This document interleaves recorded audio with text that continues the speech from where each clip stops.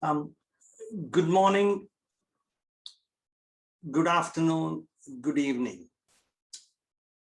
Please join me in acknowledging the traditional owners of all the lands we are on today, where all our speakers are situated for today's symposium, and pay our respects to the elders past, present, and emerging.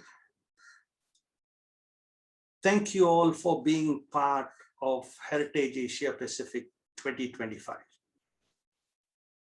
AusHeritage is an Australian industry network, including members representing all aspects of heritage, with a very strong interest in working on heritage collaborative projects internationally, especially in the Asia Pacific region.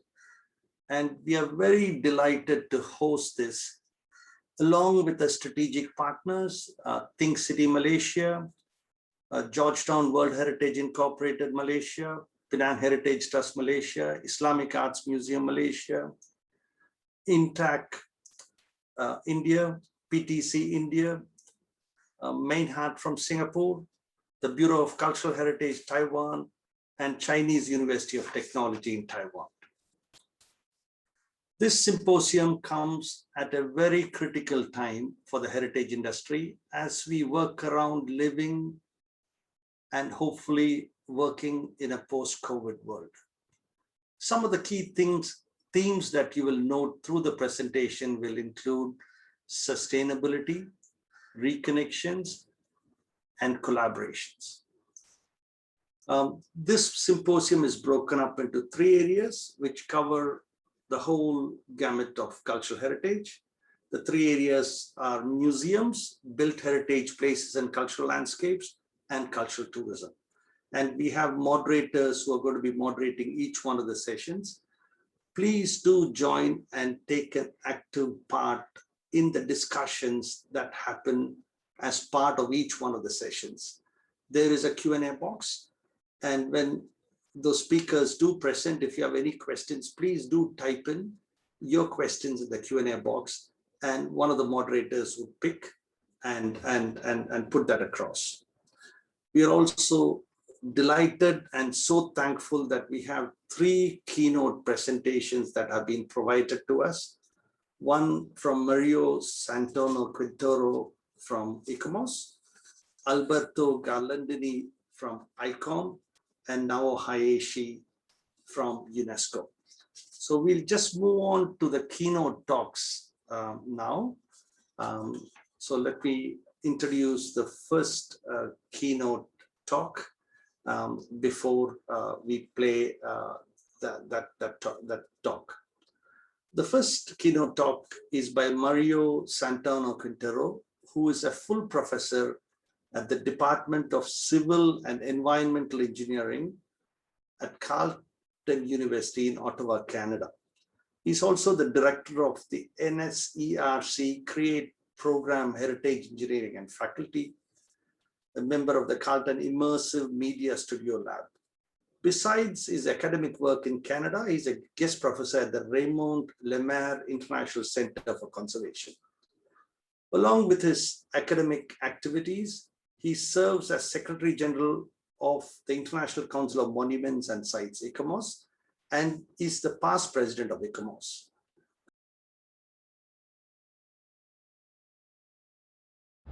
Hello everyone, my name is Mario Santana Quintero. I am a professor at Carleton University and also the ICOMOS Secretary General. Before I start my presentation, I wanted to welcome you to Ottawa in Canada. As you can see, I'm dressed up. I ride my bike almost daily throughout the city just to get some exercise and also discover new places, new heritage places, and also understanding the place from a different scale. And you know, given that we're in lockdown because of the pandemic, you know, getting outside and doing some exercise is also pretty cool. So Ottawa is the capital of Canada, and as you can see, you have a view of the Parliament building there and the river. So Ottawa is a city of rivers.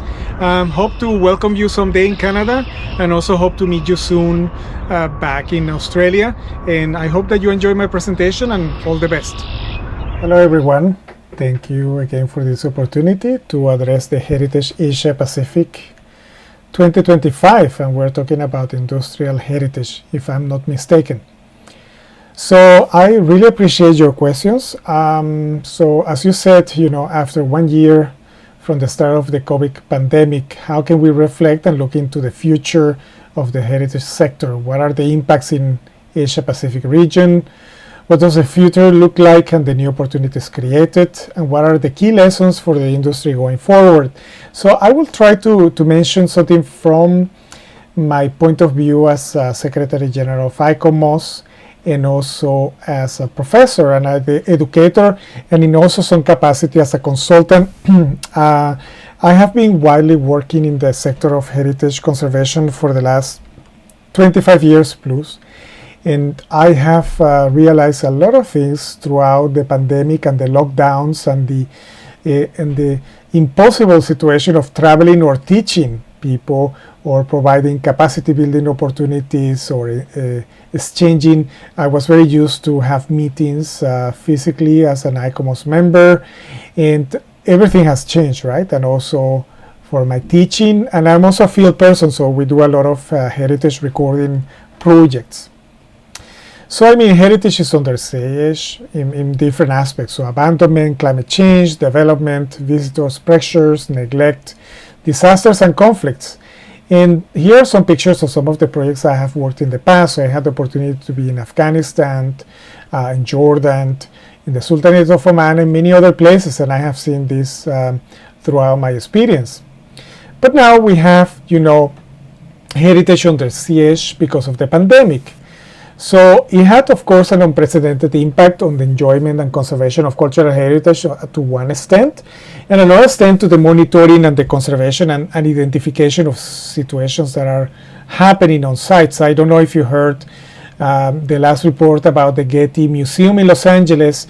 They have spent basically weeks cleaning the museum because of some insect growing and etc. And also this is of course due to the pandemic and not actually being there for the upkeeping of this museum, which is a prominent establishment in the world. So we have about 90% of World Heritage sites were partially or completely closed, and this is a big impact across the world. Here in Canada, many of the sites are still not accessible.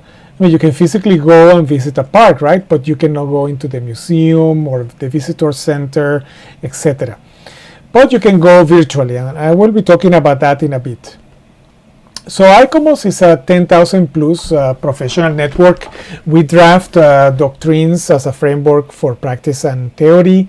We have about 100 and plus national committees, 25 plus scientific committees in people can engage.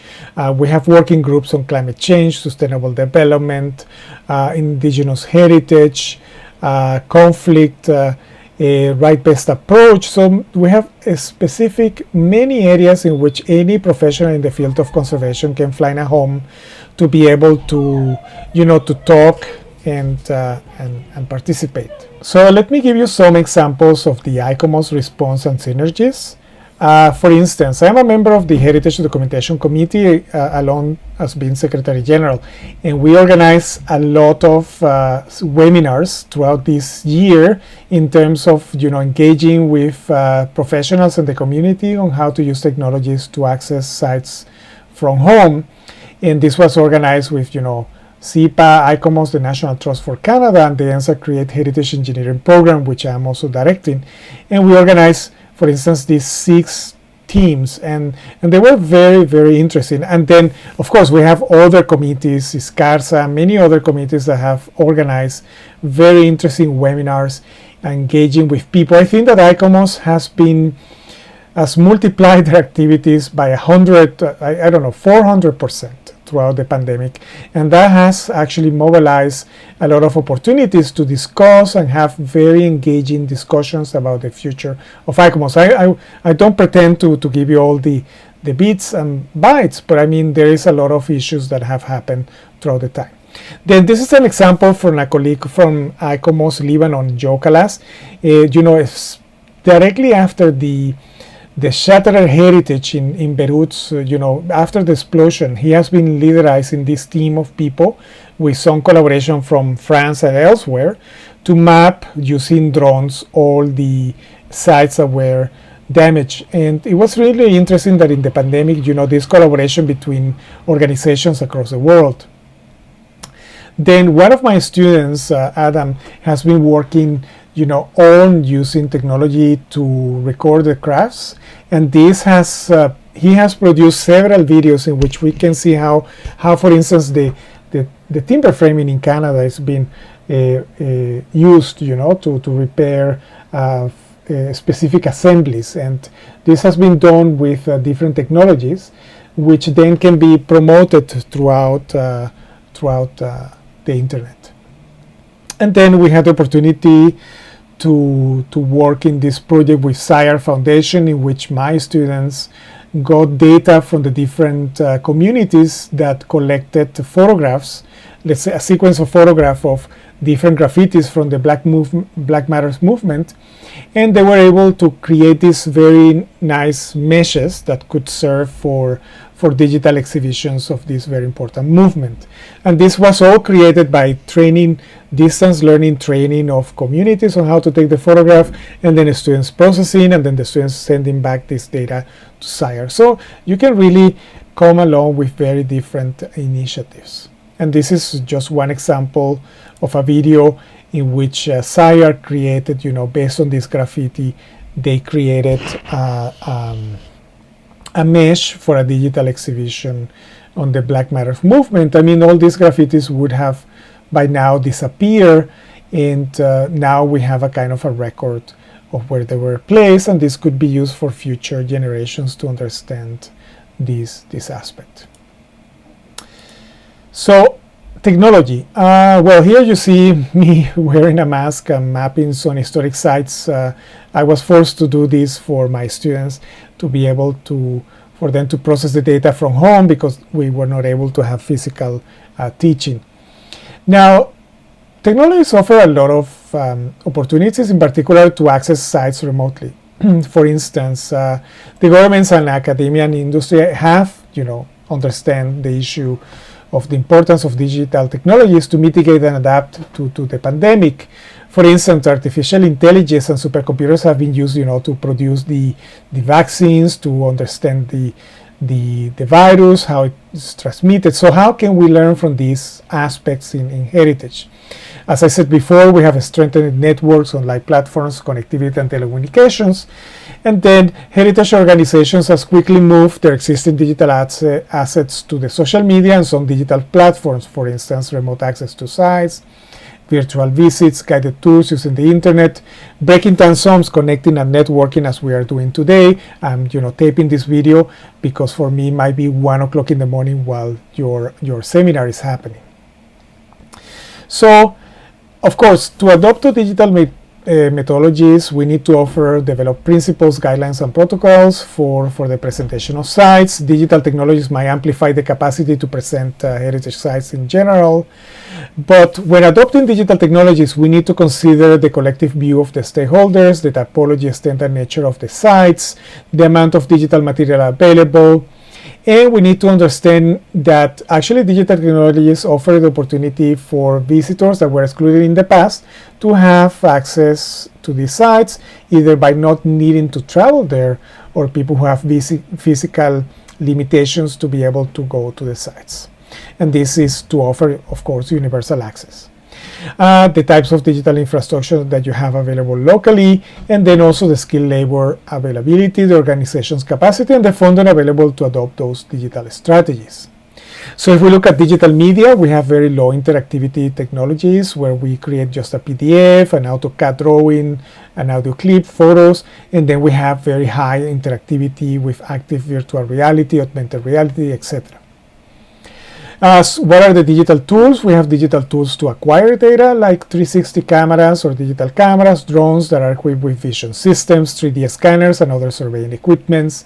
And then for 3D visualization, we have virtual reality viewers and headsets such as the Google Cardboard, the Oculus Go, or the mixed reality with other devices. So here you can see some digital tools like 360 cameras, laser scanners, photogrammetry, sensors, etc. And then visualization tools such as this Microsoft HoloLens, in which you can use mixed reality, so you can superimpose data on top of a mural, and you can look at that, or you can just use your Google, your Oculus lenses, and then be transported to that site in a 360 view. So when digital workflows for the presentation of sites, of course, we have planning, acquisition, processing, dissemination, presentation, and archiving. When the digital media are utilized to produce the digital record of that platform, and then the storytelling of the site, etc. Now we have different interfaces and platforms. We can have physical displays or brochures, but then if we look at remote access, we have social media, websites, augmented reality apps, and virtual reality apps or portals. In terms of virtual tour platforms, we can access the actual physical state of buildings and showcase historic places. We can do 360 degrees photos and then create a virtual tour so people can have access, such as like a real estate application. Between the two, we can have interactive hotspots that can add additional information about the site, so making kind of a storytelling platform so you can understand the place. Augmented reality or mixed reality platforms actually allow to layer information on top of that reality. This is more for gradually people accessing sites in which they can learn about different things. There is a platform which is called Time Looper that uses these type of applications of augmented reality, but actually you can access the site from your home, so you use your phone and that interfaces and showcases the site. So conservation is acknowledging the past, looking at the present and the future, and managing change, right? I already talked about very advanced technologies, but let's go back to the basics, and this is coming from the Blue Shields committee. The need of inventories, for instance, the inventories need to be accurate, accessible, secure, and complete, but in many cases they are never there. So now, would this pandemic teach us a lesson that we need to create more inventories and more digital data available for professionals, not only just to say to display to the visitors. I mean, we have different heritage actors, academia, government, not-for-profit organizations, not-for-profit, intergovernmental organizations, partnerships, and research projects. So how can we bring all these synergies together in this interactive world? And then digital technologies also bring issues of ethics. So what are the ethic categories according to ICOMOS and the Canadian Association for Heritage Professionals? We need to have an ethical conduct in terms of our work and the way that data is being exposed. We need to provide good advice for best practices. We need to respect the cultural heritage that we're trying to protect. We need to collaborate with the public and communities, so we also respect their needs. We need to be collegial with other heritage specialists. And we need to have the qualifications to do this type of work. Now, in terms of emerging tools, we have digital data that should support the well-being of the stakeholders in heritage sites. Shortly, it will be possible to utilize machine learning applications to assess the impact of visitors, analyze sites using smartphones and social media. They are brilliant and novel recording tools that now with portable devices we can capture data from the sites. We can use mixed reality and digital twins to consider strategies in which we can have access to the sites. So there are different aspects that come to notes on some of the emerging technologies. I have been following the work of a colleague, Carmelo Inocolo, of masking tourists in Venice. So how you can use machine learning and other tools to understand where the tourists are moving and how they are moving around across the site. The Australian Mogumber VR project, which focuses on the development of a virtual reality environment for reconciliation in your country. I find this application really interesting. And then, for instance, the iDiscovery initiative for participatory presentation in World Heritage Sites across the Asia-Pacific region. This is another interesting project that I would recommend to have a look. So what are the next steps? As the pandemic ceases, can we adapt what we have learned to make our heritage community more resilient, but also sustainable? Do we actually need to travel so far and meet? Can we hold more meetings online and then meet maybe once every so many years physically? what are the lessons? I mean, not only, I mean, sustainability is a big word, because I have a colleague that is working in, energy and interaction with people, how people use energy in buildings.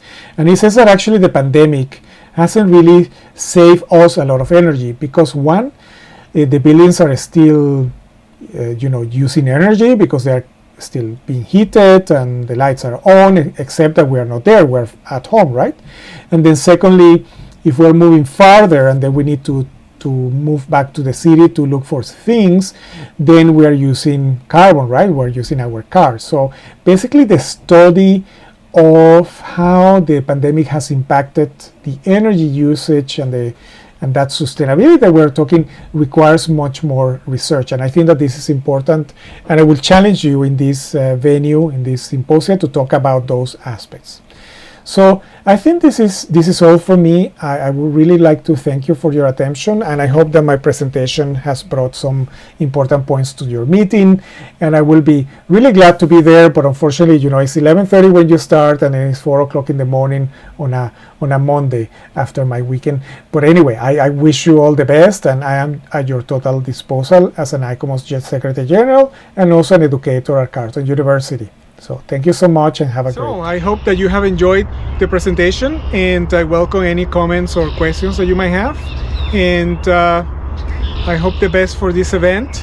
And let me just go back to my bike and ride a little bit and go back home.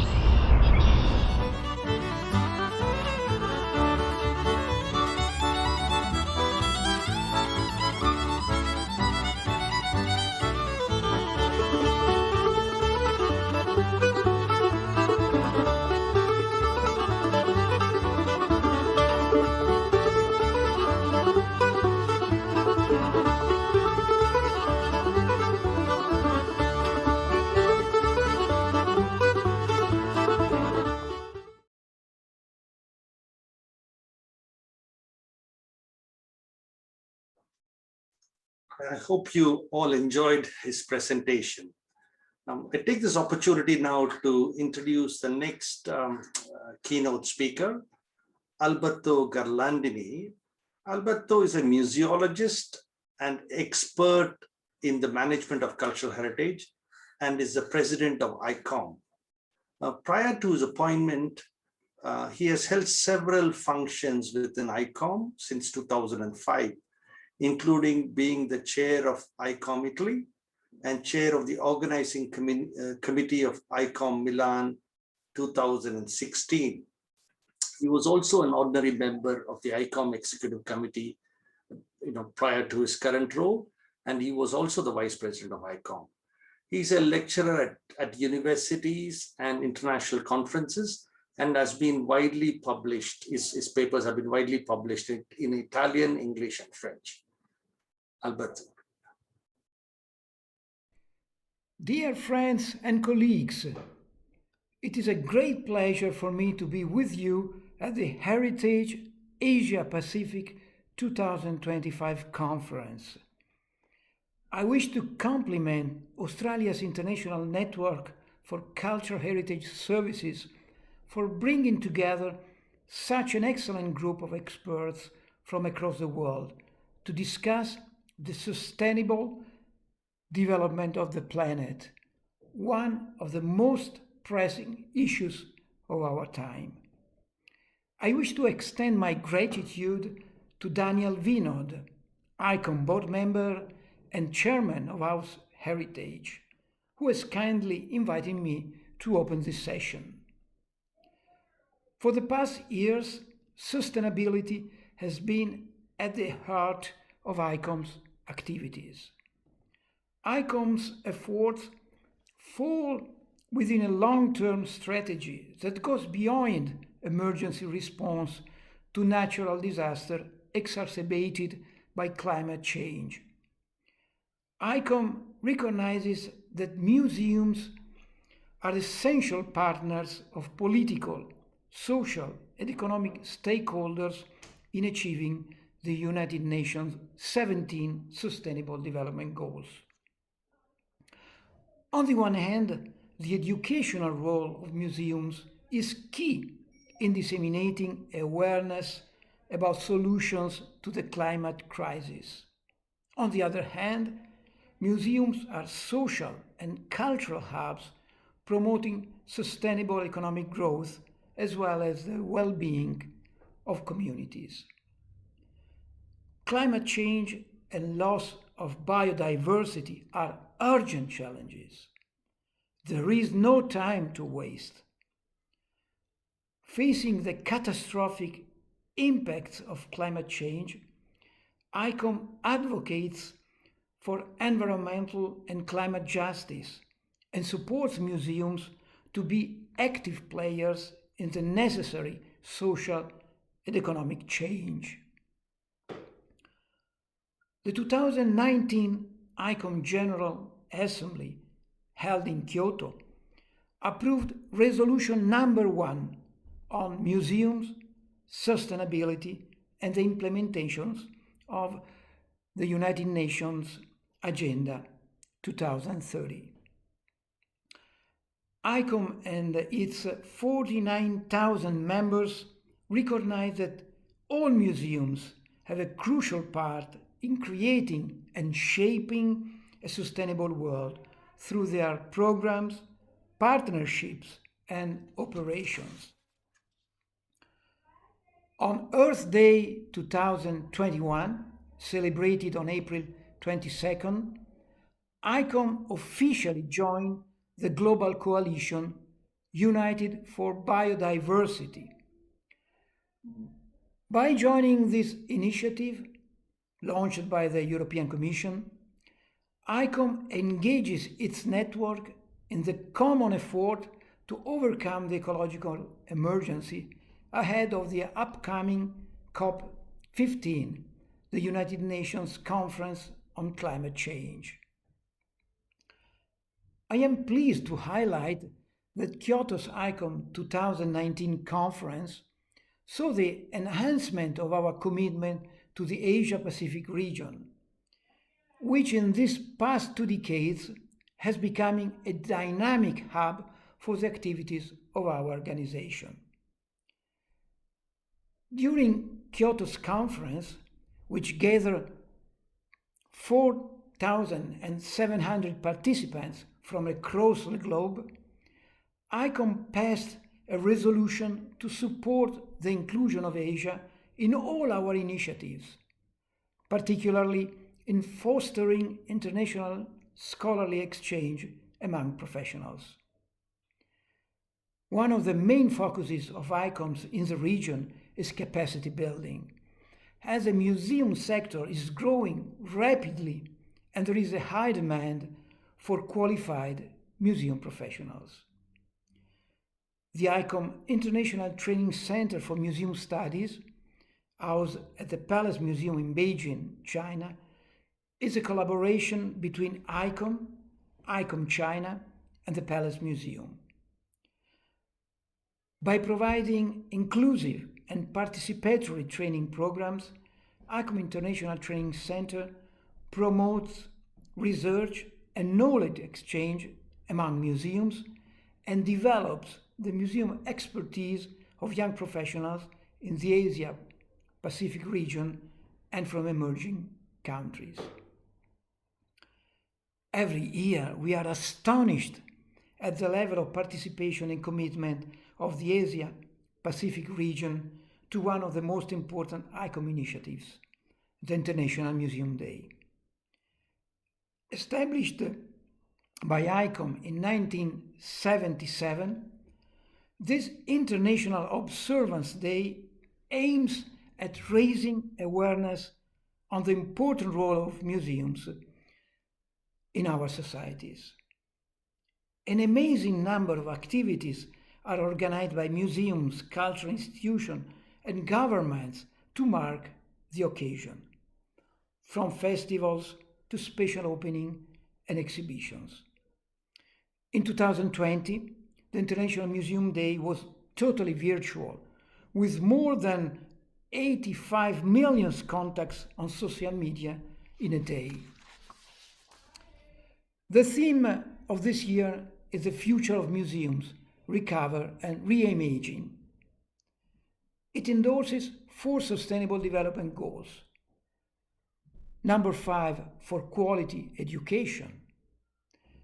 Number 8 for decent work and economic growth. Number 11 for sustainable cities and communities. And number 13 for climate action. On this Museum Day, ICOM calls on museums to foster innovation and advocate for a future in which respect for nature and biodiversity is a non-negotiable imperative. ICOM sends a powerful message. Museums are bridges between people and cultures. Museums promote participation and diversity. Museums innovate and experiment to respond to the social, economic, and environmental challenges of our troubled present. The COVID-19 pandemic is still storming in many countries around the globe. While some museums have reopened with major limitations, many others stay closed.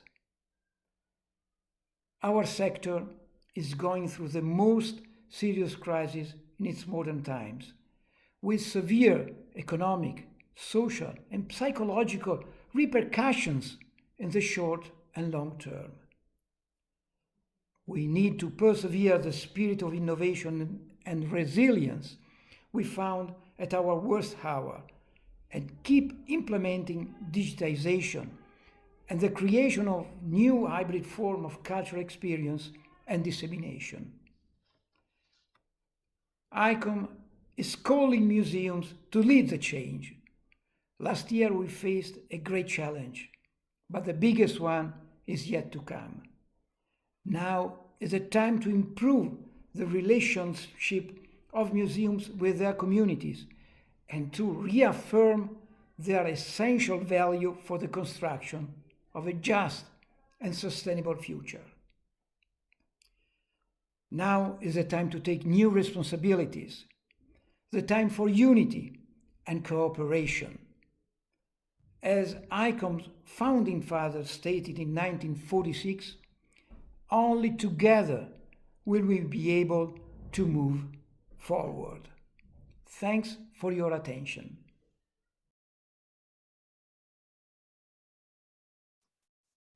Thank you so much, Alberto. Let me now introduce the third keynote speaker, Nao Hayashi. Nao is a heritage preservation and training specialist and program specialist at UNESCO World Heritage Center. She's been with UNESCO since 2002 and has directed numerous field projects focusing on built heritage and museums worldwide. She designed and implemented an initiative on UNESCO museums for intercultural dialogue at the National Museum of Damascus in Syria and Nubia Museum in Aswan, Egypt. She has been working in Southeast Asia for more than a decade, notably on reforming cultural institutions, heritage preservation, and capacity building. Over to you now. Good morning, good afternoon, dear participants. My name is Nao Hayashi, Program Specialist at UNESCO World Heritage Center, which is the Secretariat of the World Heritage Convention. I would like first to express my deep gratitude to the organizer of this important event, AusHeritage, in particular Professor Vinod Daniel. I have had the pleasure of working with and exchanging our mutual experience, and the organizational team who contributed to this important event. The main topics of my talk today is heritage as power of reconnecting people, places, and histories. My favorite historian, Fernand Braudel, one of the most prominent figures of the French Historian Society, once said, "Each part of the world recapitulates, shares in, and experiences the history of the world as a whole." When I was a child, I was amazed by the fact that the treasure house of the Japan's imperial family in Todaiji Temple in Nara constructed in the 8th century, contains artifacts such as fine-cut glass bowl produced in Sassanid Persia. Materials used for the artifacts comes from a wide area, including China, Southeast Asia, Iran, and Asia Minor. Technology and craftsmanship found in the collection include weaving styles originating in the West Asia and cut glass, the method for which was popular in the Eastern Roman Empire. Designs include those of Persia, Byzantine, and Greece. Actually, a number of museums in the world are places where we can experience and rediscover this infinite richness of our connected histories. The same goes for World Heritage Sites and places. The World Heritage Convention, which now has become one of the most universal international legal tools with its 193 state parties, was born in 1972 by the growing global consciousness that cultural and natural treasures such as temples of Abu Simbel in Egypt and Sudan belong to the humanity as a whole, not only to proud nations. Other large international campaigns to save some of the world's most iconic places, cities, and monuments, together with the alarming situation of nature in the world, led to the adoption of the World Heritage Convention.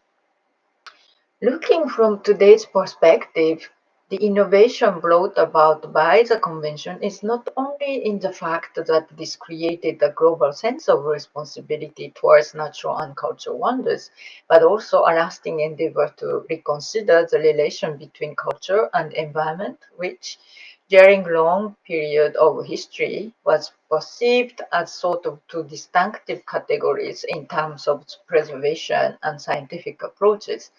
The concept of mixed heritage is typically incarnating the trend in reintegrating culture and nature as vital, spiritual, and life-sustaining wealth. People live, work, and communicate in places such as cultural landscapes and historic cities where connections are created. These are the categories as you know it, which are under huge pressure in contemporary world. According to Spring 2019 data, 70% of all heritage properties are located in urban areas. Of the 1,092 World Heritage Sites at that time, approximately 2,700 cities and cityscapes are included in 624 cultural and mixed heritage sites. Historical sites and urban areas are the most controversial for preservation for World Heritage Committee because of their living characteristics and constant transformation. More than half of the discussion on conservation status during the World Heritage Committee is actually dedicated into matters in urban areas. Sustainable cities and communities is also the goal of the 2030 Sustainable Development Agenda, and within this goal, Target 11.4 aims specifically to strengthen efforts to protect and safeguard the world cultural and natural heritage. More than half of the global populations live in cities, and by 2050, two-thirds of all humanity will actually be living in urban areas. Cities will be literally the major spaces of connections of inhabitants and visitors coming from outside, temporarily or perpetually.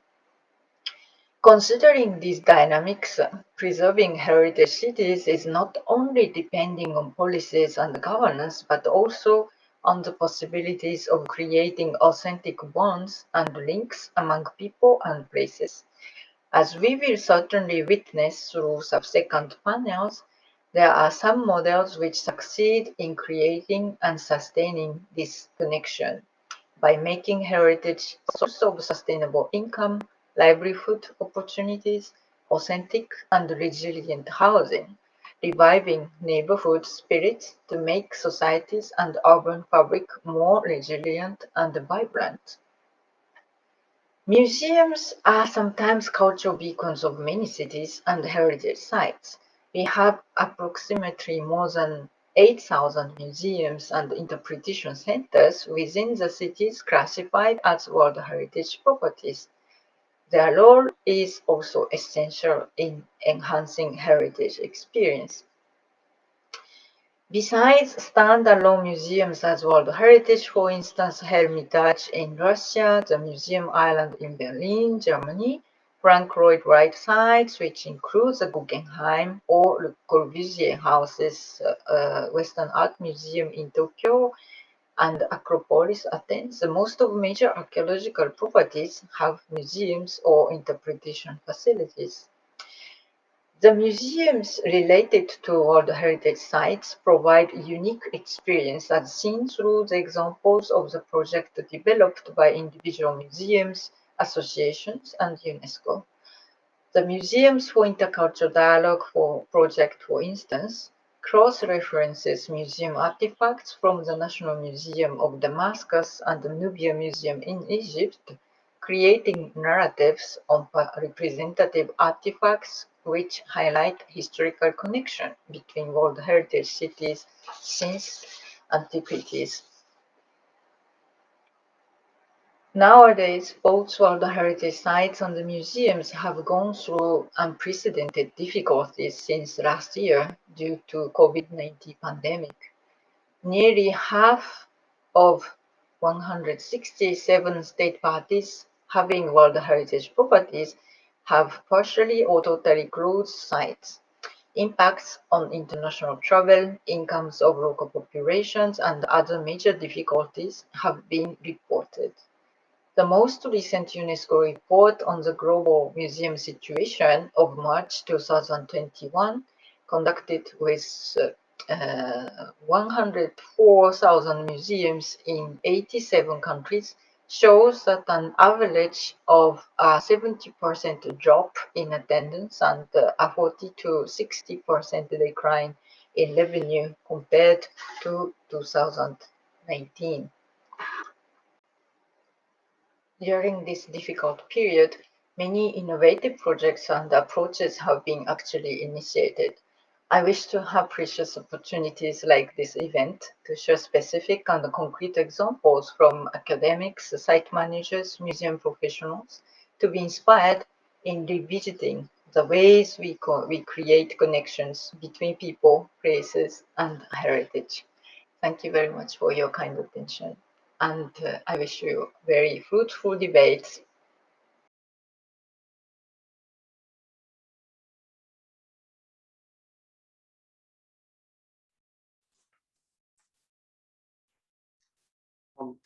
Thank you very much, Ms. Nawa Hayashi. I now invite Penny Tripp and Lalita Tyagaraja to join, and they'll be moderating our first working session, which is on museums. Let me just introduce the two moderators. Penny Tripp, who actually is the backbone for putting this whole thing together. Thank you so much, Penny, and Tim for assisting in putting this whole thing together.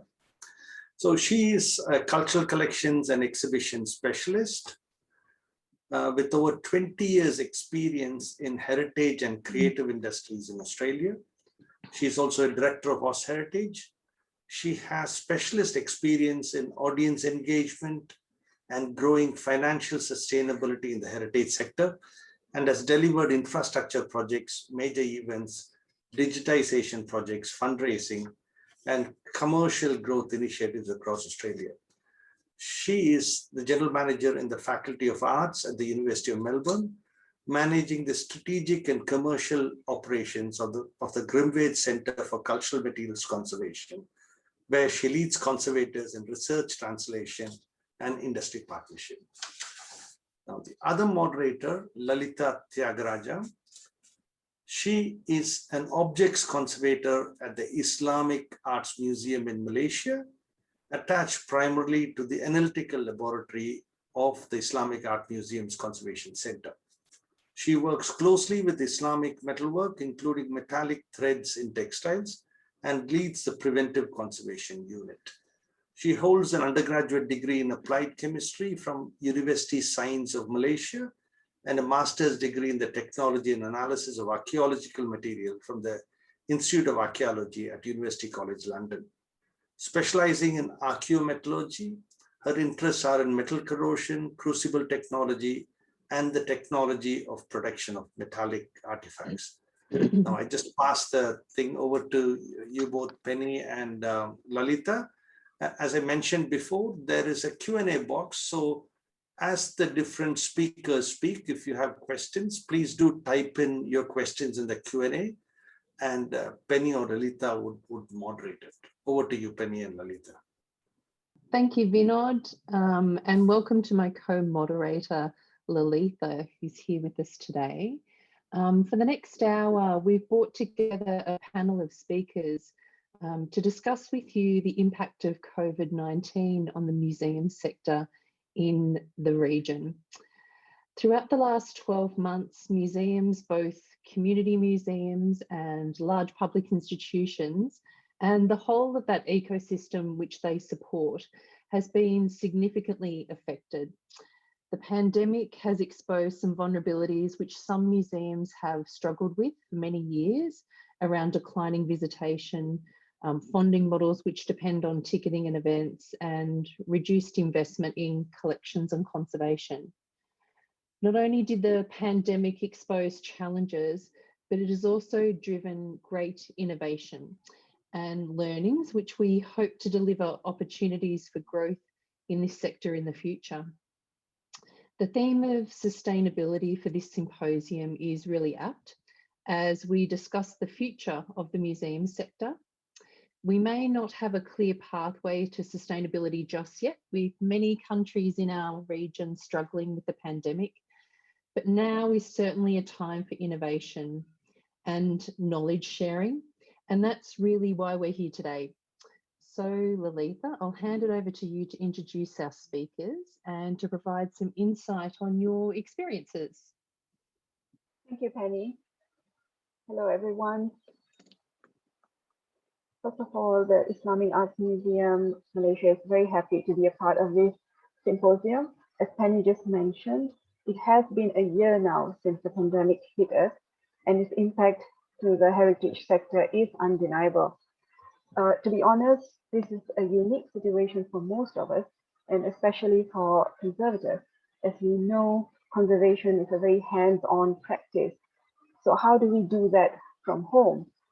And in the midst of all of this, we at the museum are also working on a traveling exhibition to Tokyo scheduled this July. And now we are experiencing another wave of infection in Malaysia, so nothing is certain.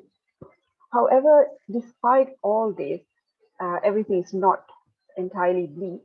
It has also been incredibly encouraging that the global museum and heritage community has been very quick to respond to this situation and come up with innovative ideas and approaches, which I'm sure has helped many museums cope in one way or the other during these uncertain times. And this includes the IEMM. So this has been possible mainly through the technology that we have at our disposal. As Mario earlier clearly demonstrated through his animated presentation. And this is why symposiums such as this is so relevant now more than ever, especially for the Asia Pacific region, to help us connect with each other and not just work in silos. I'm also reminded of this brilliant comment made by the UNESCO Assistant Director General for Culture some time ago. At a time when billions of people around the world are separated from one another, museums can bring us together. So on this note, I'm very pleased to introduce you to our speakers for this session. Our first speaker will be Devay Gupta, a leading conservation architect in India and heads the Architectural Heritage Division of INTAC, New Delhi. An alumni of ICOM, University of Birmingham, and School of Planning and Architecture, he has been striving to help better manage and conserve the cultural resources in his country for more than 25 years. He's also a visiting faculty and a member on the Board of Study of the Department of Architecture Conservation at SPA New Delhi, and a faculty member at the School of Architecture at Delhi Technical Campus, Noida. He has been a part of a number of prestigious projects in the UK, USA, India, Afghanistan, Nepal, and Cambodia. He has also participated in joint UNESCO and ICOMOS missions to World Heritage Sites as a conservation expert. His restoration projects in Ladakh have won the South Asia UNESCO Awards of Merit and Excellence. Welcome, Devay. Our next speaker will be Mono Krishna Das, otherwise known as Mono, is a business development executive at Main Heart Singapore Private Limited, based in India. He started his career as an urban planner working in multiple city planning projects, ranging from tourism to transport for private as well as government agencies. Currently at Main Heart, he is part of the team working on architecture, design and planning of archaeological experiential museum, Gujarat, India. Okay, our next speaker will be Alex Marsden, Director of Australia Heritage and runs her own company, Alex Marsden Cultural Services, drawing on her diverse background in public policy, strategic design, advocacy, and cultural heritage management. Trained as an historian, she has worked in museums, the non-government sector, heritage agencies, and key national policy departments. She was also instrumental in establishing Australia Heritage over 20 years ago. From 2015 to 2020, as National Director of the Australian Museums and Galleries Association, she designed and delivered major national projects on improving Indigenous participation and representation in museums and enabling better digital access to collections. After successfully leading the association during COVID-19, she stepped down at the end of 2020 to contribute in different ways to advocacy, museums, cultural policy, and practice throughout Australia and the Asia Pacific region. And our last speaker for this session will be Dr. Heather Brown. Dr. Heather is a director of Australia Heritage and has a dual role as Assistant Director at Art Lab Australia and a project officer at the State Library of South Australia. She delivers lectures to university students on aspects of digital and physical preservation management and has presented sessions on various preservation issues to colleagues in Australia, New Zealand, Singapore, the Philippines, Thailand, and India.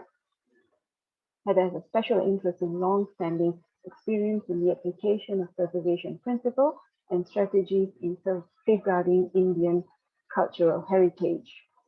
So with that, I would like to invite our first speaker, Devay Gupta. Devay, the platform is yours. Hello and good morning, everyone. I'm very pleased to be here presenting my two bits or two penny as they call. And I would like to build a little bit further on some of the ideas that our keynote speakers have mentioned, and mainly from the Indian perspective. Can I have my slides, please? Yeah. So I think people have already mentioned that COVID crisis has been very, very detrimental to the museum globally. And as per UNESCO, 90% of them closed, and unfortunately, almost 1 in 8 could permanently close due to this pandemic, mainly related to finances and other technical issues. As far as India goes, we have close to about 800 museums, out of which only about 175 are owned by the government, which includes 42 site museums from the, managed by the Archaeological Survey of India, which are mainly at the World Heritage Sites. And even before pandemic, I think they did not have much visitation. only about 1 million, which further dropped to 80% due to this pandemic. And most of the museums are private in India, and they were largely dependent on the ticket sales. And even I think the issues will be now more complicated because cultural heritage is really seen as a non-priority area, and it have had massive budget cuts, which I think will add further to the vulnerability of the cultural spaces, especially the museum collection, because there will be less and less funds available. So this is going to be a challenge in the near future. And I think a large museums are not very attractive, mainly to the youth, because I think they lacked storytelling, interpretation infrastructures that they are more used to, and this will further impact some of these museums. And in response to the COVID-19 crisis, one of the biggest shift has been, like other speakers mentioned, is the embracing of technology. There had been several museums which have opened their collection online. There are 360-degree tours, a museum at home by the National Museum. And these were all museums which were really, what I will call them, traditional, and were sort of digital hesitant in the beginning, but because of this pandemic, the embracing of the technology is one of the biggest, perhaps, achievements or change. Even I think the museum sector has been very active in the social media, and the children have been a lot of focus, especially virtual learning and online training also has been one of the activities that the museum sector has really taken up during this particular time. Next one, please. Now, some of the museums, can I have my next slide, please? Now, some of the museums we were already looking at because the challenges were not new, they were old itself. And I think several museums we have been working on even before the pandemic. And we were mainly repositioning them really as from storehouses to cultural hubs. And now with this pandemic, perhaps we can call them with minimal distancing, but maximum participation. And I think the other thing that we were really repositioning them is People's Museum. A lot of people did not connect to several of these museums because I think large part of our museums were really catering to the visitors from the outside, be it from other states or from outside the country.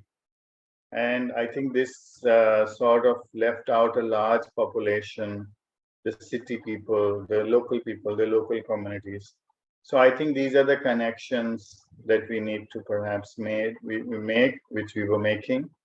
And our focus have been mainly from a conventional static museum to maybe using technology for a more immersive and interactive experience and enhancing their engagement. And also I think focus on the storyline.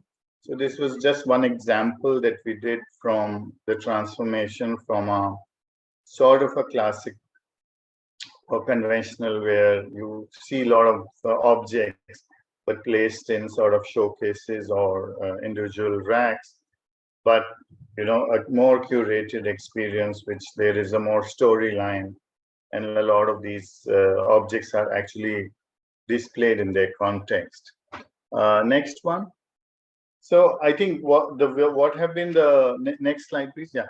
So I think the lessons which perhaps I would like to share, which maybe as something we can discuss or deliberate or maybe even share, is that large amount of this our heritage at least is still locked up, and I think this is a particular opportunity where heritage can be really unlocked. And my question is that can museum be the place? Can they heal? Can they heal the sufferings that we are facing today in the world? And as you perhaps have known, that India particularly is going through a very, very difficult phase right now, unlike thankfully several other countries like Australia. So, I mean, I'm just proposing that perhaps we can look at the 5 I's, which is basically how to make our museum more attractive. How can people be inspired to visit them? And I think this is something we can build upon the curiosity that has been created on the online access, how perhaps we can even reposition our display to give more solace. One of the issues that will really emerge is to ensure the health and safety and assure the visitors of this particular aspect. And I mean, I do not know about Australia, but large part of the focus was mainly on the collection and lesser on the staff and the visitor. This perhaps needs to also change. The other is, I think, the first people, at least in some of the private museums, the first contact were the local communities. And these are the people which we really need to engage with and empower for both conservation and management. And I'm sorry to sort of say, as a reflection, this particular domain, we had been sort of, we had been keeping it quite tight-fisted in the way that, of not touching or being very, very sensitive that some expert only will look at it. But I think to a certain degree, we really need to empower the local communities, because in our experience, these were the first line of defense that we could call them and say, okay, do this so that this object can be saved. And I think then we also need to really relook as museums, rethink about displays. And museums is more as community spaces, maybe even develop financial models which can have more flexible use with more partnership and cost efficiency. By flexible use, I mean, the museums have very large spaces. Now, some of those could also become community spaces or disaster shelters, or even for COVID health emergencies. So, and also I think now perhaps the time is that we should maybe focus more on the content than collection. What are the stories that we can tell about the objects? And mainly the mask on, hands-off approach. And I think everybody has said about embracing technologies. I do understand that technology has its limitation, but one of the things that the technology can really help us is not only in terms of interpretation and telling the stories, but also real-time tracking or monitoring. And maybe we can propose museums, or for that matter, even the heritage sector as maybe a heritage bubble, where we can focus our displays more to the local visitor, involving the local communities. And I think one of the takeaways has been the possibilities of online training and capacity building. This again, I know has a limitation, and it is perhaps a stopgap arrangement. But I felt that the online training and capacity building has been very, very successful, because you were able to really reach people who otherwise we were never able to reach. Museum otherwise is seen as a very, very hands-on, intimate sort of sector. But this hands-off and distant learning has also changed the mindset that you can train and also expand your capacity building program to any place. I mean, it did not require that experts should come over to the particular museum and do this. And one could really source the best expertise anywhere in the world and do this capacity building.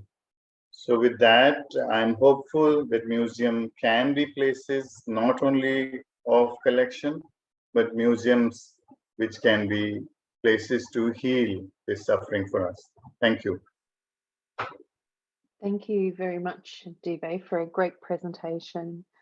And some good insights there on can museums heal, empowering local communities, and the ability for capacity building through online training as well. We can discuss them a little bit later. Our next speaker is Monakarishna Dash, and I welcome him to speak now. Thank you so much, Manny. Indeed, it's an honor to have an opportunity to be presenting in such a big platform with so many distinguished speakers. Although I'm not a museum expert, but with my little knowledge in this sector, I hope I can do justice to the opportunity and at least contribute a drop to the ocean of knowledge. I'll request you to please share my slides. So the topic is the pandemic and the future of museum, focusing on the impact of COVID-19 on the museum sector of Asia Pacific region, how museum has performed and overcome the challenges and the way forward. Next slide, please. The pandemic has affected all. The situation is now different for the Asia Pacific region. In particular, the heritage and cultural sector of this region was severely hit, resulting in monumental drop in revenue generation and employment opportunities. Although approximately 18% of the world's museums are located in the Asia Pacific region, estimate shows that their heritage institution roughly generates 50 million jobs directly or indirectly in the tourism sector across all Asia Pacific countries. It must be noted that tourism specifically for several of the Asia Pacific countries is an important sector in their economy. On an average, it contributes to 20% of the GDP of these countries, and in some countries goes as high as 50%. Next slide, please. As an impact of the pandemic, 95% of the museum remain closed or partially closed for an average of 2 months during 2020. Although the islands of the Pacific region have been less impacted in terms of the number of cases of COVID-19, but here have been a huge impact greatly in the tourism sector. Next slide.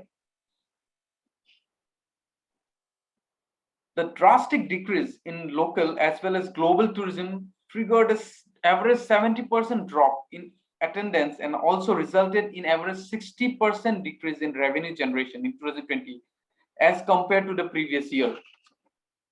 It is important to note that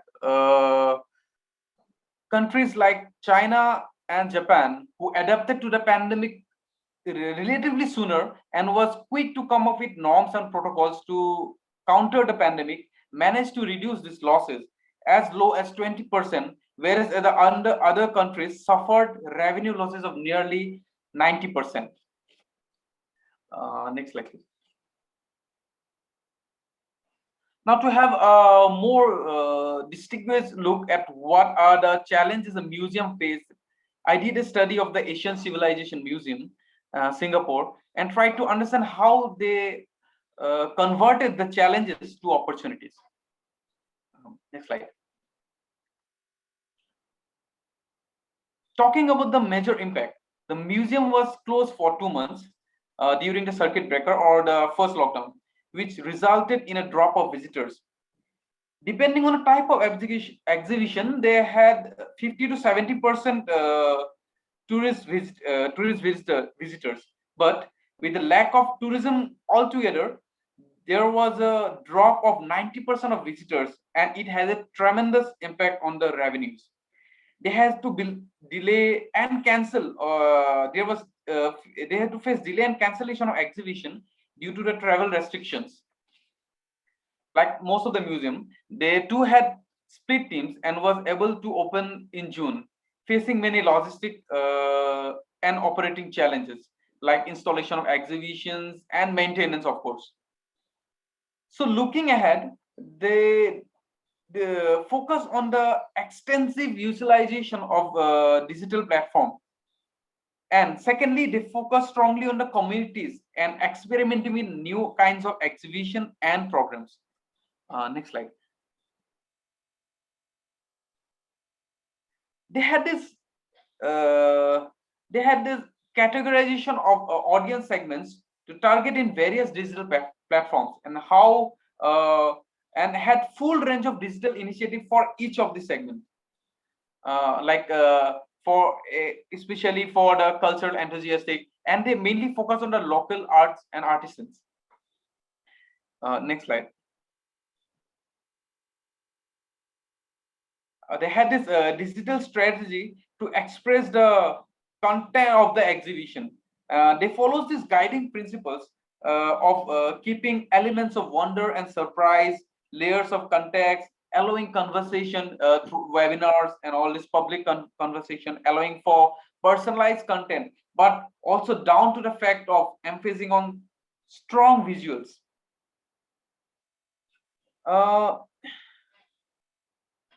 Next slide, please.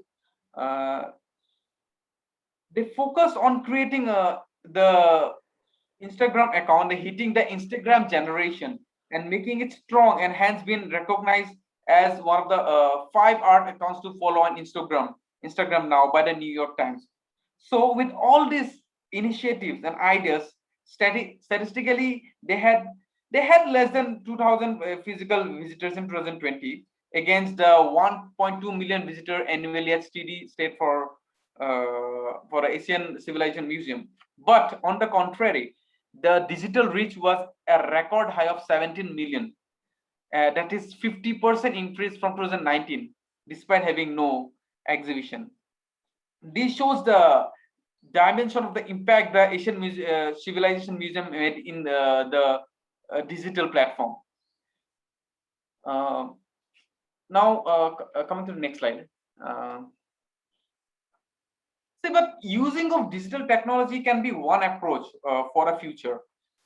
Museum might be enticed by the idea of having their entire collection in visual form to avoid the possible transmission of disease. But then what happens to the building? Museums will be just cemeteries for objects that should actually be lived in a piece of architecture. It would just be morphed into something that more or less just storage. Yes, museum with the advancements of technology should strive to have a virtual component, but we cannot pretend to substitute the true experience. So how will people experience museum in future when proactive design changes to curb the spread of diseases has been put in place? Next slide, please. Now, museums are luckily already one of the most sanitary places to be during a pandemic, meaning you are not allowed to touch most of the things. It's fairly quiet and spacious, but still there are few approaches for museum as we grapple into the post-COVID world. Next slide. First, the architecture and design. The architects will need to focus on the spatial aspect, the space, form, and order. And then the arrangement of spaces, and focus on combination of interactive exhibitions and digital technology. In terms of design, museums buildings generally land towards to save distance more than other public spaces as a result of their interior spaces, how it unfolds. The design implication go right back to the generosity of bare build and the capacity for a fit out to be changed and more adapted when needed. Hence, circulation will be a concern. Great architecture is all about the pushing and pulling of threshold to create moments of compression and expansion. And in this time of social distancing, architects and even curators together have to rethink and redesign the spaces to handle that compression. But It has to be done in a nudge rather than anything apathetic, more like more carrot less stick, especially since the science and the subsequent guidance will continue to change. Next slide, please. Next, the construction method and technology used in museums. The long-term impact of the pandemic will transform future building to prioritize public health and mitigate the risk of spreading diseases. Technology like antimicrobial surfaces, antibacterial surfaces that have been long utilized in hospital and medical centers may see wider integration into museum buildings. Utilities and services like more advanced air delivering system, accessibility in the sense of hands-free technology for access doors, elevators, which might need to be eliminated or at least made more socially distanced. Overall, more adaptive technology to the environment. And lastly, next slide, please. The audience segment, which Devay Gupta sir has rightly said, we need to focus on the local audiences more now. And you see, the pandemic is likely to result in a museum looking for new operating models and with a specific audience. Audience who are more culturally enthusiastic, curious, and then from a specific sectors. There will be a resurgence of intent in having an authentic museum experience as one go around the gallery. One that you can't get at home or any other places. It has to be very distinctive experience.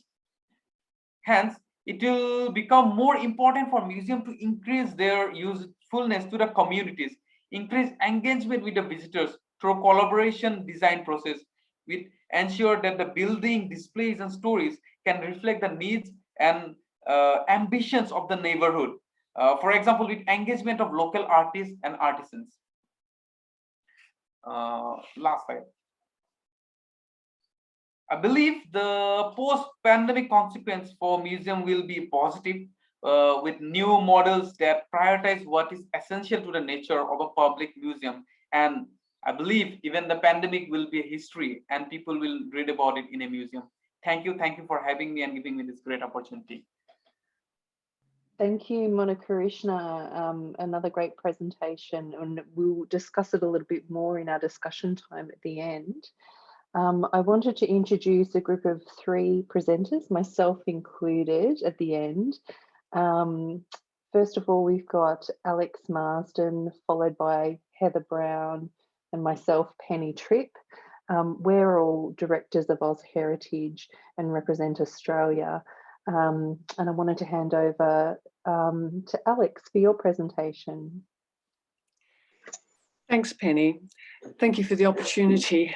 I'm speaking from Canberra, the land of the Ngunnawal and Ngambri people, and I pay my respects to their elders past, present and emerging. And I'm going to do a brief overview on the impact of COVID-19 and key issues and opportunities.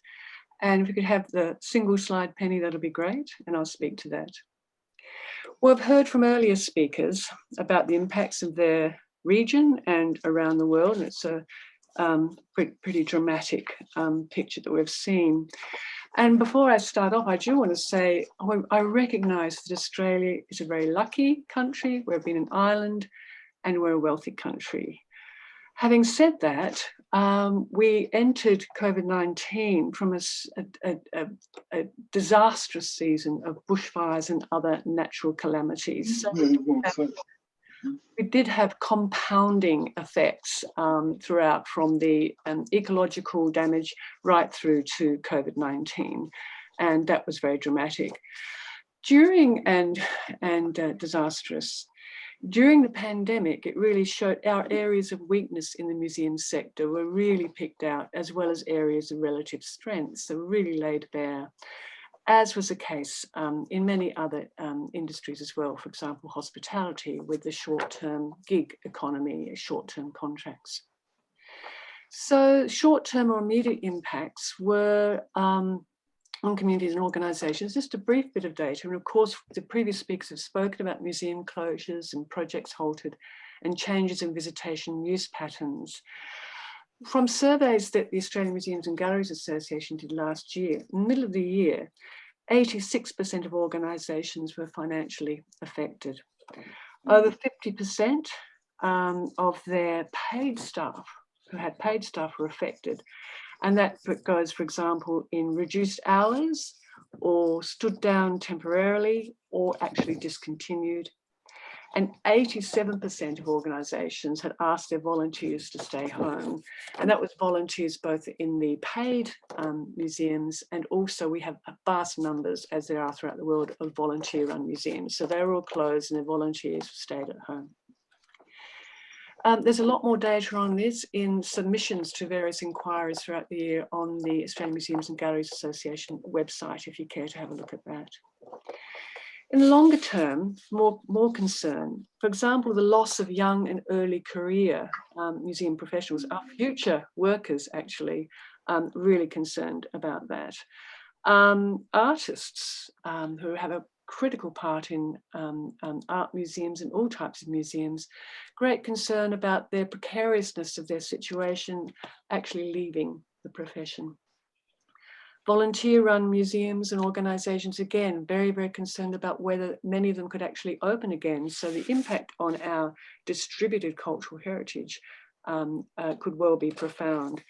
I'm actually rather happy to say, as a result of sustained advocacy throughout last year, our national government has just announced a substantial grants program to help the volunteer sector, and that's just much needed and great news.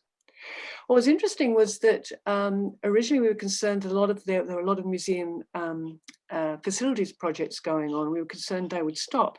They didn't actually. Lots of major museums had additional work done, which was great, but there have been budget impacts on an accelerating trend of not funds for the staff or the programs, such as education programs, to actually make those bricks and mortar buildings actually work. On the positive side, the impact, there's innovation, as many people have talked about, so I won't go into that too much with the digital channels. I think the role in community well-being was very well recognised by communities, if not by the government, throughout most of last year. There was certainly strengthened collaboration, and there was certainly revealed an actual hunger for professional development and connection with colleagues. Key reflections and learnings. We need flexibility, and just relating to that hunger for professional development and learning. Again, many associations, not only our own, stepped up and did a huge number of webinars and different types of professional development opportunities, and they were incredibly popular and successful. There was certainly seen a clear need for collegiality and partners for both projects and for advocacy. People also recognised the need to be kinder, to be compassionate, and to share. And we also understood that we need innovation to continue, just referring to those amazing technologies mentioned by Mario Quintero and other innovations that earlier speakers have mentioned. And we certainly recognise that innovation does need to continue. However, while the pandemic accelerated both the trend to digital, it also revealed a great desire for the real and valuing the environment and low-tech things like homegrown food and visiting local places. So we need to recognise the digital divide there and provide a range of experience both in the real and digital. The pandemic also revealed in Australia in particular the need for a national cultural policy and framework, and the lack of that meant that we didn't have good support programs come out for a very long time from the government, and there wasn't a clear sense about how the museums and galleries actually could contribute to broader social and economic goals. So you need specific targeted support to the community set out in a national framework, and that clearly wasn't the case. So key issues going forward, operational budgets, they're going to be in decline. There is the need to find new revenue streams, as Devay mentioned, and as others will mention as well. There needs to be a balance, for example, between the new digital innovation and other forms of innovation and traditional and expected functions of exhibition, of hands-on conservation. This is all required. You've got to have the balance between the two, not just lurch from one possible solution to another. I want to do a call out, of course, to the call for strengthening Indigenous voices in everything that we do. And for example, in Australia, we have a 10-year roadmap for enhancing First Nations voices. And again, I think that is a very strong thing around much of the world and much of the region. There's a need for continuing and much better inclusive practice. I think many speakers have already spoken and will about communities. I did notice in one of the questions there a big question about youth, and that is fundamental, not only concerns about the workers, the cultural workers, the younger and emerging professionals, but also how do we actually include the youth in what our museum sector is going to be like in the future. That is a fundamental, critical question we need to answer. And of course, climate change has increasing urgency. If we don't do anything about that, then all the rest is a bit moot, really. So, and museums are particularly placed and have a requirement to work on that. So that leads us to, as Alberto Garland has already mentioned, the Sustainable Development Goals. See, museums need to be both sustainable in themselves as organisations and in contributing to national, local, national and global sustainability. We are trusted and we also hold great knowledge. There are 17 Sustainable Development Goals. It provides a global framework. Some speakers have mentioned some of them. I would just add, in addition to those mentioned by Alberto, there is Goal 10, reduced inequalities. Of course, there's accessibility is a pathway to doing that with digital access and also literacy projects.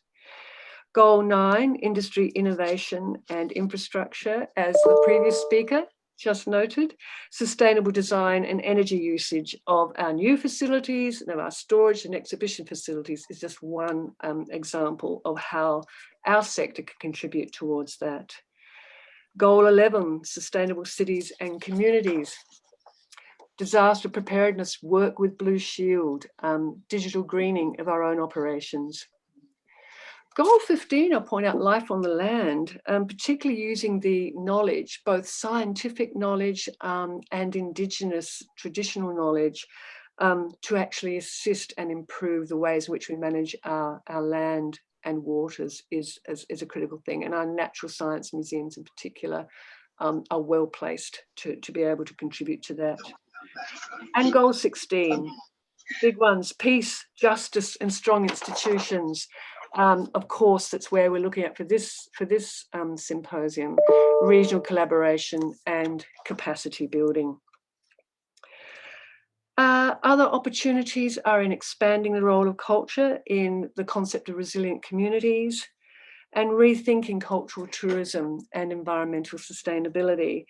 For example, look for the blockbusters within is one great recommendation that's come out of recent forums by Naomi Ray in reframing the museum symposium late last year. I have to say, I am looking forward to some of the great suggestions that would come out of the session on cultural tourism later on today. And potential collaborations, I'll just end up with those. Disaster planning, digital access to collections, online training and education are just a few to mention.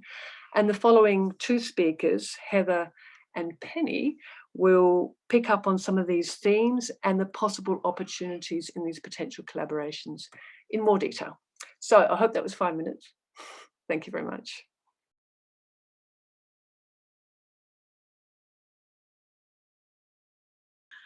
Okay, so that was a great segue into this next session, which is about digital access. So I want to talk about a project that my organisation, Art Lab Australia, has been involved in. Just a brief introduction to Art Lab Australia. Art Lab is a conservation organisation for the collections of South Australia's cultural institutions. That includes our South Australia Museum, our art gallery, the State Library, the History Trust, and a number of other collecting organisations. Art Lab's also quite unique within Australia in that it also undertakes commercial work, both within our state of South Australia, interstate, and also internationally. So as I said, the focus for this session is a case study on digitisation, and it's a project that Art Lab undertook for South Australian Government's Digital Access Plan. So Art Lab was commissioned to undertake a feasibility study for South Australia's Digital Access Plan. And in scope for that plan were the collections of our South Australian Museum, our State Library, Art Gallery, History Trust, and a range of other collecting organisations. Now, Art Lab's approach to conservation is very much holistic and interconnected. And in this case, the Digital Access Plan involved connecting the physical with the digital domain. So in Art Lab's view, sustainable digitising involves more than just resourcing and skills and equipment. It also requires an interconnected way of seeing. And that approach is underpinned by findings of recent research. So this represents the way of seeing and thinking that underpins the work for the Digital Access Plan. And that's the slide that you can see now that Penny's popped up onto the screen. So to sustain digitising, we want to avoid digitising low priority materials. We want to avoid duplication. We want to avoid poor quality digitising. And the scenario that is all too familiar of do, undo, redo, where items might have first been conserved, then, alas, quel dommage, taken apart for digitising, and then, alas, reconserved. So we want to avoid that. We want to avoid digitising without being able to identify items. And we also want to avoid the digitised objects becoming obsolete. So Art Lab's approach was very much represented in the digitising integrated life cycle that you can see on the slide. And a couple of the shortcuts to the guiding principles for the Digital Access Plan was, first shortcut, do it once, do it right. And the second shortcut, digitisation is not just sticking something onto a scanner. For it to be sustainable, it needs to be integrated into a life cycle. So I'll take you briefly through that life cycle and the starting point on the right-hand side, which is selection. And that involves prioritising what needs to be digitised. As I said earlier, we want to avoid digitising low priority material. So that's a selection criteria. Then the next step is conserving and stabilising the originals, and that's connecting the physical and the digital domain.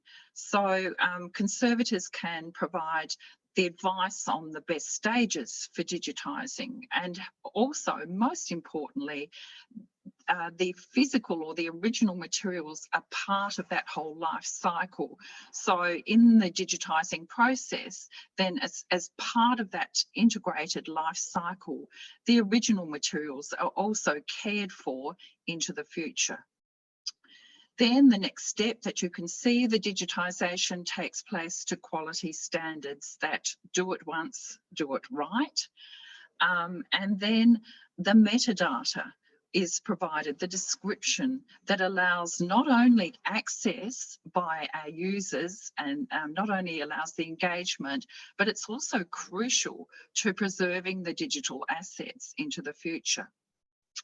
Then as you follow the arrows around, the next stage involves the various delivery platforms to networks so that users not only in our own countries but overseas, internationally, can engage with the collections. And then finally is the step of digital preservation. We've created these assets. These are part of our cultural heritage, and we need to preserve these digital assets into the future. So this whole integrated life cycle was part or underpins State of South Australia's digital access plan, and you can find a link to that plan on the bottom right-hand side of the slide.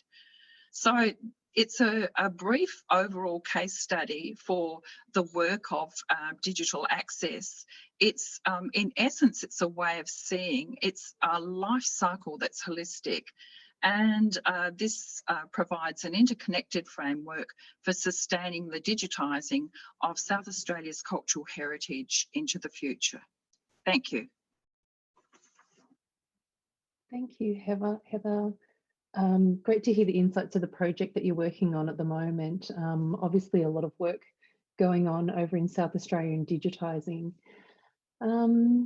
I've put together just a little bit of a presentation and I wanted to speak to you today in my role as General Manager of a team of conservators working at the University of Melbourne in Australia. Our team work directly with community museums and large institutions, and our Centre for Cultural Materials Conservation runs a master's course where we teach materials conservation. Over the last 12 months, museum workers who care for collections have faced considerable challenges. Rapid shutdowns and extended lockdowns have caused great concern for the management of collections, particularly for community museums run by volunteers or those in remote locations. Whereas larger institutions have been really well equipped with professional staff to train security guards to check for water leaks or to arrange weekly storeroom walkthroughs through lockdown, many smaller museums have left their collections unattended and have returned to pest infestations that we talked about earlier, or even mould outbreaks from water leaks that have been left unattended for periods. Many of these things are unfortunately unavoidable, but we have some great learnings on how we as conservators can support workers and volunteers who feel isolated. In Australia, we've endured a number of lockdowns, and in some areas, lockdowns have been many, many months long. For us, we've managed to reach out to our museum clients and provide support. And for some of them, we've even taught them how to use Zoom and keeping them updated on the conservation work we've been able to do from home. And you can see in the picture in the bottom of this slide, one of our conservators is discussing the repairs to a piece during lockdown. We had the ability to do some work from home and connect through these platforms like what we're using today. And it's certainly undoubtedly been the triumph of the pandemic, and one that presents us with some great future opportunities on our connectivity into the future. But teaching conservation and knowledge sharing in 2020 really has become, or really was, our greatest challenge. Not only did regional and remote communities need support, but so too did our students stranded at home, interstate or internationally, who were unable to come in to learn the basics of conservation, hands-on treatments in our labs. So we developed a suite of student resources and videos and fact sheets for them to learn conservation at home while they could. And it has been incredibly successful. Now that students are back in the teaching labs, they're more informed than they ever were before and really engaged at learning conservation skills.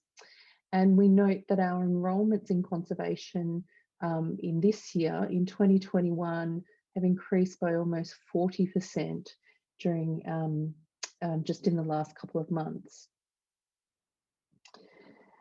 And so after what has been a really challenging year of rapid and reactive resource development for us at the university, we see that there is an enormous opportunity to share our conservation knowledge and really build capacity beyond our student base and in the communities that need support, both here in Australia and overseas. So not only accelerating our use of digital resources, but we are also rethinking those traditional modes of teaching conservation and utilising this newly found digital competency that we've developed over the last 12 months. We're really rethinking, and you can see in the pictures here, the detail that we can provide in teaching conservation by video.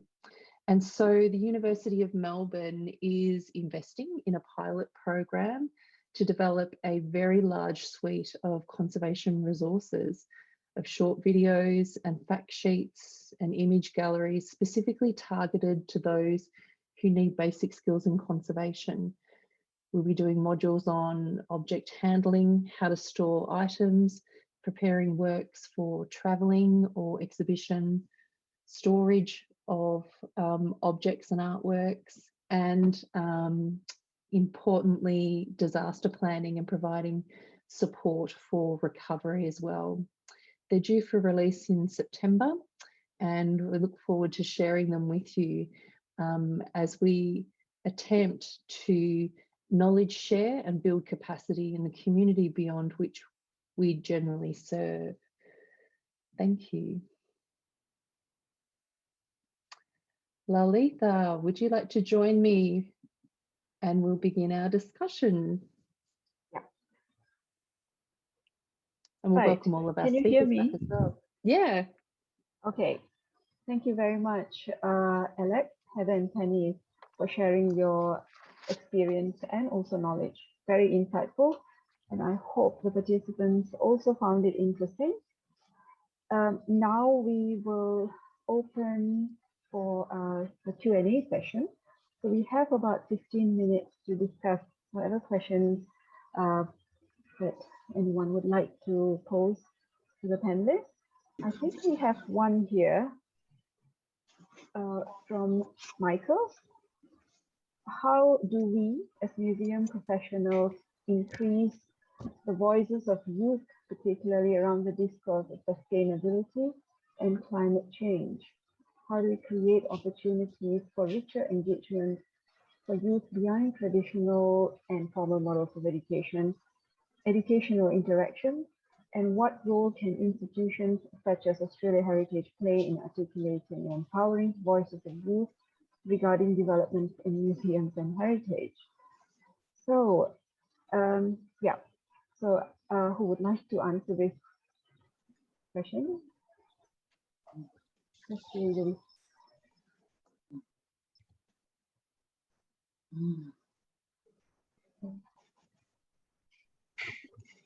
Let's assign it to Alex. Just a brief crack, and because I do think it is time for some fairly radical and fundamental changes, and I would be looking also at pushing for changes in governance of our institutions to make sure there's a stronger voice for emerging professionals as well as youthful members of the communities to have a role actually in the governance of organisations and institutions. So in Australia, we're looking at increasing the role of our Indigenous communities in governance. And I would say also that let's look at doing that for youth as well. We need a fairly substantial change from older ways of doing things. We need to be very the older people, I think, older people need to step aside to provide mentoring opportunities, provide some guidance when asked, but actually to make space. And then because the youth will actually tell us what they want and how they want to do it. That's great, Alex. I was just sort of thinking as you were speaking around involving youth at the top and some comments that Devay made at the start around maybe thinking more innovatively about the role of the museum and what museum buildings can be used for beyond what I guess traditionally we assume that they've been built for. Where do you think we can take that, Devay, in terms of opportunities of what uses museums can have in the future now that we've sort of entered this age of innovation, I guess?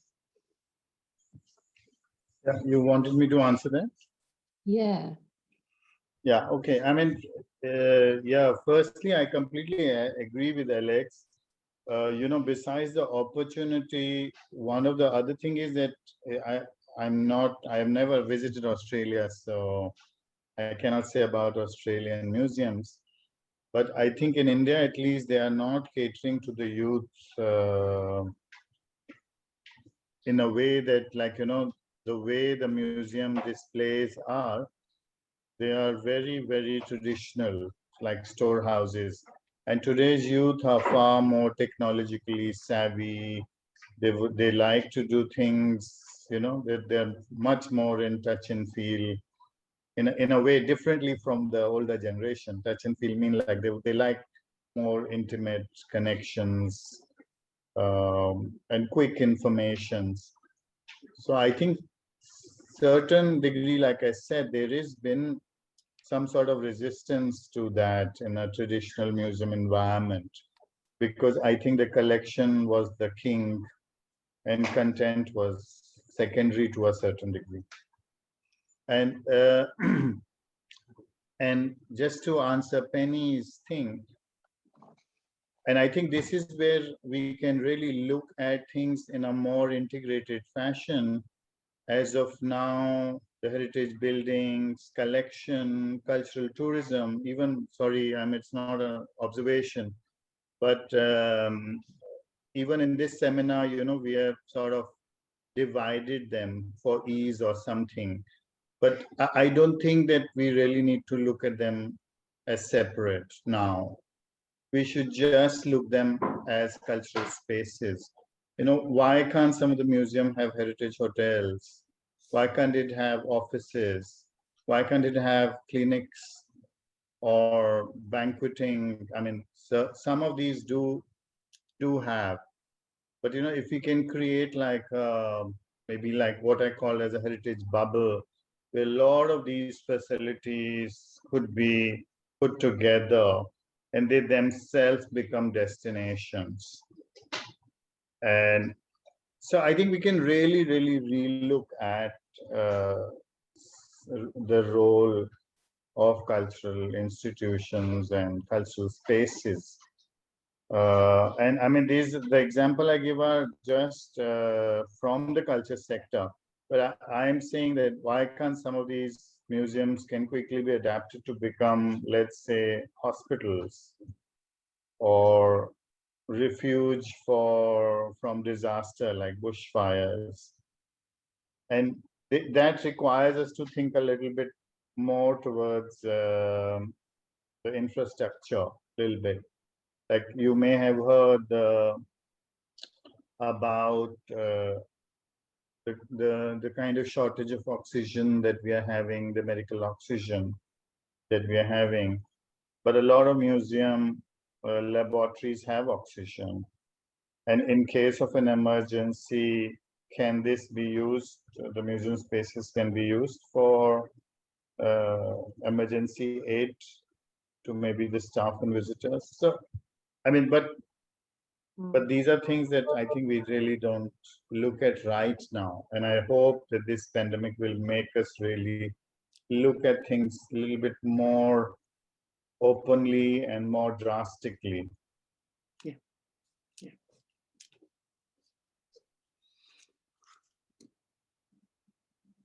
So Devay, on just extending that a little bit more,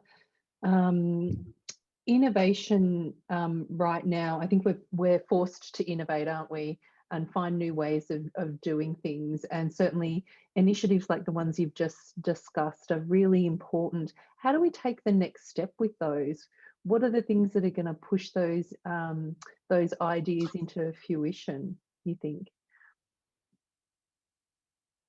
You know, one thing I think, like I had suggested a 5I approach, and one of them is to be really able to build upon the curiosity that the online, and I think that, like Mona Krishna mentioned, that the pandemic will be history, but I think the only thing perhaps I'm hoping will not be history is the lessons that we learn.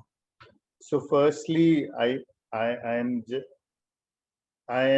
just saying that firstly, if our museums are inspired enough or are inspiration to the youth enough, that I think will be the first step. That can the museums be inspiring to the youth today, and not only, I mean, I will just go beyond that, you know, maybe we should just relook them as just cultural spaces. I think we should just let go a lot of things to a certain degree. I mean, I didn't mean physically, but attitudinally. And I mean, I'm sorry to say this is also a reflection because of myself or from our cultural sector. But sorry, but you know, since we work in conservation, at least in India, we are very conservative to a certain degree. And I think that conservativeness may need to be really let go to a certain degree. And I think really relook at things in a very, very different way. And I'm very happy to see that Australian government has taken some of the leads, like I think Alex mentioned about certain grants. And this is something that we should really, I think cultural sector is doesn't have, at least India doesn't have a very strong voice. And I'm happy to see it is stronger in Australia. Now, this is where perhaps the collaboration partnerships will come. You know, how is able to convince the government that you do not cut the budgets because it's as important as health. And that's what I meant, that, like, you know, maybe we should reposition museums as healers and not as something entertainment or as recreation. And if we do reposition, I think the governments will be more and more willing to spend some money because the health budgets will go up. So if we can prove that, you know, museums are places of healing, they will be able to give solace to the people.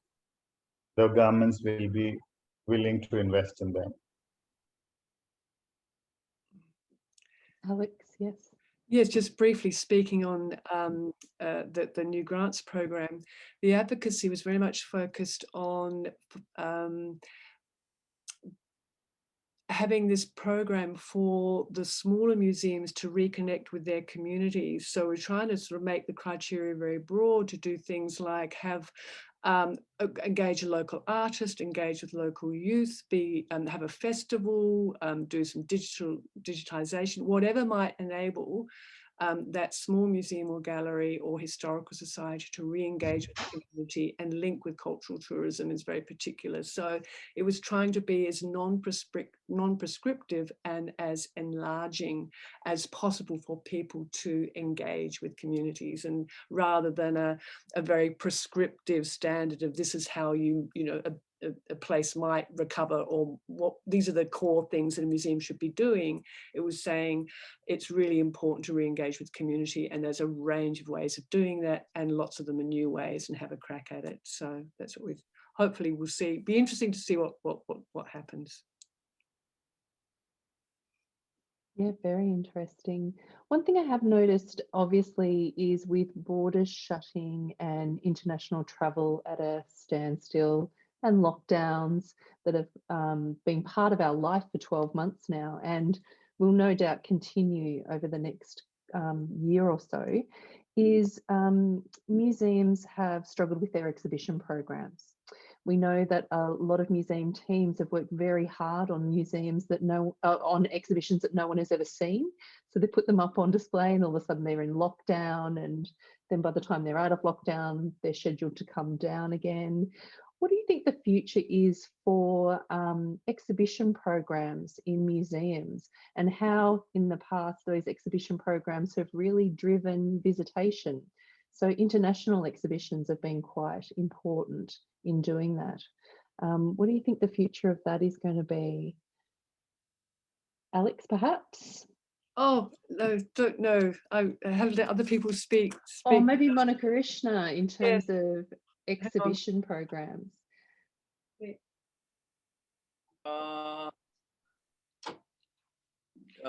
Like digital platform is that one aspect, but apart from that, I think international exhibition kind of thing, we need to focus on the architecture first, architecture and design part again, like I explained in my presentation, my slides, like building up spaces in such a way that there is like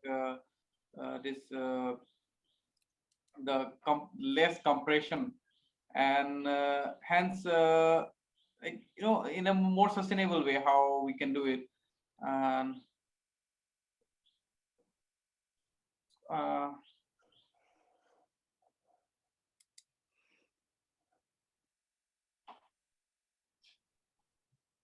Can I add a little bit? Yeah. I think Vinod wanted to say something. Vinod, please go ahead. No, Penny, can I just quickly add to that? The latest ICOM survey they did said that 60% of the museums said that the exhibition space would be the most affected space, especially the international exhibition space, because they don't expect too much of international visitors. So in future, there would be a push towards more local exhibitions designed for local audience using their own collection. So the trend would be maybe the blockbusters and all that, which take a lot of money. I mean, there's going to be a financial crunch. There's going to be a shortage of international visitors coming in. So there'll be a combination of things which will drive more towards museums using local collections in a small way and doing more audience evaluation on what the local community would want to see. So that's what that survey pointed out to. Great.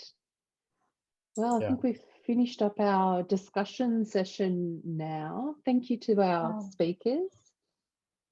I think we have a few questions, Penny, but okay, yes. And just jump in and grab those questions.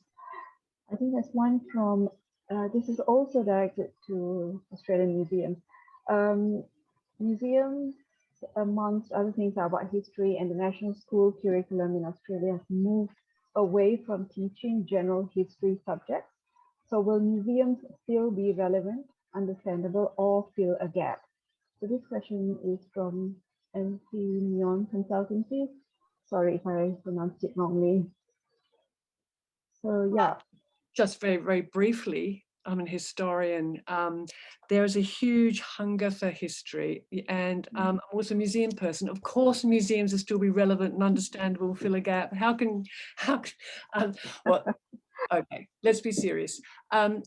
Museums absolutely have to understand the changing world and to use their great expertise and also great humility to respond to the changing world and help guide and shape it. That's why I emphasize the Sustainable Development Goals. But in terms of history, it's huge. All the data is that historical societies, family histories, local histories are all incredibly significant to more and more communities and more people.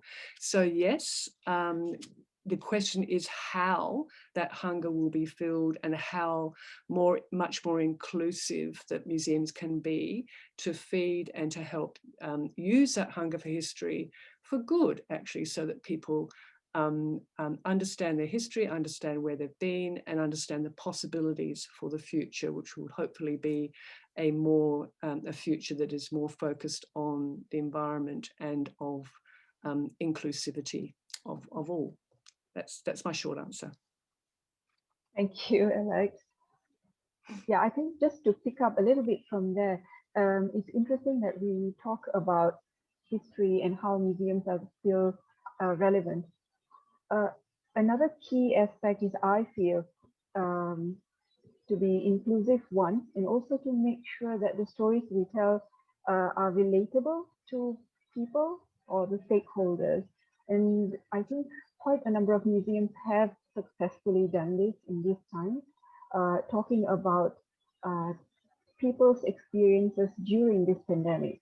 So it's basically asking the public to tell their stories and to share it with everyone else. So I think this makes it easier for people, especially the younger generation, the youth, to connect and to also connect with what Devay mentioned, to change the concept of museum being only focused on collection and moving towards a more people-friendly approach.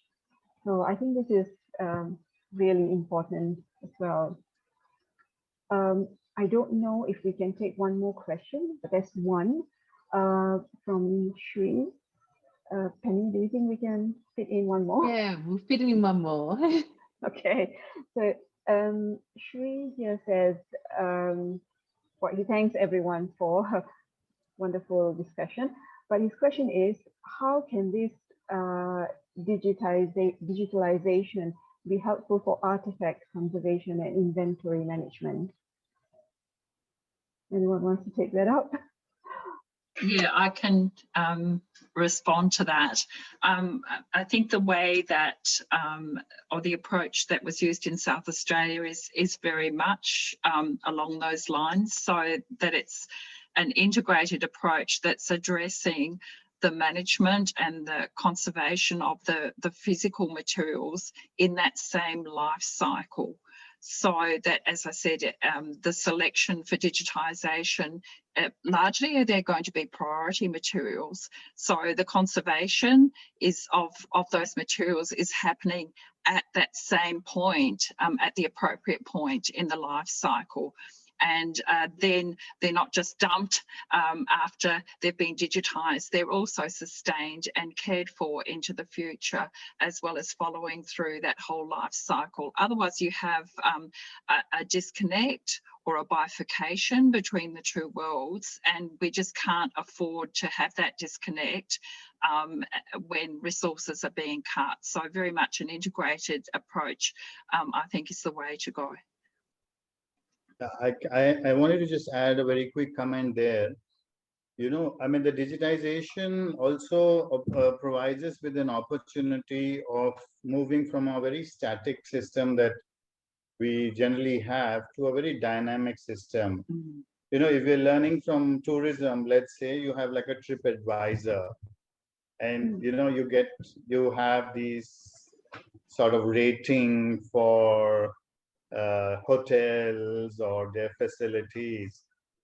I mean, maybe not to that scale, but what if we have that sort of a scaling for objects or museums, which is a sort of a crowdsourced or community sourced information. And that also helps you in developing certain priorities. You know, what are really people talking about? These are things that we, like I said, again, we really need to look at. I think we are still looking at a system which is very, very professionally held, which is sort of top down. I think we really need to look at a dynamic system which is very, very bottoms up approach. And if we really need to empower the communities, we have to really let go, like I said, of some of our professionalism to a certain degree.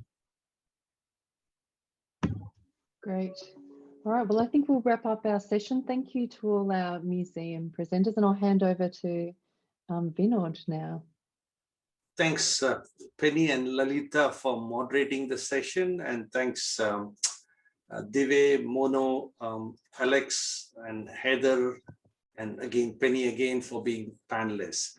So at this point, let me invite Roger Beaston and Devay Gupta to come and chair the next session on built heritage places and cultural landscape.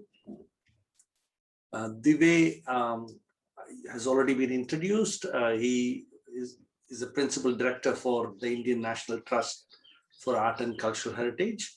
Let me do a very quick introduction of Roger Beaston before I pass it on to Roger and Devay. Roger has been at the forefront of heritage design management and education in Melbourne for over 3 decades. He has worked on a number of projects, across the state of Victoria, Australia, and the Asia Pacific region. Roger is a registered architect and associate of the Australian Institute of Architects, the founding director of RBA Architects and Conservation Consultants, and current deputy chair of AusHeritage. Roger also provides the City of Melbourne with expert heritage advice and regularly lectures on heritage management. Roger's practice is internationally minded and is keenly interested in the broader shifts occurring across the heritage field. Over to you, Devay and Roger. Thank you very much, Vinod. First, I'll say a few words and then I'll just hand over to Devay. Built heritage places and cultural landscapes across the Asia-Pacific region, which are vast in number and complexity, are increasingly being professionally identified and cared for, but also, as for the whole planet, they remain under constant duress. Some significant contributions to the challenges attached to the identification and conservation of these vulnerable assets has been provided by AusHeritage over its 25 years of collaborations in the region. In particular, we should highlight the publication of the Contemporary Guide to Cultural Mapping Handbook, produced in collaboration with ASEAN COCI, and also the Borough Charter, which members have assisted various partners in adapting and interpreting. AusHeritage has undertaken many missions to partner countries in the region, including to Indonesia, to Malaysia, to Singapore, Myanmar, Vietnam, Brunei, India, Sri Lanka, mainland China, Taiwan, Fiji, Vanuatu, New Zealand, and others. We've worked collaboratively with local partners on such diverse projects and places as the cultural mapping across all of Bali in Indonesia, conservation works to the Kapatan Kiling Mosque in Malaysia, the Writers' Building in Calcutta, the Secretariat in Yangon, through to heritage impact assessments of more modest but equally potent heritage places, such as the tiny 90 square metre home of the Kingmaker K. Kamaraj in southern India, and the Lutyens bungalow home of Indira Gandhi in New Delhi, both now significant and heavily visited house museums under pressure. The global profession of built heritage and cultural landscape is but 30 to 40 years old, and AusHeritage has been active for about 25 years. The profession is really just emerging and our work is only just beginning. While conservation efforts are currently partially thwarted by the pandemic, this pause is actually occasion to reflect and to carefully strategize. It's a golden opportunity to, as the pressures of development also temporarily slow, plan for the continued careful strategic care of our built and cultural landscape heritage environments, which more often than not, as anticipated by the Borough Charter, need a more passive approach involving deep research and understanding, as opposed to radical physical interventions, so often the hallmark in times of unfettered development. With these comments, I'd like now to reintroduce Devay Gupta from INTAC in India, who will co-moderate this session with me. Devay has been previously introduced in the museum's session. Thank you, Devay. Thank you, Roger, and it's a great pleasure to be co-hosting this session with you. My first job is to introduce the speakers in the panel. This is a very glitterati speakers that I have to introduce. Firstly is Duncan Cave. He's originally from UK, but has been in Asia for the last 28 years and mainly working in Malaysia in the last 10 years. Duncan is a program manager at Think City, Malaysia's first urban regeneration organization. He's the lead for the newly formed Think City Institute, which aims to take the learning of Think City from the last 12 years of working in the field within Malaysia and turn them into courses, programs, and publication. He's working with local and international partners. The Institute aims to raise the standard of decision-making and implementation in urban realm, providing examples of the best practice innovations to make our cities more livable, sustainable, and resilient. Duncan, welcome to the session. Our next speaker is Mohammad Hijab Sahari. Mohammad is currently serving as the manager of the Department of Built Environment and Monitoring, also known as BEAM, at Georgetown World Heritage Incorporated, with a strong passion for heritage urban planning and safeguarding of cultural heritage. He's also a registered conservator with the Department of National Heritage under the Ministry of Tourism, Art and Cultural Heritage of Malaysia. Mohammad Ijaz works with his team in monitoring heritage sites, building and providing technical support on heritage matters. With the great Georgetown World Heritage Incorporated team, he multitasks on a range of projects, including review of conservation, management plans, special area plans, and he leads a team when engaged by other state government agencies, take up role as project manager and advisor to coordinate and monitor stage development of heritage-related projects in Malaysia. We also have with us today Alex Yan. Alex is an associate professor of the Department of Architecture, China University of Technology, Taipei. He's also the Director of Cultural Properties Research Center and Vice President of the International Committee for Documentation of Cultural Heritage, SIPA ICOMOS. And he has a PhD in History of Architecture and a specific interest in conservation of heritage, which he has maintained for more than 35 years. We also have with us today Peter Rome. He's a deputy chair and director of AusHeritage. He's a director of Rome Canags Heritage. I hope that I got that right, Peter, otherwise apologies. And has more than 30 years experience in all aspects of heritage conservation, specializing in the provisions of strategic inputs into development and management of heritage buildings and places. Peter's role prior to establishment of the Rome Canags Heritage in 2016 was as a partner at GML Heritage and Director of Conservation and Structure at World Heritage listed Port Arthur Historic Site in Australia. He has also held senior heritage post at the City of Sydney, the New South Wales Heritage Branch, as an architect in private practice. We have with us Dr. McLean North, who's the Managing Director of the Extend Heritage, one of Australia's largest heritage advisory firm. He has 25 years experience in heritage management in Australia, initially trained as an archaeologist. Most of his work for the last 20 years have been with built and infrastructure heritage law and policies and management of large portfolios of heritage asset. And last but not the least, my good friend Robin, who's a director at the Anthemanian Consultancies and over 25 years of experience in heritage conservation.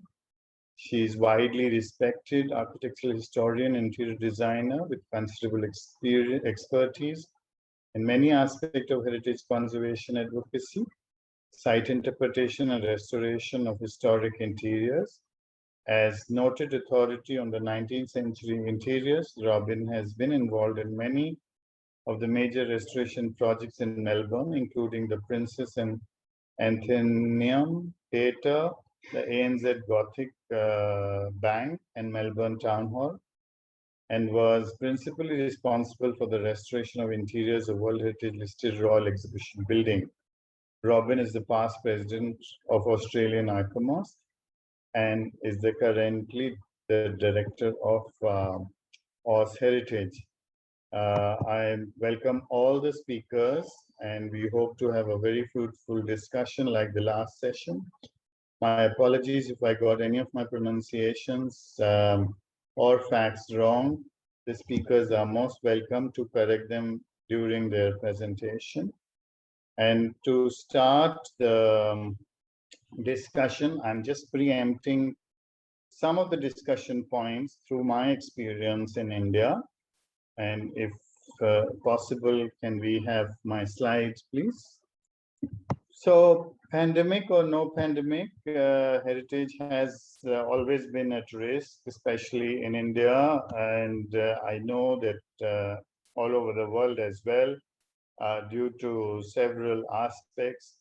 But the pandemic, which is basically a global event, has been, I think, experienced by everyone in the globe mostly. And that is why we've gathered here to maybe learn from our experiences. Several other disasters have been localized, but in this century, pandemic is something that have had a global impact. And within India, besides the heritage at risk, which was always at risk, this has increased the vulnerability of heritage in India. And we have a program called Heritage at Risk, where every day we are putting in our website one heritage site that is either in danger of collapse or disappearance. And we will continue this exercise for the next 365 days of this year. Besides that, I think in the last session, it also had a huge economic impact with almost 40 million jobs been lost and close to about 17 billion US dollars impact on the cultural sector alone in India. And like I said in the previous session, and because I think large part of the budgets will be now reallocated to other sectors, maybe like health and infrastructure, this may have further reduction from already a very, very small budget allocation of 0.3 annual budget that is which was already very, very abysmal for cultural sector. So I think we have to brace ourselves for this particular situation. And I'm just going to be sharing some of my experience to maybe as a preempting the discussion or presentation from all of my speakers. Can I have my next slide, please? Yeah, I mean, one of the key theme of this particular webinar is the future of our past in 2025. And there is, of course, a lot of perception, or I will say misconception, that heritage is actually about past, but really it's about the future. And this is really about how we are able to take the past into the future and how we are able to value this in the present. Interestingly, Hindi, which is my mother tongue, we have the same word for past and future, which is kal. And we don't have a separate word for past and future. We have a separate word for present, but that shows that I think both of them needs to be reconnected through our present valuation. Next one. Next slide, please.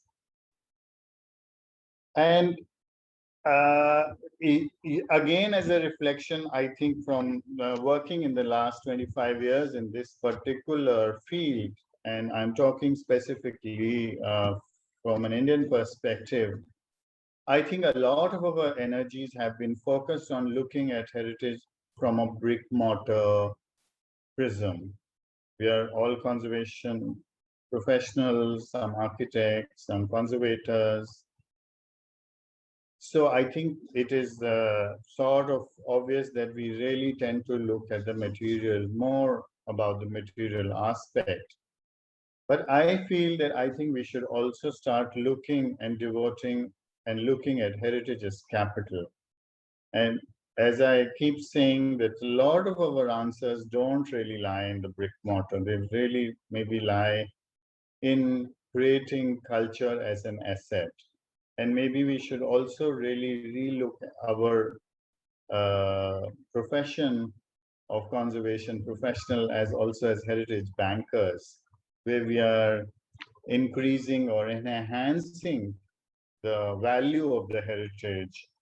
And maybe we can also even mainstream it through IPO, which is basically the public offers or equity or debentures, whatever.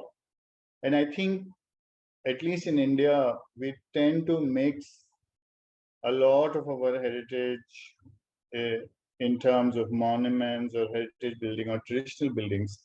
And because of this mixing, we tend to apply a lot of conservation policies that are really meant for the monuments, which are basically grade 1 and economic terms sort of critical to a nation, to also on the other two categories, which are more utilizable or tradable, which can be really reuse potential, even direct uses, or buildings that are more traditional can have changes and are more sustainable in terms of architecture, where only character needs to be maintained.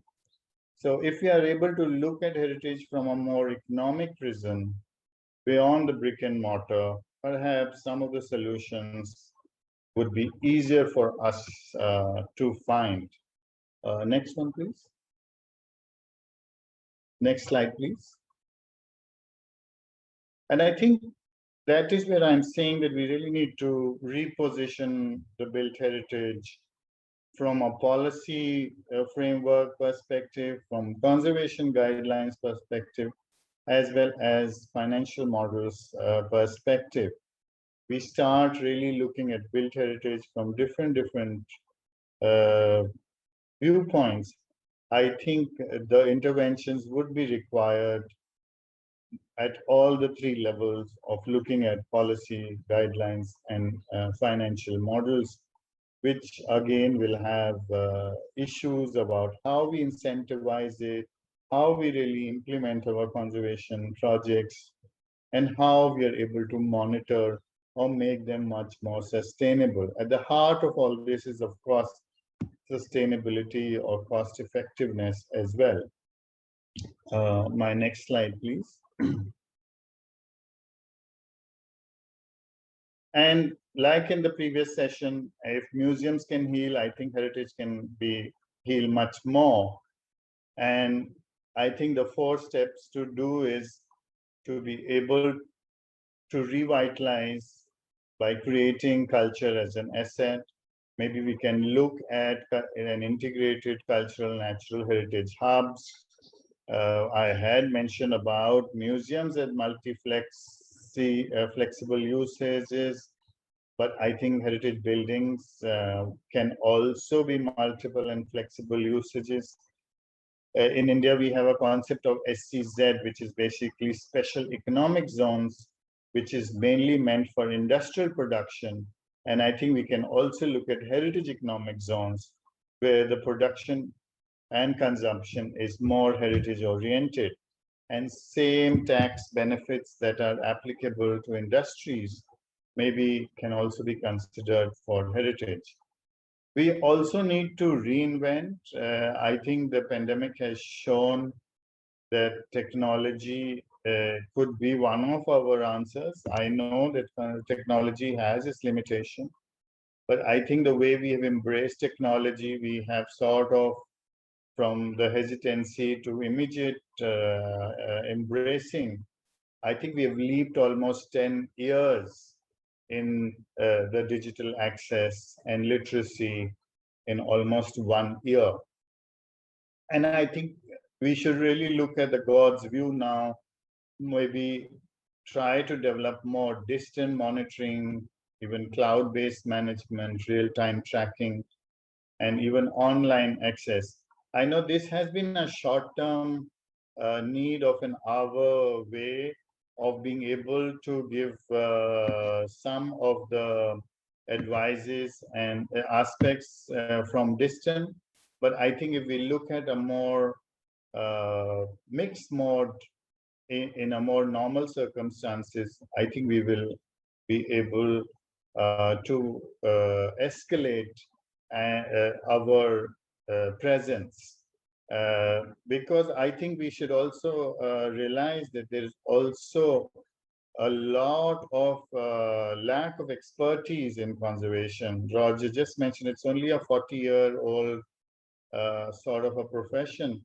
And in terms of education, it's only about 25 years old in India. So, and we only produce close to a handful of conservation experts every year. So technology also gives us an opportunity in escalating our presence to several sites. We don't have to clone ourselves, but can be accessible to several other sites.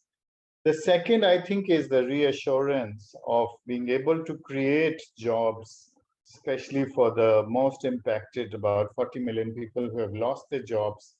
Can we create jobs to the artisans? We need to assure that a lot of our heritage are compliant with the health and safety. And so where I think certain the balance between conservation need and health and safety need also needs to be really looked at. And I think this is where a lot of ideas about capacity building, localizing, and the idea of heritage as comforting can also be built into it. One of the things, like I said, from the reinventing point, also in terms of monitoring, another thing that we have really learned from this is being able to train and build capacities to distant places where we were never accessible. And I think the idea was to be not be able to give them training without being physically present. I think that has drastically changed, both from an instructor and the student point of view, and people are far more willing to attend online classes as well as give online classes for training in this particular sector. I know it can never replace the real thing, but it can definitely, once the thing normalizes, one can have a mixed mode. And this is another thing that I think while we are speaking today in this webinar, several countries, participants from several countries have also joined in, which perhaps would have not been possible in normal circumstances if we were to look at a physical meeting. And this is another opportunity of collaboration we should all explore.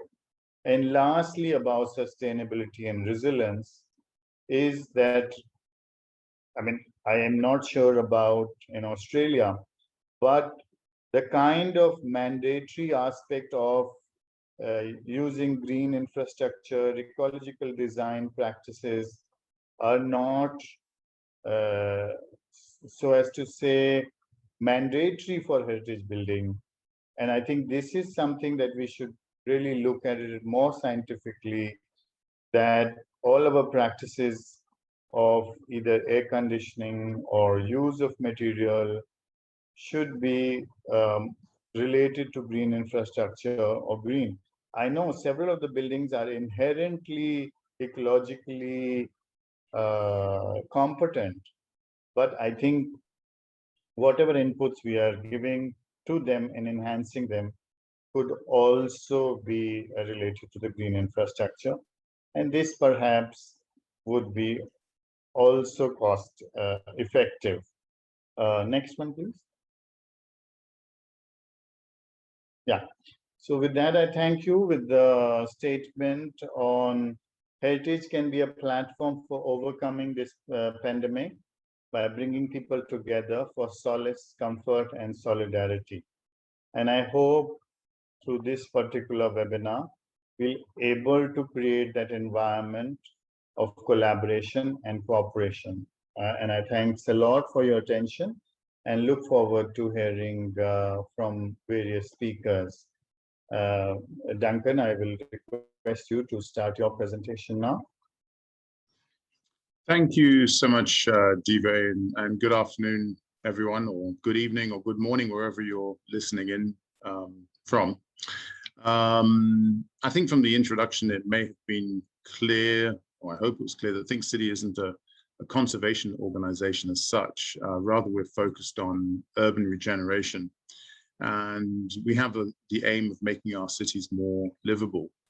We see conservation of our cultural heritage, both built and intangible, as essential in getting citizens to reconnect with their city, to take ownership, and ultimately to get involved in the efforts that are being made by local government and other city-making organizations.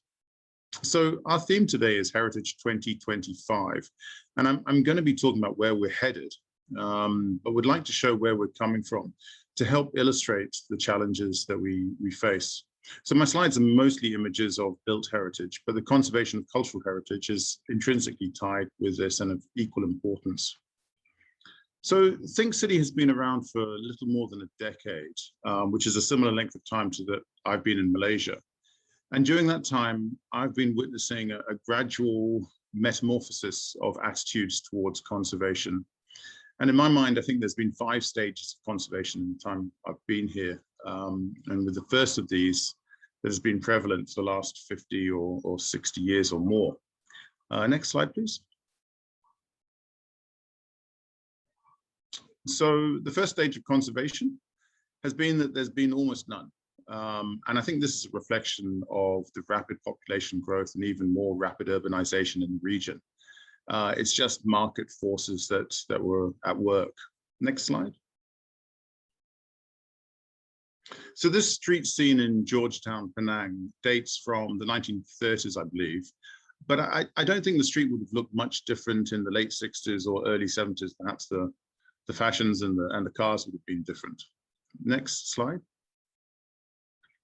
But come the 1970s, and we started to witness the trend of building upwards and at great scale.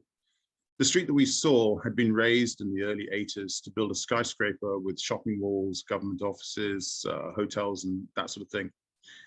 In fact, you can see from the map or the aerial photograph, the yellow triangle, it wasn't just a street that was raised, but a whole precinct that was flattened to make way for this development.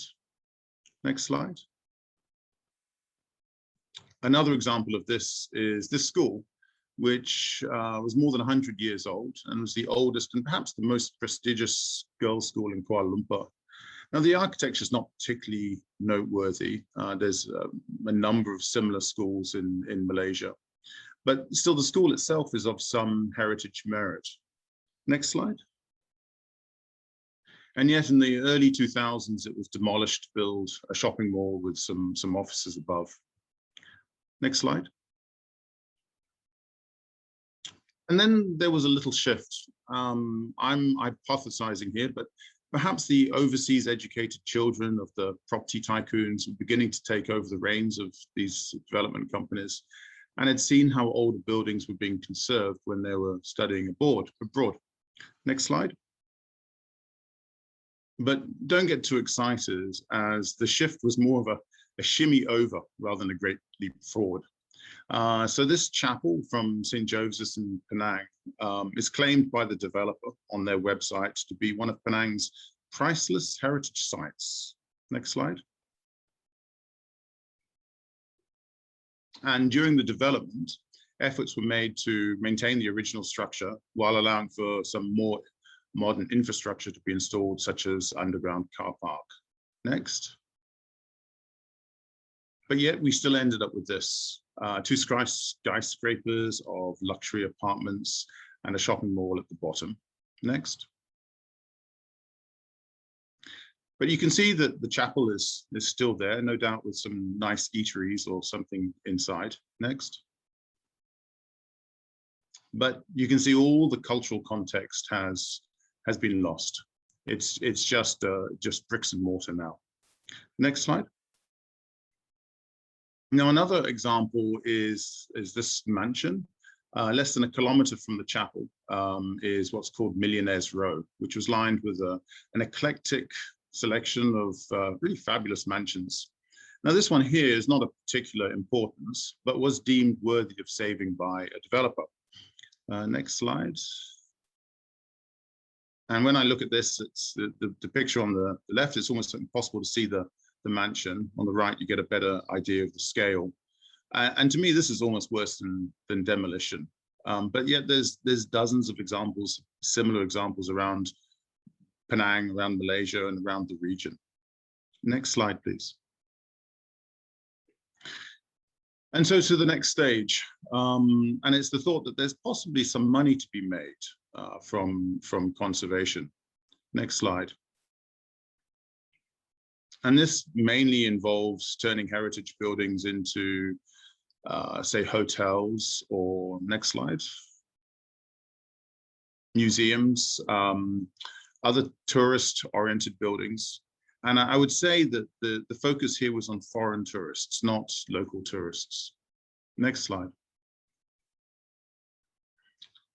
And so we start to move away from the guys with the big bucks to smaller businesses. They tend to have their finger on the pulse a little bit more than large corporations. And so it's no surprise to see that the next movement we see is from them, aimed at local clientele. Next slide. So adaptive reuse of buildings started to happen. Hip cafes always seem to be the first movers, and perhaps because of their social media campaigns, maybe they're better placed to get hashtag conservation or hashtag heritage into the mainstream more effectively than government or NGOs can. Next slide.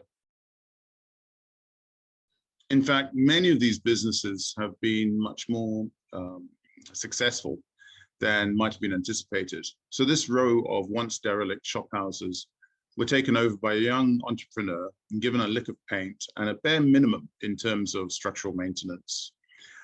They painted a couple of murals on a back lane behind them and rented out the units to different F&B operators. Next slide.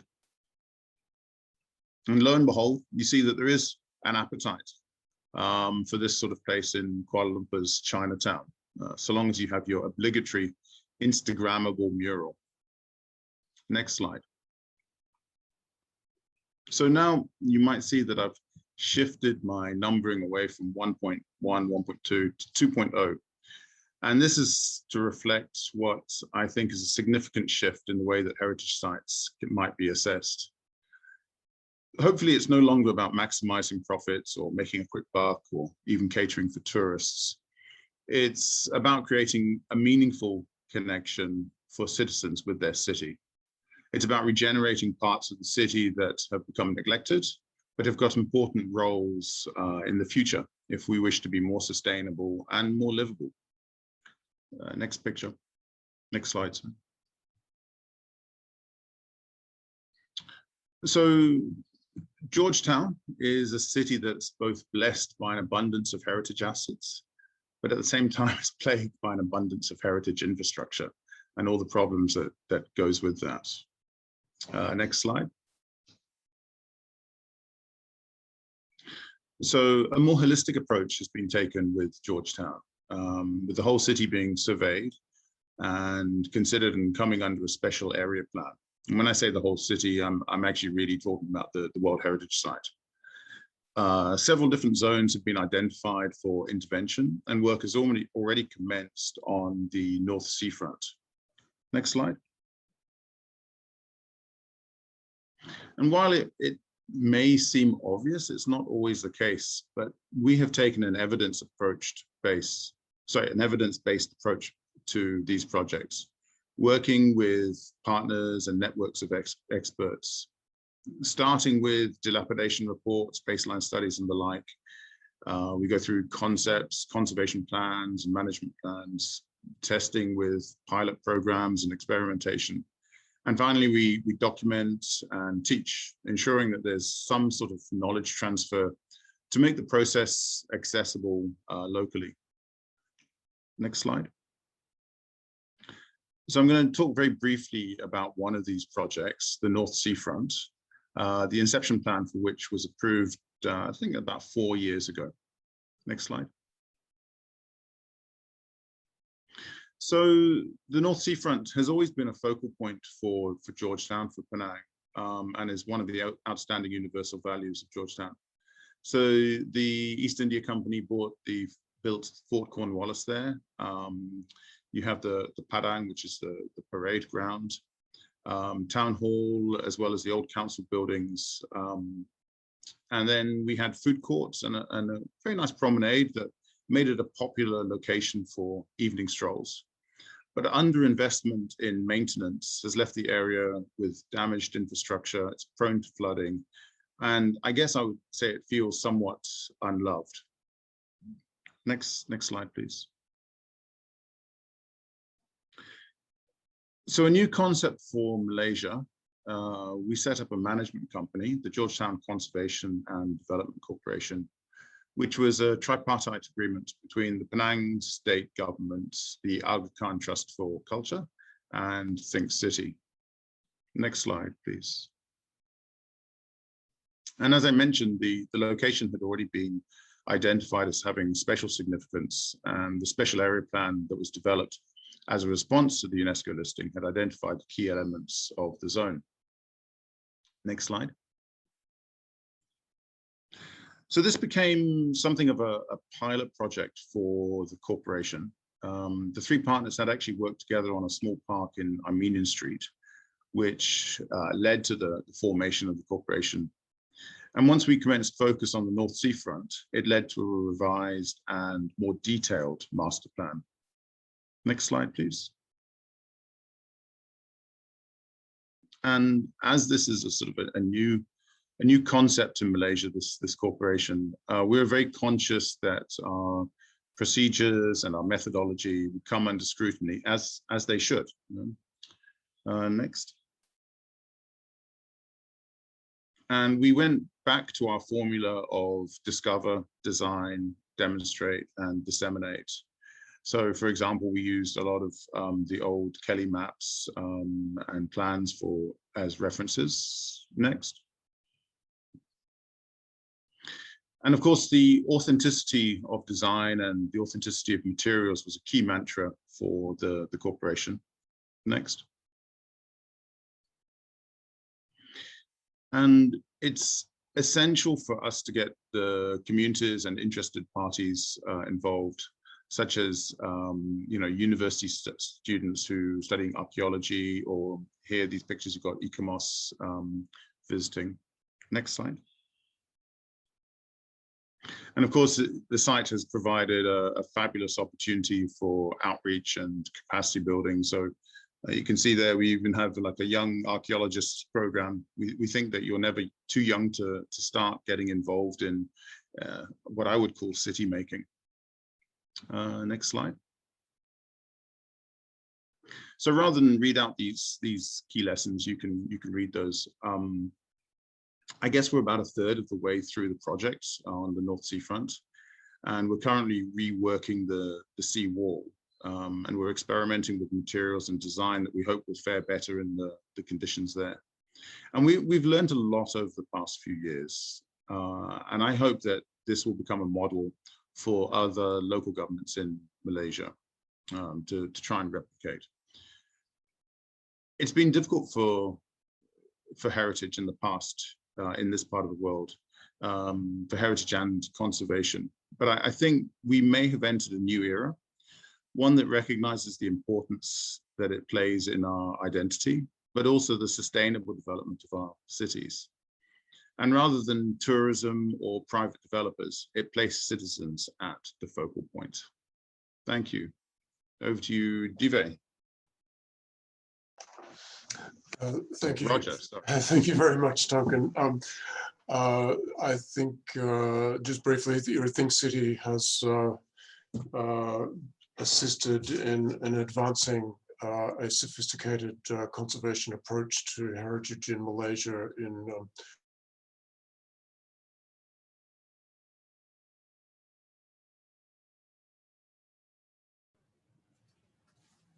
sorry, just conscious of timing here. We will move straight on. We're running a little bit behind time now.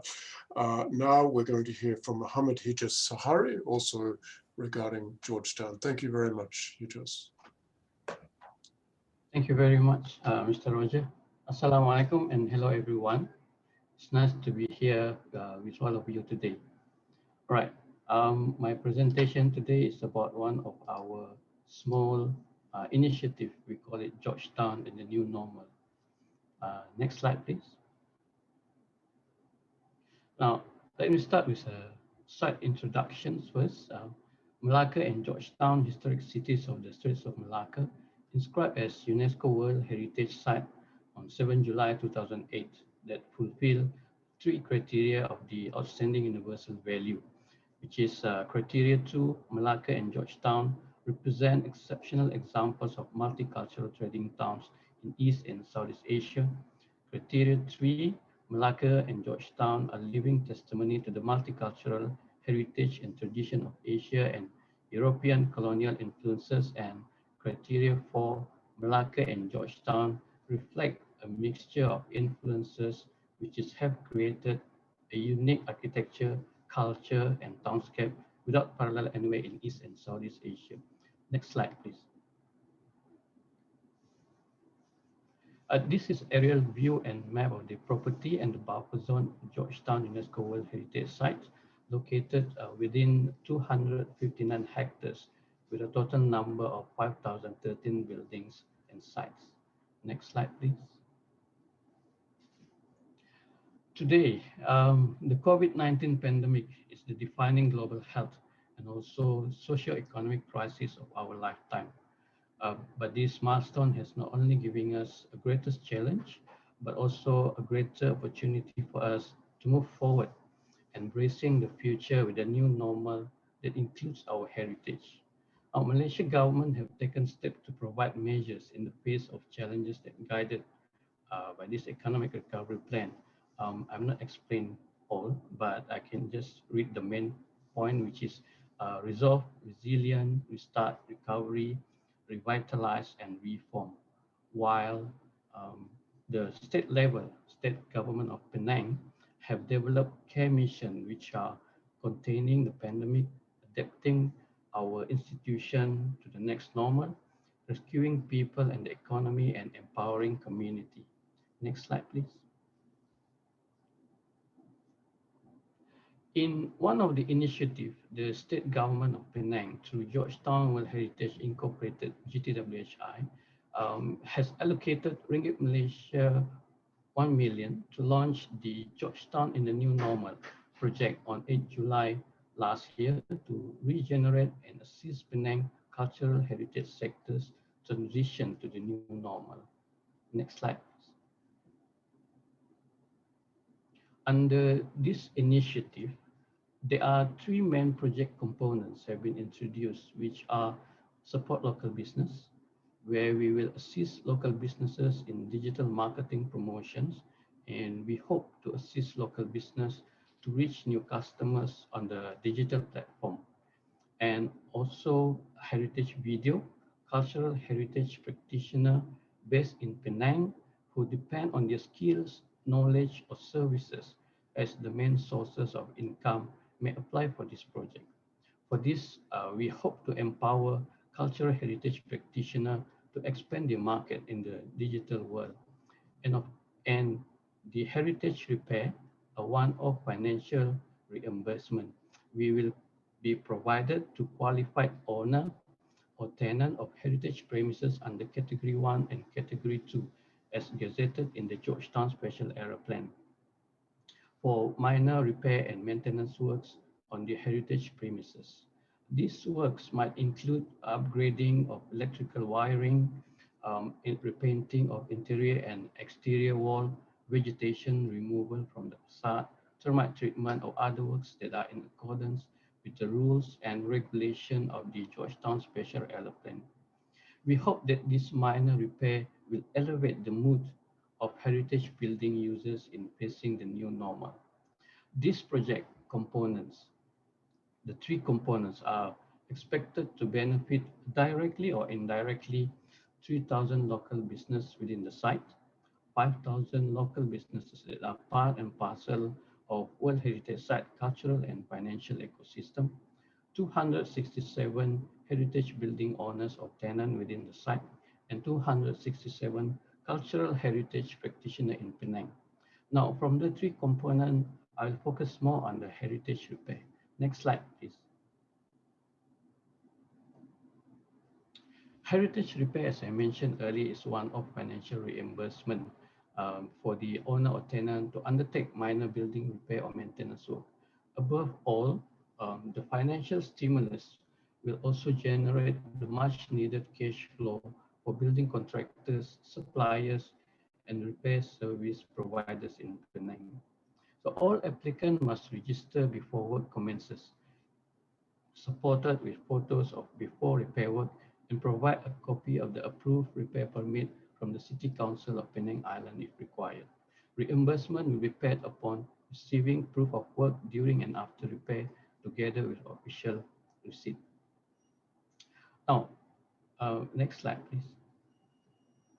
Currently, we are in the third phase and we have closed the registration on 15 April 2021.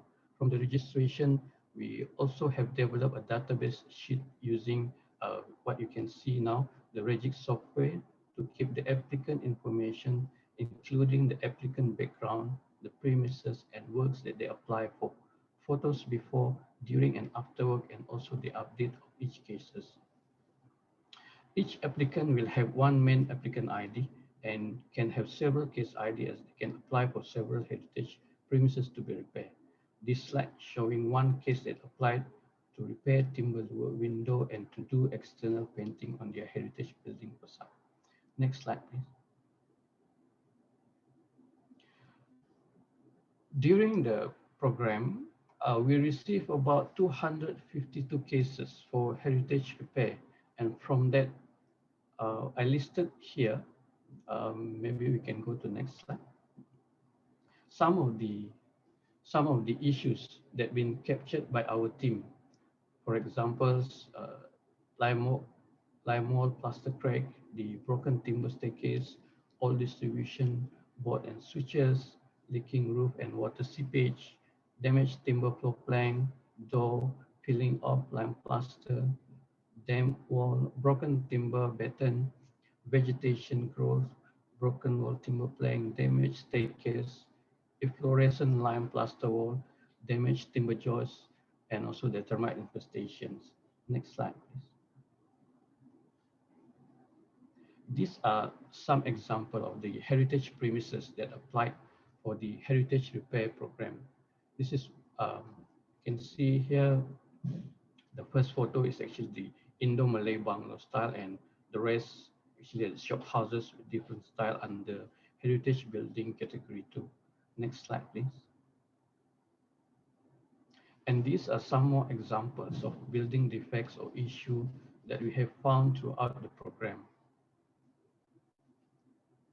Next slide, please. I also share here some of the completed repair works under this heritage repair program. This one located at Campbell Street, the applicant applied for cleaning up the facade and the back area and also external painting only. This is photos before during and after repair work. Next slide, please. This is located at the Chongpat Zero. All are within the Georgetown UNESCO World Heritage Site. The applicant applied for repair the timber louver window. This is photos before, during, and after. Next slide, please. This is also located at Campbell Street. The applicant only applied for painting the facade. You can see the photos before, during, and after. Next slide, please. Another one here. This is located at Carnarvon Street. The applicant applied for repair timber louver window and to do the external painting. You can see here the photos before, during, and after. Next slide, please. This is a steel house on the jetty located at Tan Jetty. The applicant applied for repair the timber plank and also internal painting work. This is the photos before, during, and after the repair work. Next slide, please. Georgetown in the New Normal program has added value to our team and of course the sites where it helped us to increase our communication and build more stronger relationships with the networking and the community. During the interaction with the applicant, either by site visits, phone calls, or messages, we talk about the community issues, the challenges that they face during this hard time and how they adapt to the new normal. Ladies and gentlemen, we are here today with the same goal, moving forward to the future. Heritage Asia Pacific 2025, and we also have the Penang 2030, implementing the new urban agenda and sustainable development goal. We should make cities and human settlement inclusive, safe, resilient, and sustainable by strengthening our effort to protect and safeguard the world cultural and natural heritage. We must make better that are beneficial to all sentient beings and to the environment, for our heritage, for our future and generations to come. This is the best for humanity to our planet. With that, next slide, please. I would like to end my presentation. That's all from me. Back to you, Mr. Roger. Thank you. Thank you very much. We are getting a little bit behind time, so I'll just quickly say thank you and more fantastic conservation work going on in Georgetown, and congratulations to all involved. Next, we're going to hear from Dr. Alex Chen from Taiwan. Thank you, Alex. Oh, thank you, Roger. Nice to see you again. And it's my great honor to join this conference. And I'd like to make my presentation on the AusHeritage impacts in Taiwan since 2002. It's quite a long time, for over 20 years. And I will take a very unique traditional settlement as Chonglin as an example. Next slide, please.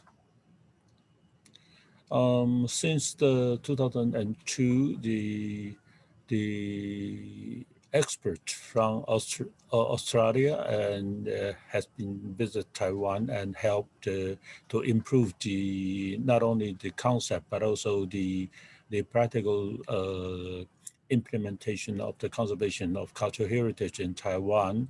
And there are several different projects, such as to help Taiwan to build our own World Heritage potential sites, not a tentative list, because we are not a member of the UN, but however, we would like to meet universal values, standards. So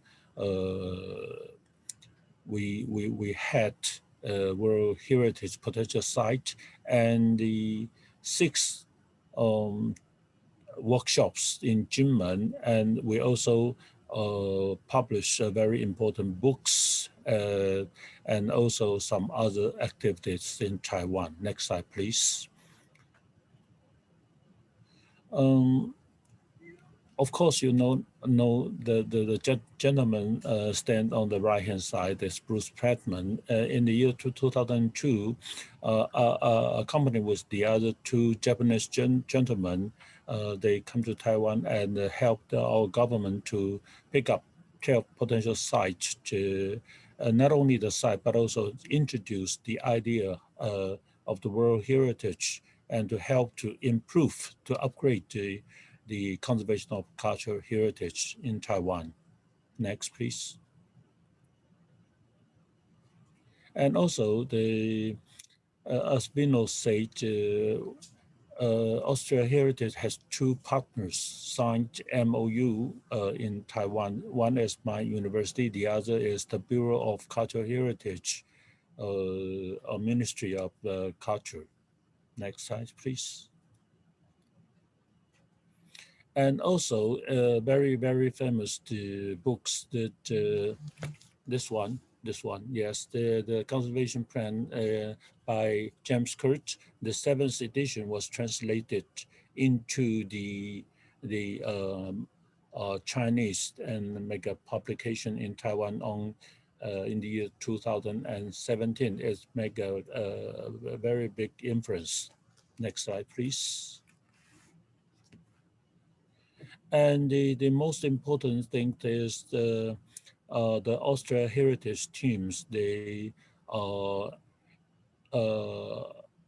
organized the different, invited different experts to come to Taiwan, to Jinmen, to help us to make different workshops, and since 2012 to 17. Next slide, please. And also in 2019, and also in Taiwan, we have a Forum for Sustainable Cultural Heritage, and also the Catherine being Taiwan, invited to Taiwan, and make a very great presentation. Next slide, please. And I like to say something in Taiwan, in Jinmen. In the year 2017 to this year, there's a 4 years project in Taiwan. Our government released a very important project, a very big project. They chose 17 sites in Taiwan to named representation the historical sites in Taiwan, and Jinmen is one of them. Next slide, please. And the site in Jinmen, one of the 37th represent historical site is Chonin Settlement. Jinmen is a very small island. Many of you may never been there before. Some of you been in Jinmen. Jinmen is a very small island, only 150 square kilometers, and the Chonin stands just in the middle of the Jinmen Island. Next slide, please.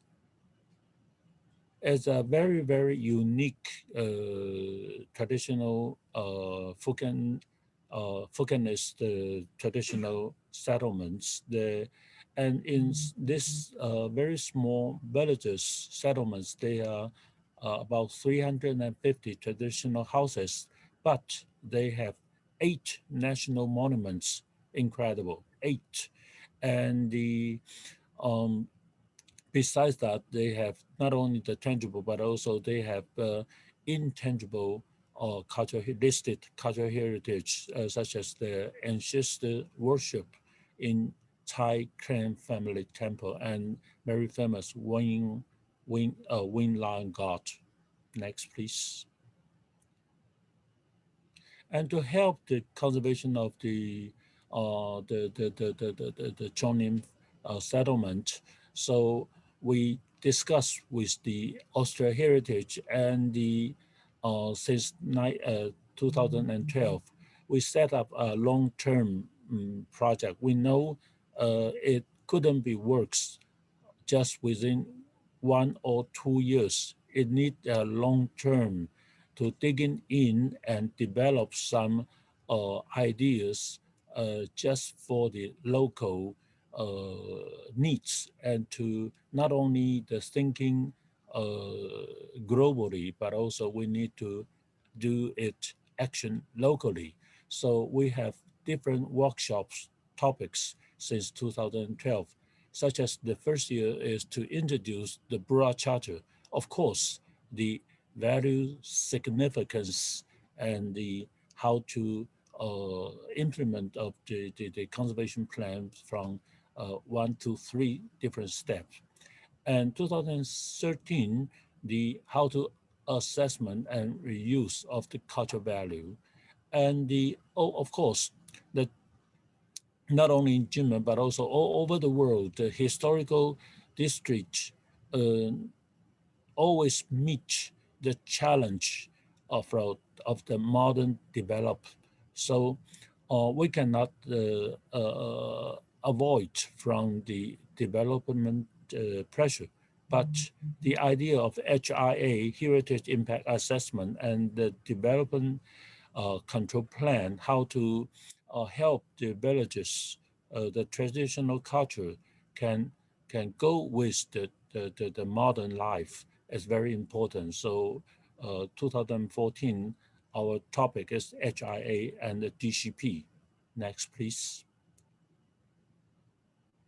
And in 15 and 16, we understand that local knowledge can help us as a resource of development, and also a resource for the administrative integration is also very, very important. And to the last years, we introduced the 5C stages strategies from the World Heritage Convention to assist government and as an NGO integrate. And the 5C is very, very important to help the conservation of Chonin villages. Next, please. So we, as you know, the represent of the historical site project by our government is beginning is 2017. At that time, we took the 5C strategy frameworks, and together with Chonin project frameworks, there are 4 main projects. One is for conservation of the tangible. The second is conservation of intangible. And the third is community engagement. And the fourth is the technological guiding to help us to represent, that is the so-called digital instrument to tools to help to represent the historical value. These 4 main projects was under the 5C strategies, and the is maybe the sum up for the 6 years workshop. Next, please. So you can see the master plan of the site plan of the Chonin villages. There are 43 different projects focused on the conservation of tangible, intangible, public participation and management, risk management, and digital representation, and many, many other projects. They're under the 4 main frames were all implemented in Chonin within 4 years, step by step. Next, please. These are some projects is ongoing, and all the project will be complete around the end of this year. Next, please. This is the tangible, and also the not only the community, but also the young generation. They all join some projects of the Chonin. Thank you. Next, please. And we think Chonin is the is take the idea of living heritage, and not only the responsibility is not only from the government or expert, but the community participation is the most important. Is so maybe we say shared responsibility. Next, please. Thank you. Thank you very much, Alex. Wonderful work. We are getting a little bit behind time, so I'm not going to dwell and review your talk at this moment. Thank you. Next, we have three AusHeritage, senior AusHeritage practitioners, Peter Romme, Dr. McLaren North, and Robin Burdett. Beginning with Peter. Thank you, Peter. Thanks, Roger. Can you hear me okay? Yes, can you hear me? Yes, we can. Okay. Look, I've only got 5 minutes and there's quite a few speakers to come, so I'll certainly be brief.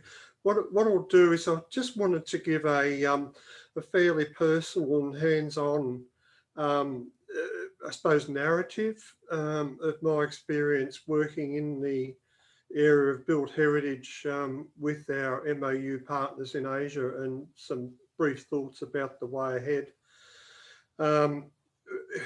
It's been a privilege over the last 10 years to have participated in quite a number of missions in Southeast Asia, 4 to Georgetown and 5 to Taiwan.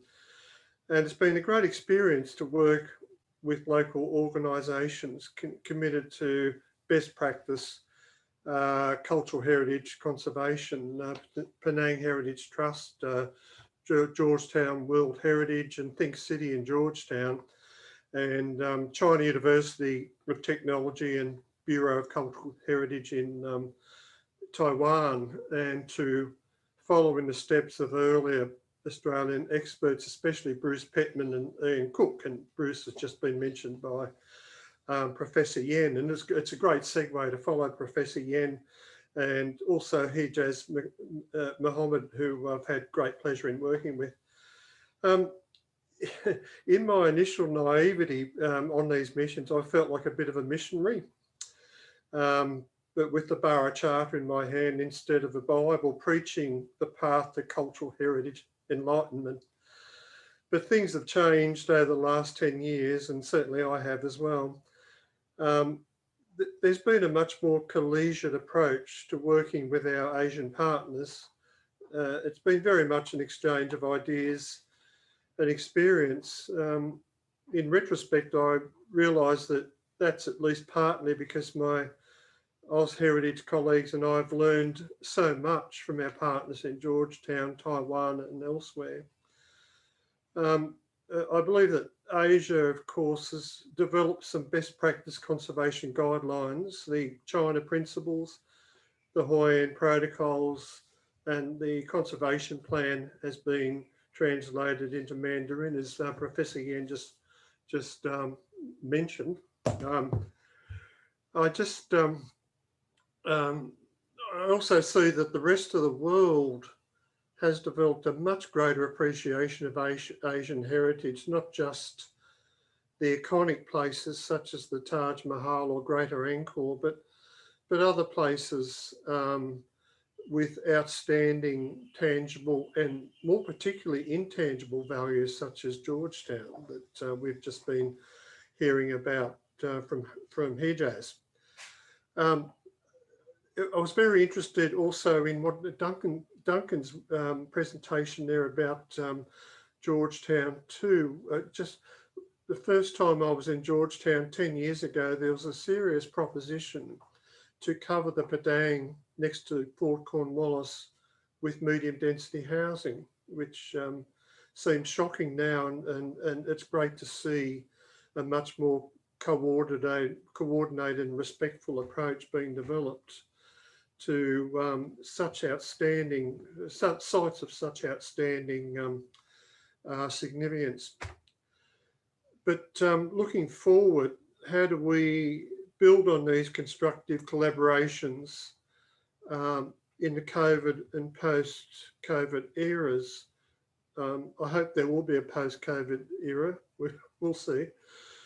But with online platforms such as what we're using today for this webinar, I mean, we have the technical means to continue our work, but I have to say this is sadly no substitute for face-to-face collaboration and shared experiences. Nevertheless, we need to keep open the dialogue, to be creative as to the means to connect with each other and to connect with the places, which it's hard to do online, the places that warrant our care and support. But irrespective of the means, I believe that we must and will continue to work together as colleagues, each party with something to contribute to the dialogue, and I look forward to that. Thank you. Thank you, Peter, for that presentation. And I understand that we are running out of time, so I'll immediately ask McLaren to give his presentation. And all the points that you raised, Peter and other speakers, we hope to take them in the discussion time. McLaren, over to you, please. Thank you very much, Devay, and thank you to the previous speakers. Given the issues that we've discussed today around the impacts of COVID and resilience, I wanted to talk about a practical expression of work that I have done when I've been trying to help with the management of large portfolios of heritage assets where you have limited resources to go around in terms of conservation. Conservation methodologies will get you so far in terms of telling you what's significant, but then the hard reality of having to make decisions where you have limited resources, and now at the moment where we have potentially even more limited resources for larger portfolios of heritage assets.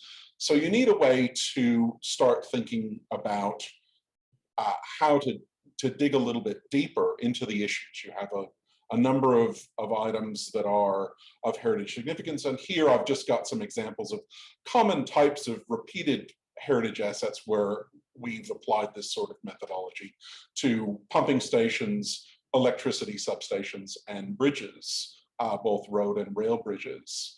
And it would be nice to think that all of these items have been assessed as significant, and we have the resources to conserve them all. But the reality is that you rarely have an infinite number of resources. And so we have developed some methodologies for starting to take some additional steps in decision-making in a qualitative fashion.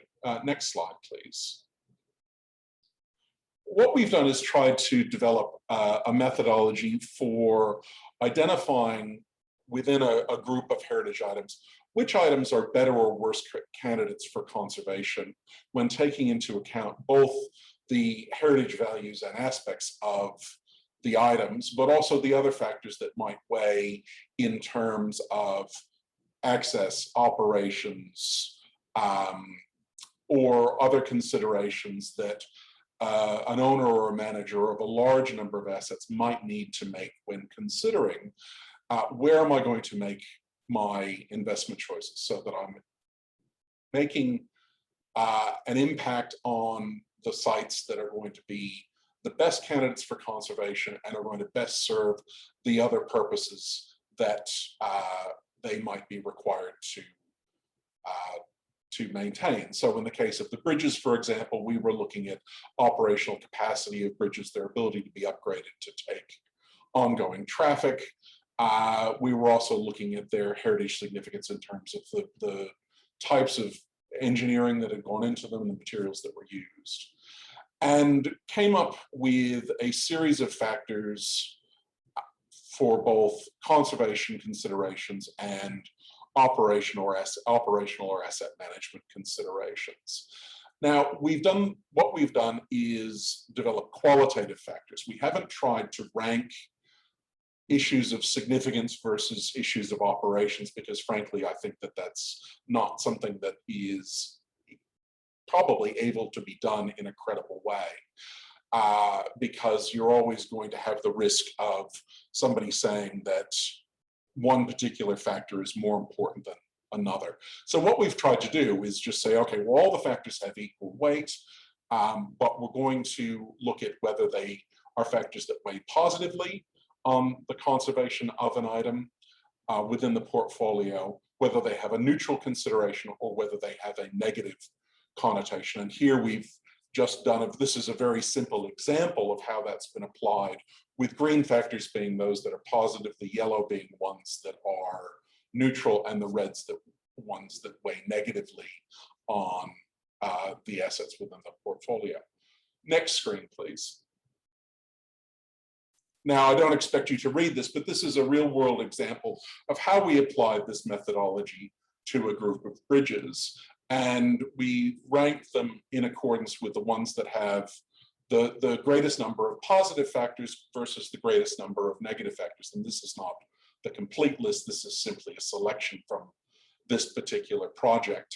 And as you can see, if you order them this way, you start to get a visual qualitative impression that the items that will probably be easier to conserve may be better investment choices in circumstances where you unfortunately have to make choices. And I'm thinking particularly going into the future in terms of decision making that's going to have to be made about items affected by climate change. And Australia has had this hit home quite hard in the last 18 months, where we've had both severe bushfires and severe flooding in certain areas of the country. And inevitably, there will be a limited number of resources that can be brought to bear to affect conservation works.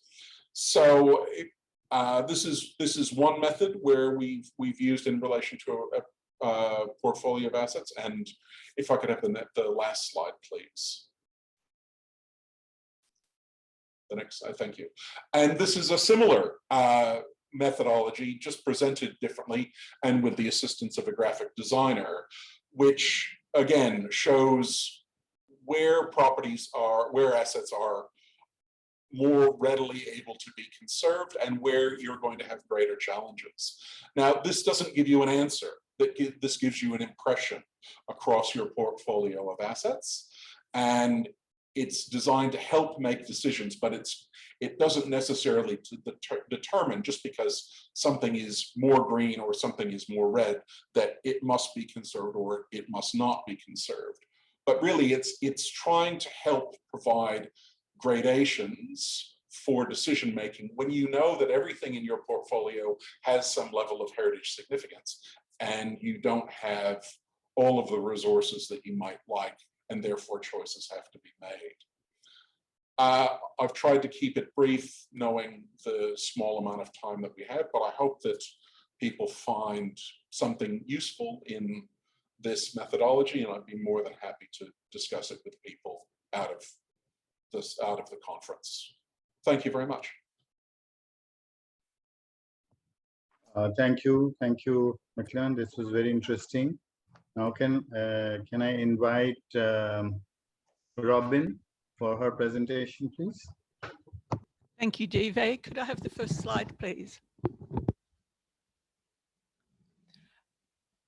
I'd just like to start with some general observations, and there have been some benefits from COVID in that there's less traffic in the city, fewer planes and urban noise.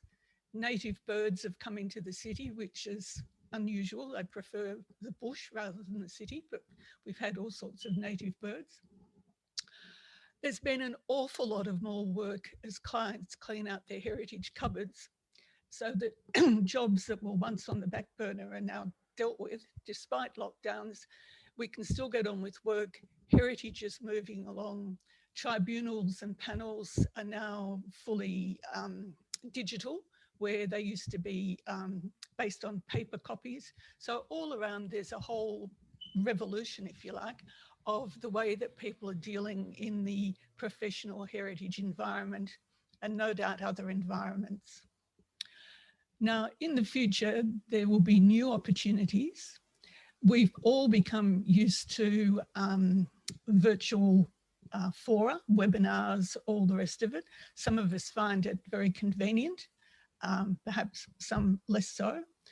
one is able to attend a lot more professional meetings and talks, including ones overseas, usually at a most strange time in Melbourne, but at least they're there, they're recorded and you can go back and look at them. So the world has connected a lot more on the professional platform. We're now able to have more frequent communication compared with face-to-face meetings, which is a big advantage. And I think AusHeritage has had, this is the third, I think, meeting that we've had virtually where we can all communicate and talk together. And in fact, part of the idea for this seminar came out of one of those meetings. There was a desire from AusHeritage to want to have something, and then some of the speakers at those meetings, in particular Devay, came up with some really good ideas, so that we've now implemented something through that platform and taken advantage of that new opportunity. We can have more frequent communication, and it's also cheaper. We're not all paying for plane tickets and hotels and all the rest of it. And to some degree, that might be the way to the future, although face-to-face meetings and site visits are invaluable. As I said, there's more access to current information with our partners and other allied organisations, universities, societies, whatever, over the complete world.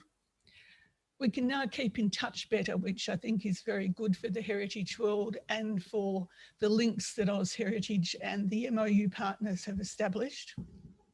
And in that regard, there are endless opportunities to set up collaborative projects, design and undertake research programs appropriate for our region, build skills through training, capacity building, increase awareness, and build resistance in the framework of the Sustainable Development Goals, and it's already been mentioned by several speakers today, which is excellent, and likewise climate change and its effect on heritage and local needs. And this seminar is looking forward to 2025, and it would be very useful, I think, if there was some follow-up from this seminar sooner rather than later, and set out a path or a plan from here to 2025 with a number of projects in it, so that we can look back and see what progress has been made and what has been established. The disadvantage of all of this Zoom and what have you is the lack of site inspections. And people can film details and things, but sometimes you lose the context unless you're actually there. So I think it's a balance. It's not a one size fits all and technology will solve every problem. I think it's a balance between technology and personal site visits in the future. Next slide, please. And just looking at the theme of risk preparedness, we haven't had any reports of major damage to or looting of heritage places as a result of lockdowns in Australia.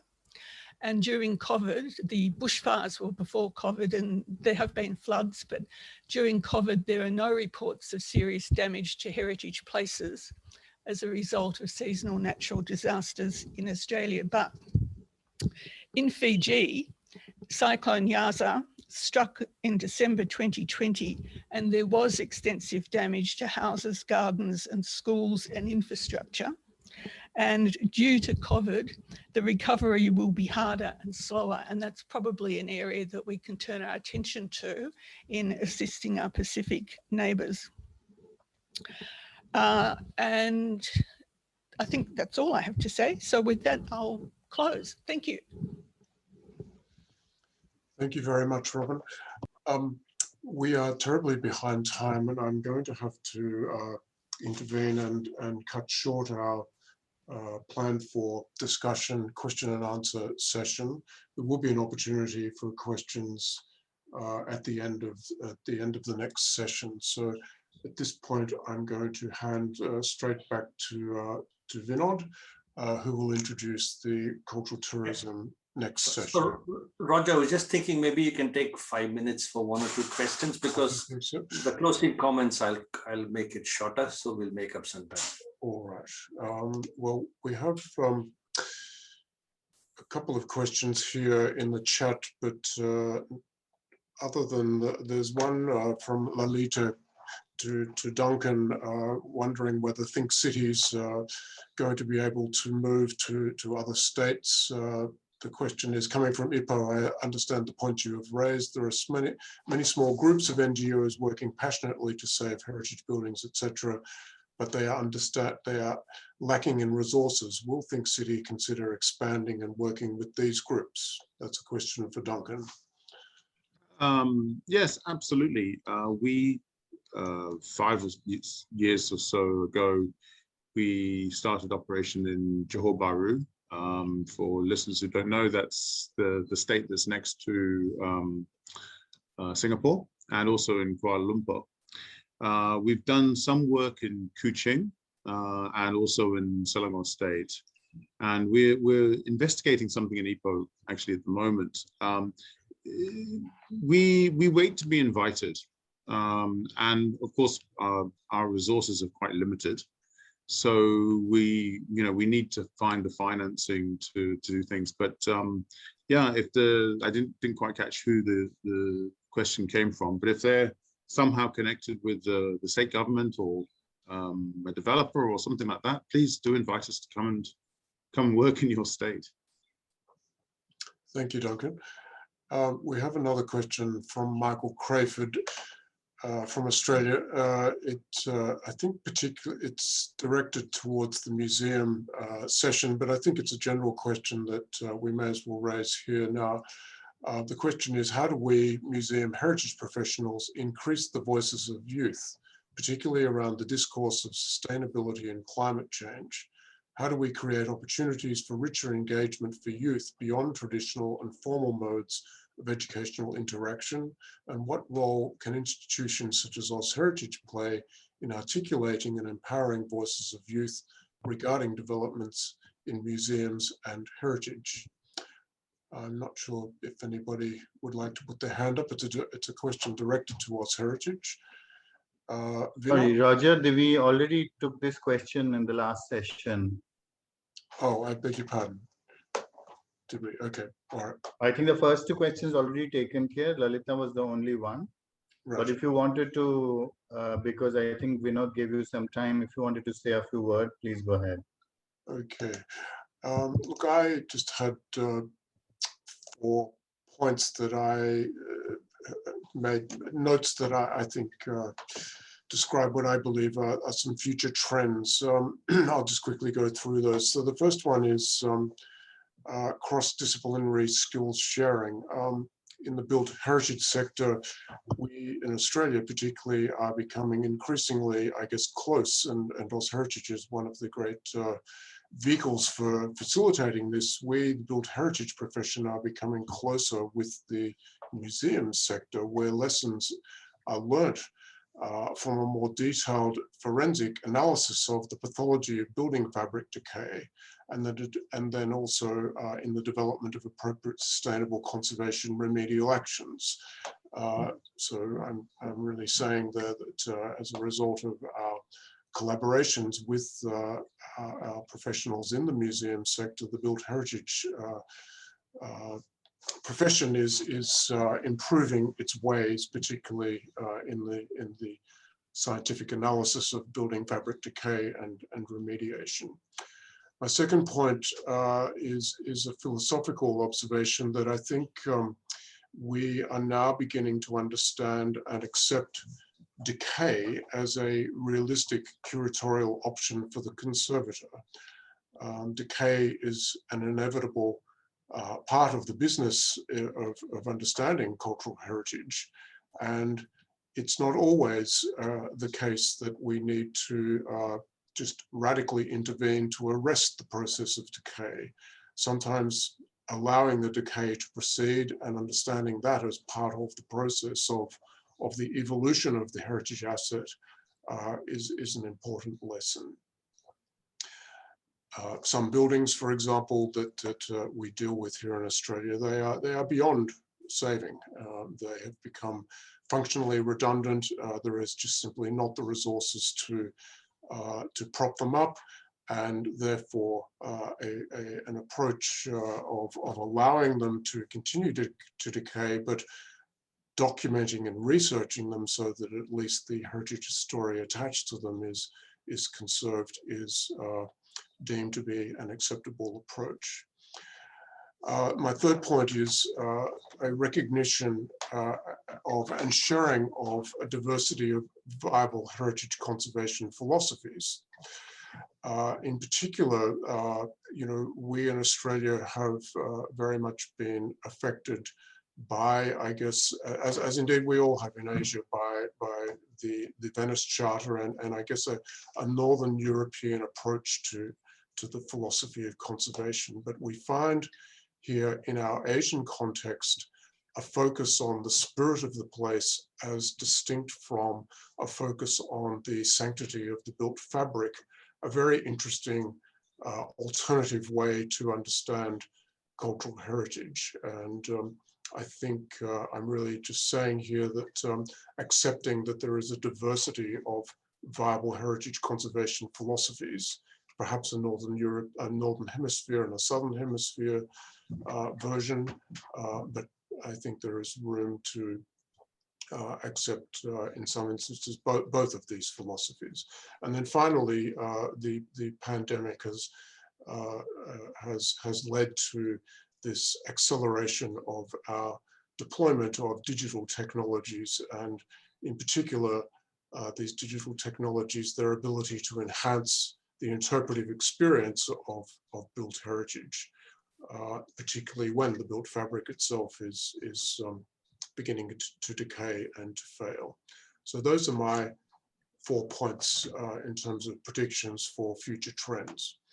I'm not sure if anybody would like to step in and make any further comments at that point, or whether it's time now to move to. I think we should move to the next one, Roger.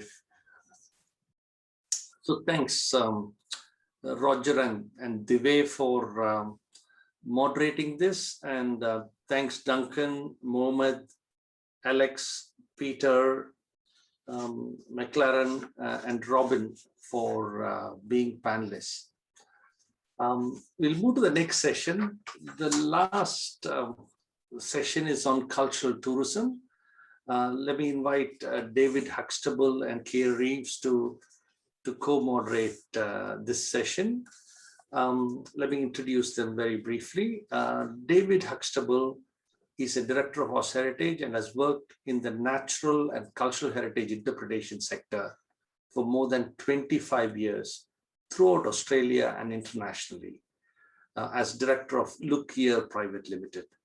Throughout this time, David has focused on developing inventive interpretation that establishes a structure between a site, its significance, its stories, and the people who visit it.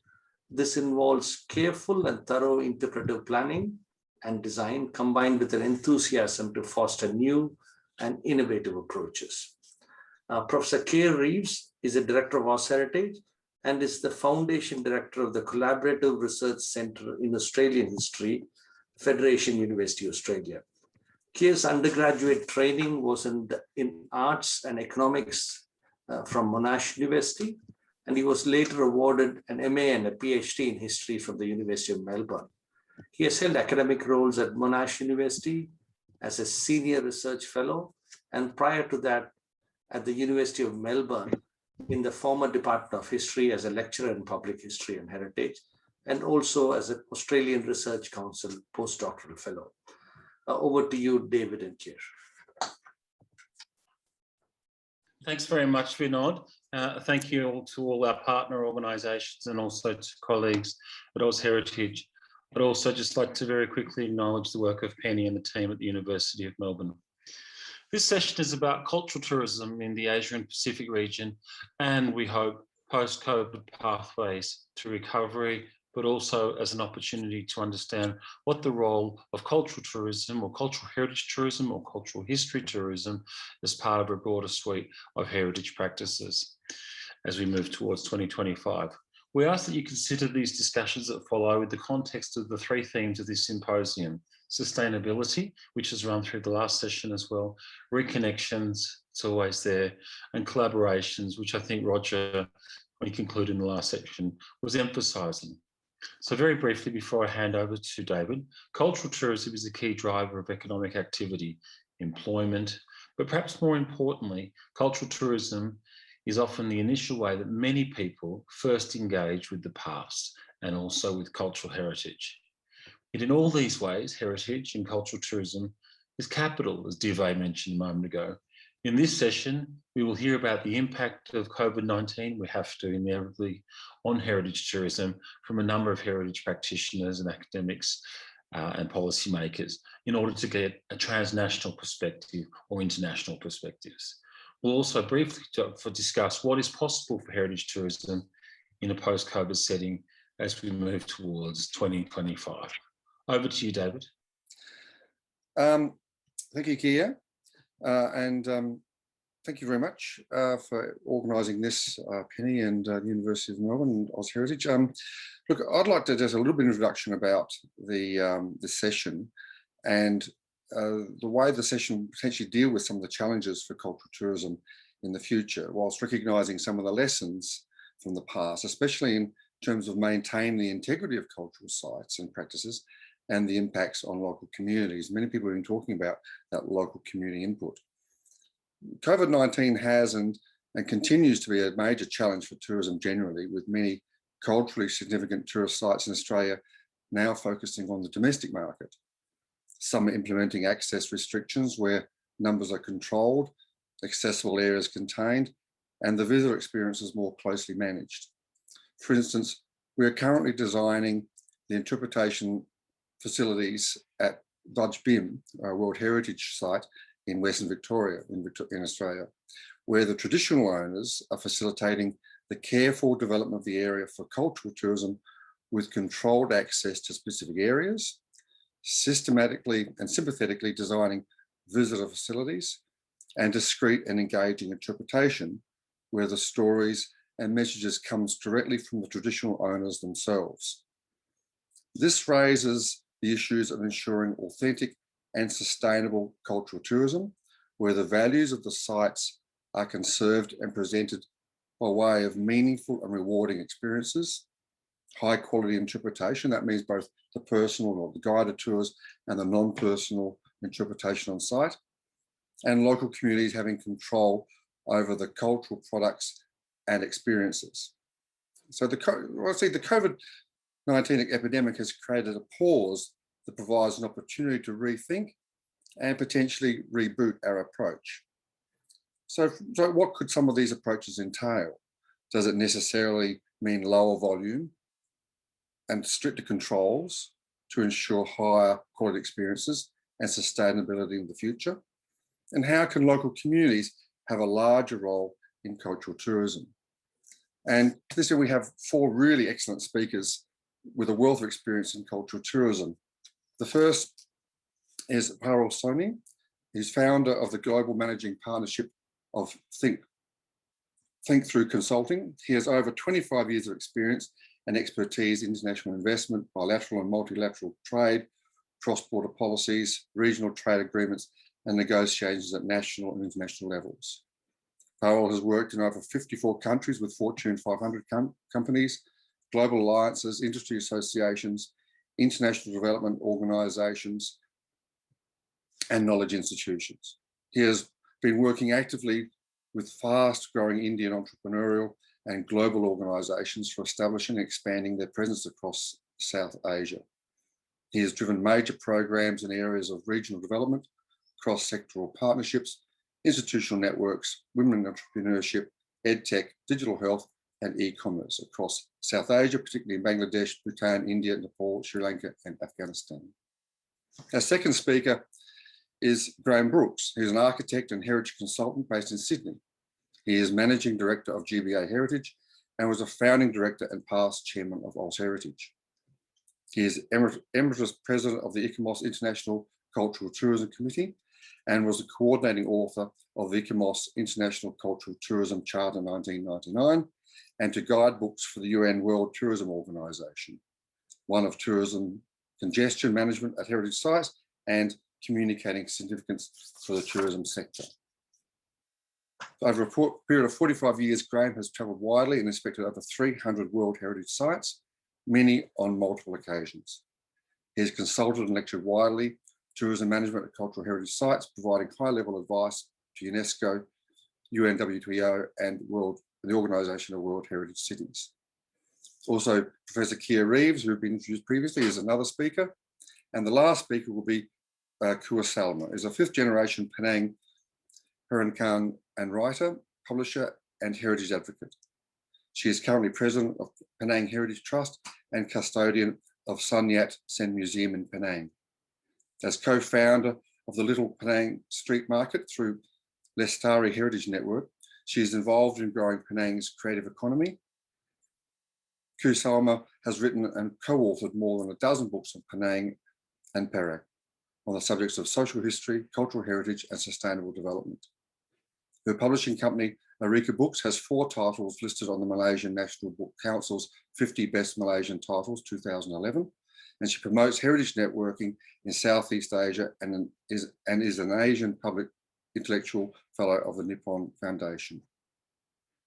Kua Salma is also director and partner of the Lestari Heritage Network, founded in 2004, which has convened meetings on heritage conservation in Asia.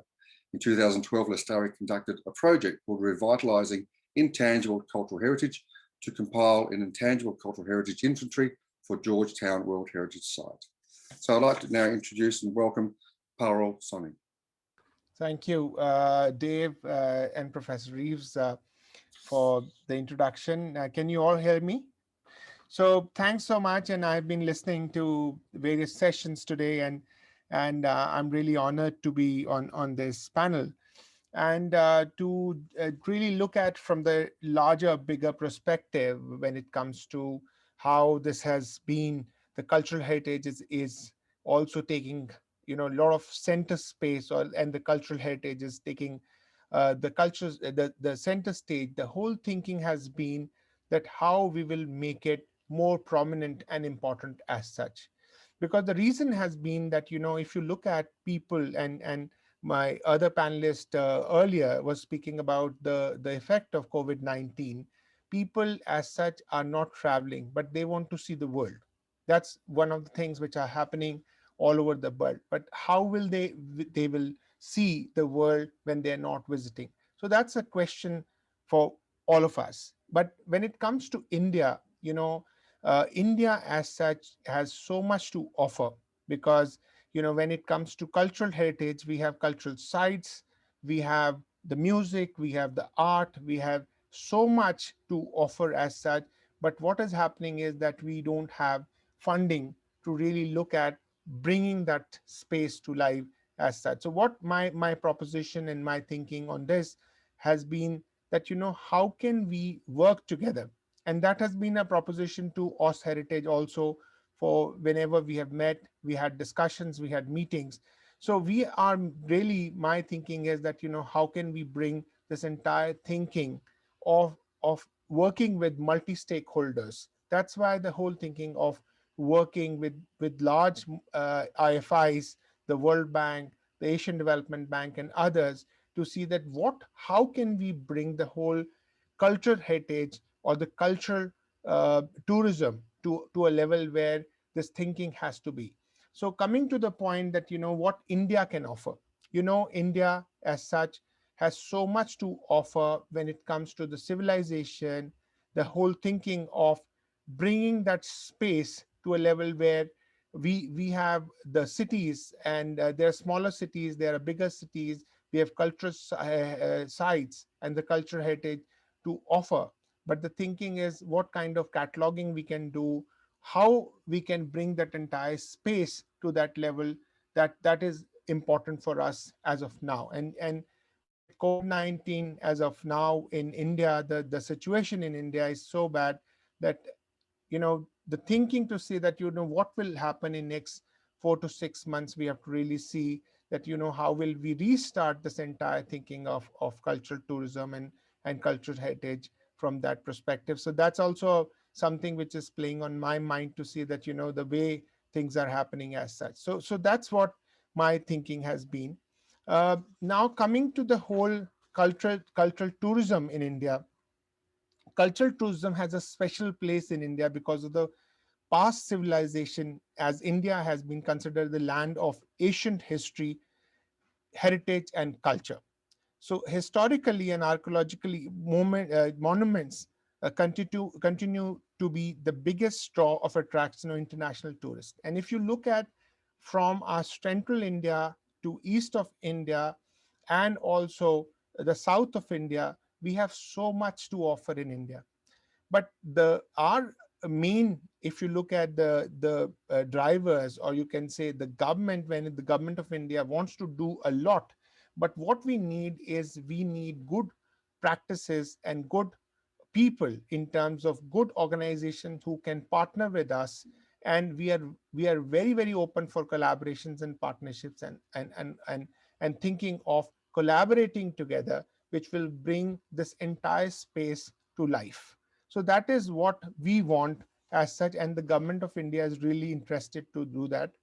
And that's why if you see, government of India started Incredible India, the campaign. The campaign is a bit old now, but still what we are trying to do is we are trying to bring that to a central, at a central level, that how we can bring the cultural heritage, the cultural tourism, art, art and culture together to bring that kind of thinking as such. So my point here is that we have a lot to offer, but we have to also create a kind of a combination of different organizations, because we are a vast country.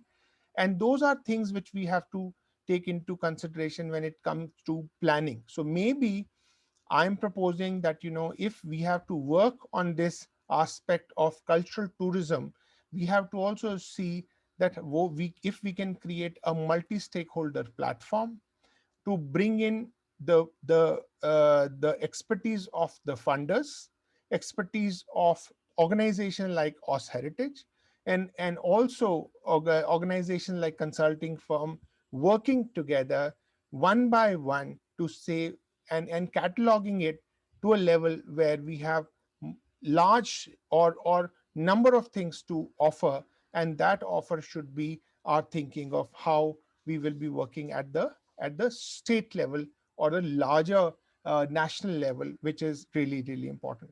So one is history. What we have to offer, or what we can offer, is one is the historical and the history to what we can bring in. The second is our music, because when it comes to culture, we have things to offer.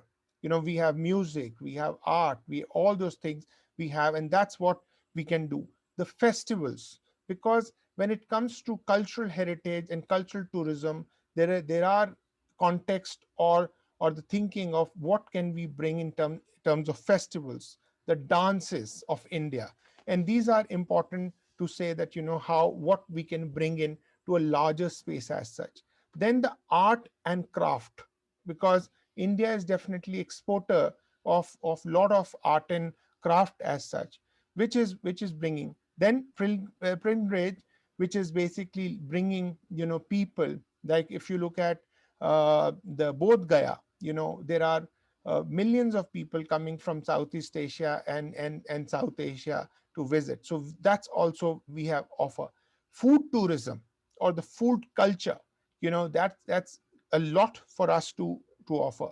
Clothing and many other things. So my thinking is, if we can combine this effort with the money, with the aspect of technical assistance and all the ingredients which can bring the whole value of cultural tourism, the culture together with dance, with festivals, with all what we are talking about, the food, the cuisine, I think we will be in a great way to combine this effort, which as of now is missing in this part of India. But the thing is, we are not in a position to give the entire flavor into this entire thinking. So that's what I wanted to say.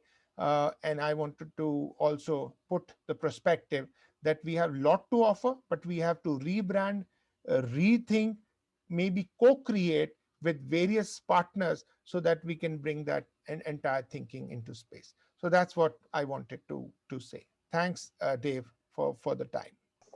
Thank you, Parol. That was very interesting. I'm particularly interested in the idea of food and festivals and that sort of thing, which often just taken sometimes, isn't it wonderful, but then actually understanding what it really means. And as a heritage interpretation person, that's something I find has a lot of potential. Anyway, I won't go on too much. I'd like to then introduce our next speaker, and that's Graham Brooks, who is, I'm sure, will be a very engaging talk. Thank you, Graham. Thank you, David. Now, do I have my face and my voice up yet? Yes, you do, Graham. Okay, thank you then. Yeah, look, I really appreciate all the work that's been put into this seminar, this whole afternoon's workshop, but and particularly just the way that the cultural tourism has come to try and draw a lot of these threads together. A number of people have spoken of how the COVID impact has closed everything down, and I think Roger said it very wisely, that now is a time to stand back and perhaps take a challenge at how we work this forward when things start to revive. Next slide. Essentially, what was happening with tourism over the last 4 or 5 years at least, it was going up exponentially. International arrivals particularly had gone well past 1 billion people a year. So tourism, you might say, was almost getting out of control in terms of what it was doing, because cultural sites are fundamentally about 40% of the world's tourism assets, and natural sites probably another 40% when you add all these cultural values and intangible values. So we're dealing here with a huge percentage of the world's tourism assets, and it's our responsibility to help try and manage those far more carefully. So effectively what I'm saying this afternoon, the challenges are communicating heritage, conserving heritage, and enhancing community livelihoods. Next, please. What I'm going to do is to show you quite a lot of slides this afternoon, just to pick the messages up. What we'll begin with is a number of the World Heritage sites around Asia and the Pacific, and obviously the rest of the world, just to give you an idea of the range of things that we're talking about. This is Angkor Wat in Cambodia. Next. Next, please. The Elephanta Caves in India, which are just one of those sorts of caves, the carved out rock temples. The Ajanta and Ellora caves, where I was working some years ago with UNESCO, are extraordinarily impressive and interesting. Next. Historic trading ports are very much a part of Asian culture, and historic colonial settlements. Asia in particular has a multi-layered history, its ethnic history, its colonial histories, and a lot of it now is its revival of national identities. So how you mix all those forces together is a very interesting challenge for tourism and policy planning. Next. Religious sites, pilgrimage sites, this one in Kandy in Sri Lanka, a huge component of Asian society, many, many variations, many religious overlayers, sometimes competing, sometimes complementing. India, of course, has many of these as well. Next, please. Historic towns and historic places of worship. Before we went to Xi'an for an ICOMOS conference in 2005, I had no idea that Xi'an was in fact the very edge of Western penetration, Western religious penetration, particularly into China. I'd always thought of it more about the Silk Road. So again, every time you travel, you're picking up extraordinary new personal messages about how the world has worked. Next. Of course, natural sites and national parks are a very important part of this. The time I went to a park in China, they had 2.5 million tourists a year in a national park. That's enough to make most natural park managers pale at the challenge. But I think one of the messages that's coming out now is how you strengthen sites to handle increased tourism. Next. Indigenous cultures and Indigenous cultural landscapes are a very important part of Australian character and culture. but I think increasingly right across the world, we're all discovering the real strengths of the Indigenous layers that go before us. Next.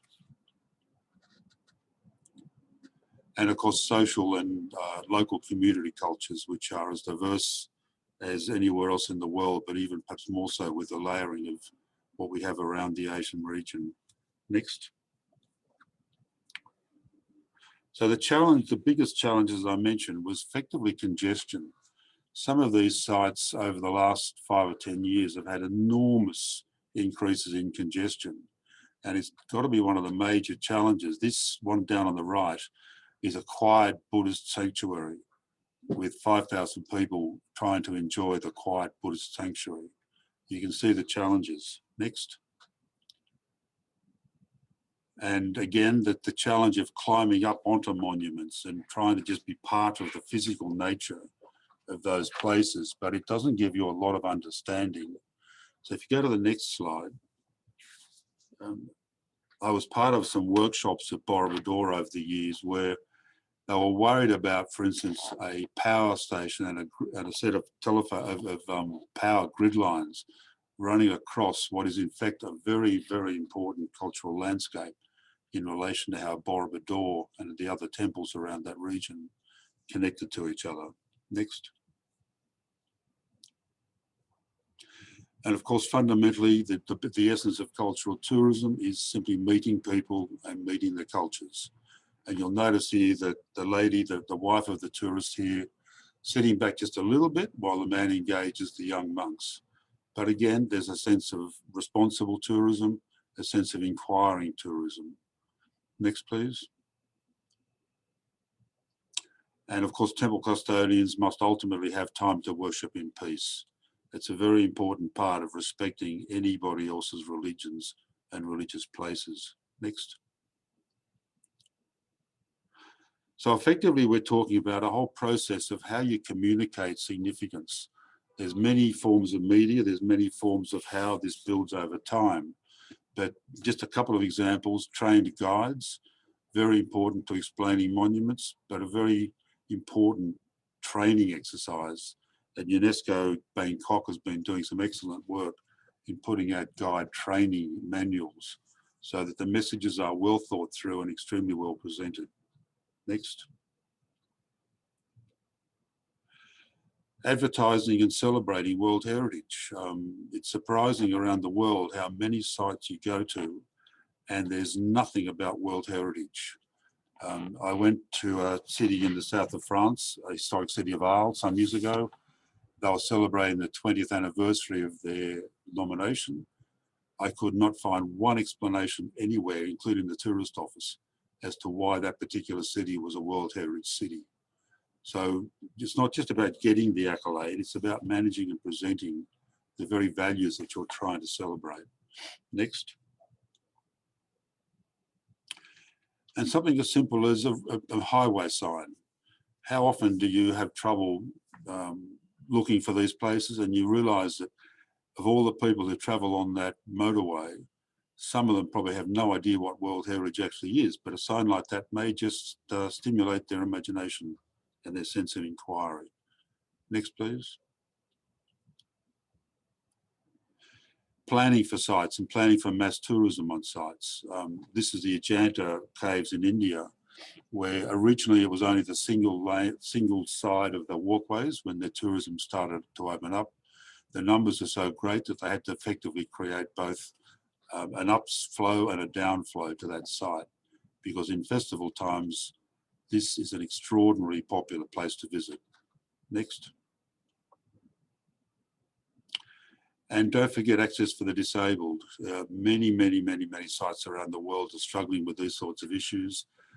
Traditionally, there's a design issue about how much you layer over the original character of the site to give access. It's a very important and a very sensitive task. And you can imagine that lady on the right when half of the museum was upstairs and there was no lift. Next, please. Simple things, uncontrolled bus parking with right on top of the monument. When I first went to see the the big aqueduct in the south of France, Pont du Gard. The buses parked in the same way that this bus was parking. Now, 20 years later, they've got an enormous parking area for one of the most popular sites in France, but it's well away from the monument.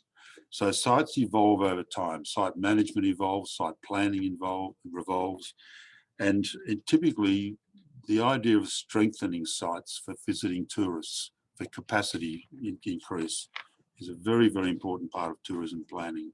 Next. Again, don't just plan for the tourists. This particular bridge in central Vietnam, a very important bridge to go out to a World Heritage Site, but it also provides a major benefit for the local communities.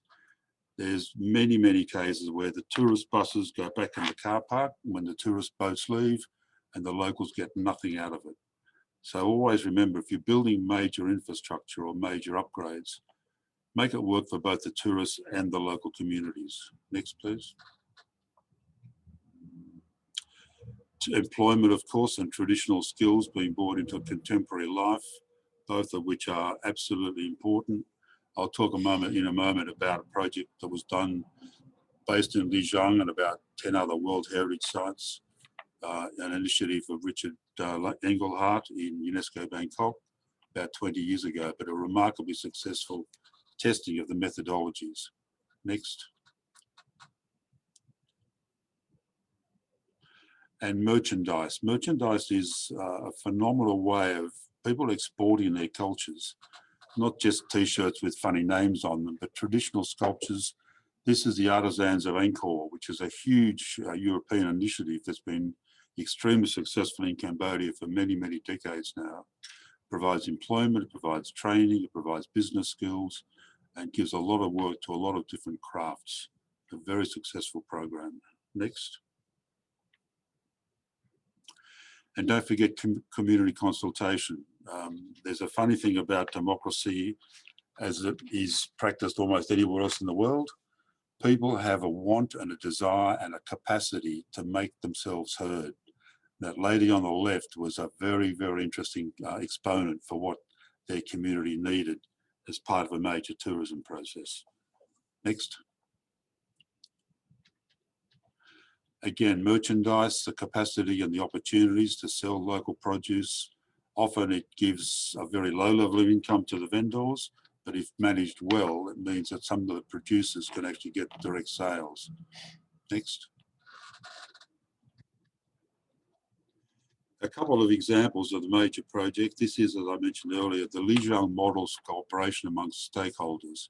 It brought together quite a few people. We had about 4 or 5 separate workshops, including in Penang and Malacca, in Lijiang, in Bhaktapur, and in the Philippines.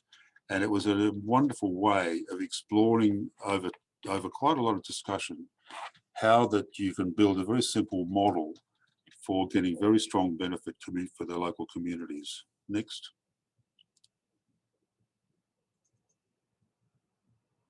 And as I mentioned earlier, 2 of the major documents which I wrote for, authored for the World Tourism Organization, one was about congestion on natural and cultural sites and the various techniques to use as both getting there and getting into and then moving around the site. And the second one, next, is the idea of communicating heritage through the tourism sector. Fundamentally, that was working on the principle that well-informed tourists are at the very centre of all sustainable tourism activity. And this handbook was exploring the ways that you can build up that expectation on the journey, the intellectual and physical journey of the tourist getting to the site. Next. And just a couple. Tourism, as we know, has been with us for millennia. Next. But do we really want it to finish up like that? Or the last slide, next. Has to be a much better outcome. Friendship, sharing, exchange of life, exchange of cultures, making friends. Thank you very much. Thank you, Graham. That was really interesting. I really love the idea of merchandise having the potential of storytelling. They can be beautiful items, but they have all sorts of stories that go with them. And if those stories are explained, especially by the people who created them, that adds so much more meaning to that trip and to the items that people might purchase. But move on quickly. Next speaker is Professor Kia Reeves, our co-presenter, or co-moderator, I should say. Kia, over to you. Thanks very much. I'll be very quick. Thanks very much, Dave. It's almost 3 decades, and great talk. It's hard to follow. It is almost 3 decades since John Urry published his widely influential book, The Tourist Gaze, that considered the economic, environmental, community and cultural implications of tourism. This increase in tourism that happened almost exponentially throughout Asia led to more encounters and highlighted the need for tourism operators and policymakers to consider the local response of host communities, something that already echoes with this session.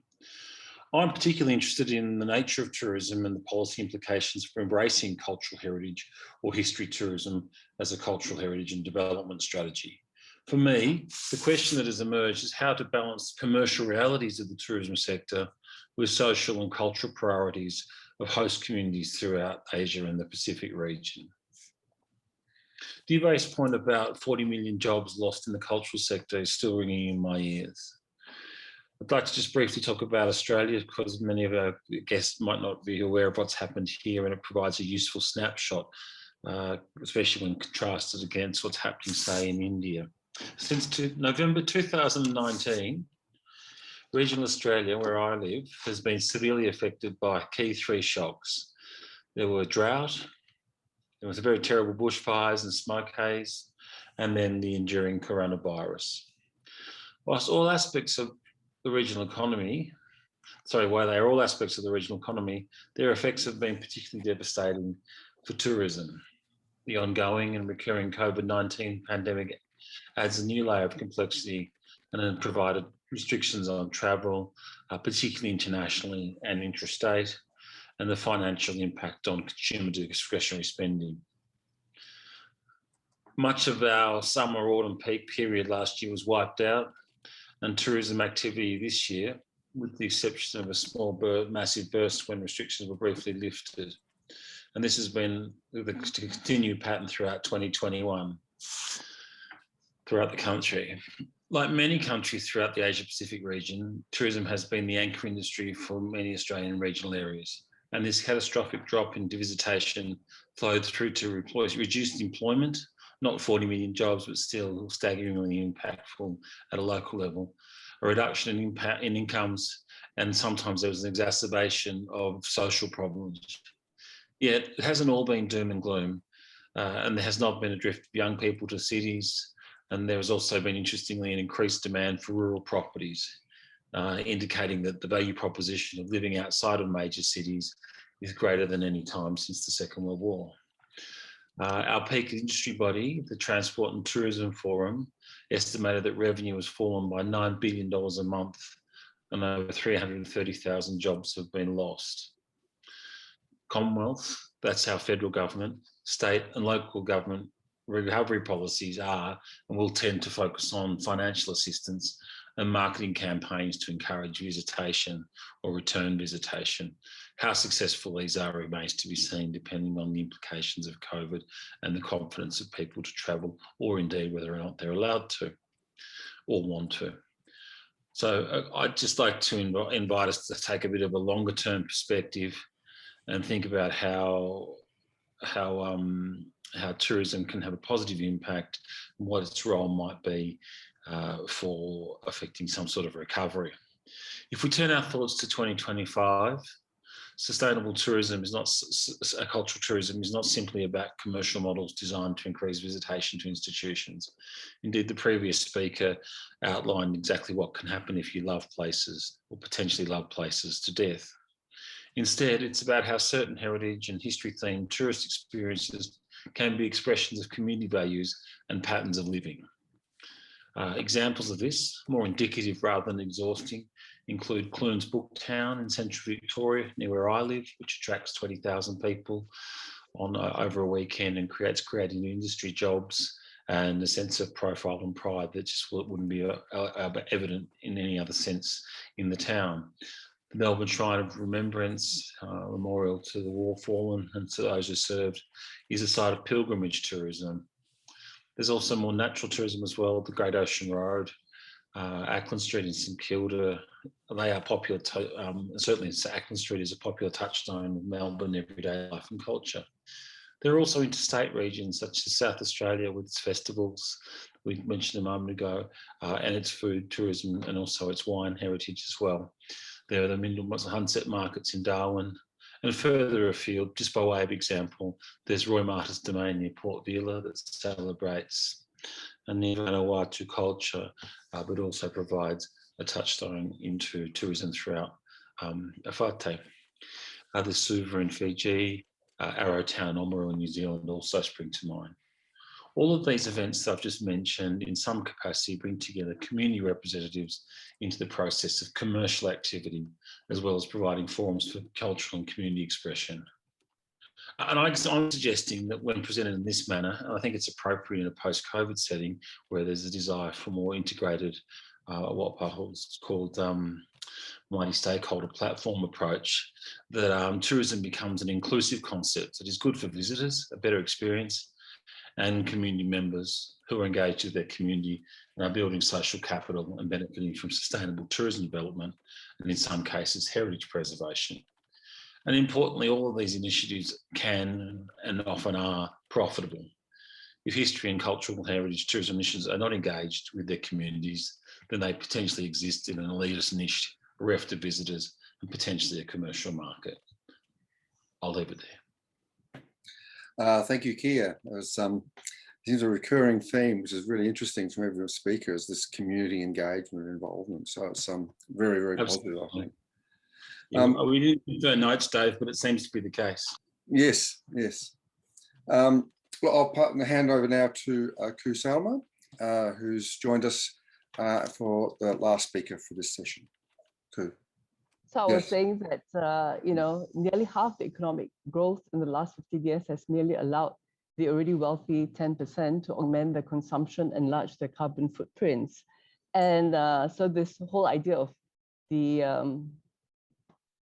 affluenza, the disease of the affluent who have unsustainable lifestyles and unsustainable travel patterns has kind of brought us to the stage. You can see the video and you can hear, right?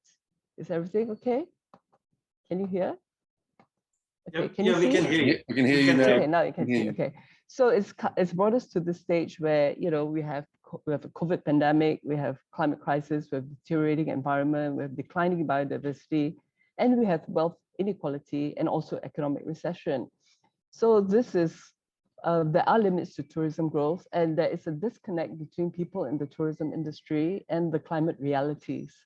So we have been stopped in our tracks, in the last, more than a year now, and there are consequences. But, maybe it's an idea that we have to get used to, because it may not be, this pandemic will not end tomorrow, and it may not be the last one. So there could be repeats of a pandemic such as this.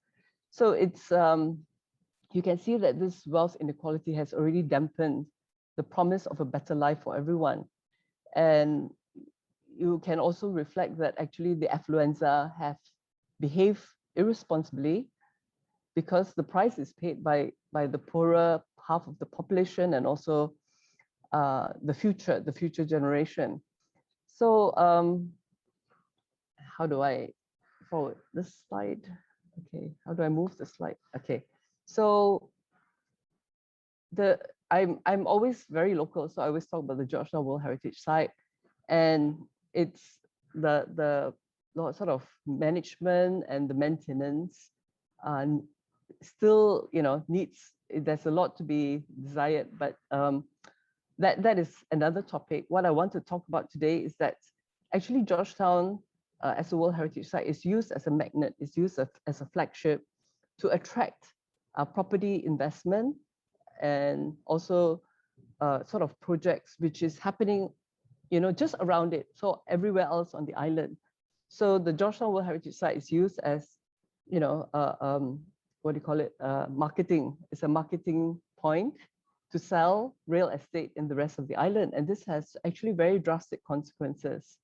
So, and then there's a disconnect between the tourism industry, which has been told to expect a lot of visitors.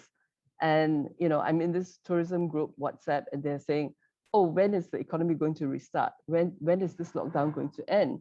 And when is the government going to give us more incentives? And you can see why, because a lot has been invested in infrastructure to increase the capacity for arrivals, let's say cruise ship arrivals. And this is, you know, from, in fact, in the structure plan, there has been expansion from 3,000 guests to 12,000 guests per day. And this is, of course, with a Georgetown historic city population of less than 10,000 people. So it's definitely going to overwhelm the city. But the city is already, you know, not as livable as it used to be. So, and the people in the tourism industry are totally oblivious to the fact that cruise ship can emit as much pollution as 1 million cars. You know, this is very well known now, but the realization comes slowly, and therefore when the plans are implemented to actually expand tourism infrastructure in a certain way, it's going to bring the most negative consequences. This is a place just outside the border of the Georgetown World Heritage Site, and it's the Prangin Canal, which is supposed to be, it's a historic canal, which is supposed to be the boundary. And there was an LRT monorail and, you know, terminus, which was going to be built on the site. And this is what actually really woke me up, because before that I was very much just involved in the World Heritage Site and in cultural tourism issues or cultural heritage issues. And then I realized that there was going to be this massive infrastructure that was going to be built all throughout the island. And this is that, you know, we wrote to UNESCO, and then UNESCO then sort of looked into it. And then this LRT terminal has been downsized a bit.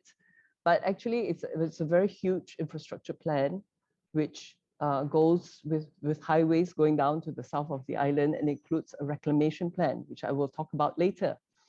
So there is that I've kind of mapped out this outline of, you know, anything that is relevant to UNESCO. One is the here, the World Heritage Site here, which is half of, you know, it's Georgetown and Malacca actually. And then this is going to be nominated, it is being nominated for Man and Biosphere. And then this green island is actually, so on this side is the hills, and here is an island, and the island actually missed the opportunity because it is historically very significant as a leprosarium. And it was a quarantine station, it was a detention center, and so forth. And Sungai Buloh, which is this kind of the sister site, which is in a southern state, or in the central state, has been nominated, is on the tentative list, the UNESCO tentative list. But our government was more interested in condominium development on Juraja Island, and therefore, you know, didn't want to put it on this tentative list. So then when you go further south, as you can see the southern islands here, okay, when you go further south, this is, there's this idea to reclaim islands.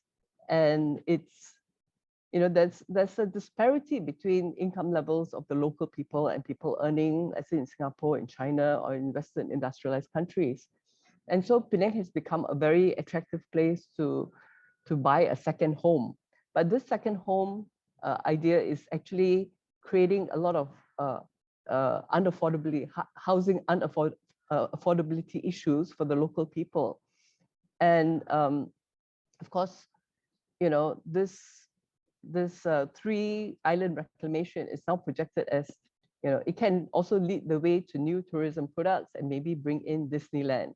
But the fact is that the carbon emissions from this work and from the sand mining is going to be devastating, and it has a devastating impact on the local fishermen. So the project hasn't started yet, but there are announcements like every week that the project is going to start soon. So you can see that around here, there are coastal fishermen who actually are full-time fishermen, and their livelihoods actually are going to be threatened by this project. And what else is at stake is a lot of marine biodiversity. And the fishermen, their response to it is, yeah, it's pretty to look at, but will it potentially destroy the treasure which God has given us since our ancestors' times? What will be the fishermen's fate? Why is it that there are coming into, it directly impacts the fishing grounds where we fishermen eat a living? So this is there's a disconnect between the tourism industry and the local people's livelihoods or their realities. And cultural tourism somehow does play a role, not directly, but as a kind of flagship, because what is projected, the message that is projected is that, Georgetown is a very cultural place. But what is happening is a lot of, there's going to be sand mining, reclamation, real estate development. So, okay. So, sorry, this slide, can't control it very well. Okay, so it's going to affect the local, population as well because of, food security, a hike in food prices, and ripple effects on the B40 community. And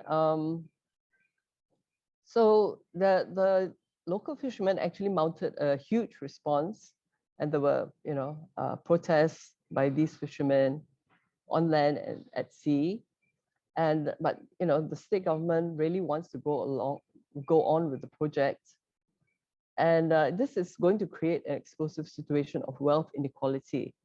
But you can imagine that these islands actually, the kind of fantasy islands that they are trying to make actually is trying to appeal to tourists. And they even call the island biodiverse city. So the idea of eco-tourism and the idea of cultural tourism has been co-opted. I want to show you this very charming park, which is a neighborhood park, which has been, the community has cleaned up the river. They have an urban farm next to it. And this kind of it was a local attraction, which could be ideal for, let's say, backyard tourism. Now there's a highway which is planned over it because, maybe it's the real value of this park is not seen.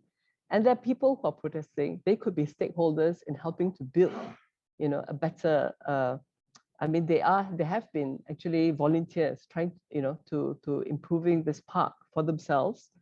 And the park has a lot of visitors as well, but somehow the value is not recognized. So we know that we have a lot of challenges ahead, not just COVID, but recession, climate change, and also biodiversity loss, which is even going to be worse. Like if you don't have any more bees to pollinate your plants, right? So let's go back to this idea of what is cultural tourism. It's basically having memorable places which motivate travel, leisure, and tourism products. So you convert promise to experience, and you convert experience to memory. Okay, but cultural tourism expertise actually is not, even if we totally transform this idea, this paradigm of cultural tourism expertise is valuable, and it should be, it could be redeployed to interest people in cultural diversity and biological diversity in their own backyard. So there will be some adjustments, I think, like targeting domestic tourists and excursionists, redesigning, places to have a smaller carbon footprint, building linkages towards a circular economy, incorporate inclusivity of local stakeholders, socially innovative co-design and co-production with the stakeholders, and creating new narratives around nature restoration, agricultural regeneration, and cultural and community revitalization. And what is resilient tourism? Sorry, this slide thing. Okay, so resilient tourism is for cultural heritage sites is having religious buildings and public buildings that serve their original functions, historic districts that serve as housing and workplaces, artisanal workshops that make things still used by local people, including festival items, which could be seasonal, a historic homestead that produces, let's say, for example, food, flowers, and vegetables for the local market, recreational spaces that serve the community, a museum and libraries which primarily serve as educational resource for the community. And this is what we used to have. And then it was somehow, that this idea that everything had to be for tourists. So resilient tourism attractions should be an asset to the local economy and not over-reliant on tourism. It will survive even if there's a shutdown of the global economy. It shouldn't be too artificially sustained. It shouldn't require huge external inputs. It's something that you would like to have as your neighbor or in your backyard. That's what makes it resilient. Okay, so the principles are very similar to that of permaculture. In permaculture, an idea born in Australia, I think, or at least, it's very strong in Australia. So permaculture seeks to minimize waste, human labor, and energy input, and seeks to maximize benefits through synergy. It's built on ethical foundations of earth care, people care, and fair share. And I think these are very good principles. So when we talk about participation, there is many types of participation. Is participation in a workshop and all that. But sometimes, when I see this kind of participation exercises, then after that, the workshop is over, and then the consultant has, some results to then put to, let's say, the local government or the majority business stakeholder. Okay, but is it really coming from the people themselves? Because the workshop already frames the kind of dimensions of the discussion. So I think we have to really rethink the whole idea of meaningful participation, and actually there should be much more not just inputs, but actually, an enabling of what community wants, rather than saying this is what tourists might want, and then what do you think about it? So I just want to quote from this tourism and degrowth. So I think we are facing a future of deglobalization and also degrowth, or we should, or we need to, otherwise, it's kind of the end of planetary life as we know it. So on the one hand, growth in mass tourism increases pressure on existing spaces while continually colonizing new ones. And we have seen this happen, that tourists want purer and more pristine places, right? And it's leading to greenfield rather than brownfield development. Meanwhile, efforts to combat this by redirecting the industry towards more exclusive high-income tourism segregates spaces from locals entirely. So there's also a structural inequality and class difference which is at play in the local milieu, in the tourist sites. So combined, these dynamics are transforming formerly multifunctional cities into monocultural tourist resorts. And monocultural tourist resorts are like those World Heritage sites where you can see it from one angle, it looks fine. And then when you look back, it's surrounded by hotels and all sorts of tourist outlets, right? So touristification of cities is increasingly met by discontent of local communities deprived of their places. Over-tourism is a real issue, and we must face the challenge of rethinking and remaking one of the world's biggest industries. The time has come to start talking seriously about tourism and degrowth. So the idea of degrowth in tourism. Thank you. Thank you, Ku. That was very interesting. Now we're moving, I think, to the Q&A session. I'm not quite sure, looking at the chat, I'm not quite sure if there's any Q&A chats at the moment, but I actually have a particular question in the absence of any. And the meaningful participation, I think that's really, really important. But of course, how do you potentially communicate this to the decision makers with all the weight of history, I suppose, if you like, and all financials? Are they listening? How can we make that change in the face of what is there at the moment? I really have no idea, but basically we have been saying, stop the reclamation. And, this is not what the fishermen want. And then you just hope that there's some cracks in their system so that, then somebody starts to listen. And we don't know whether that's going to happen because, but I think that the cultural tourism industry, because I think the people who are involved in cultural tourism are very sensitive to local community. But then there is an expectation for you to service, the needs of, the larger tourism industry. And we have been also guilty of playing to that need. We have been saying, we have been trying to be the mediator, trying to be the negotiator, but sometimes not fully on the side of, the people who need to be represented. Mm. Yes, indeed. Kia, did you have any questions?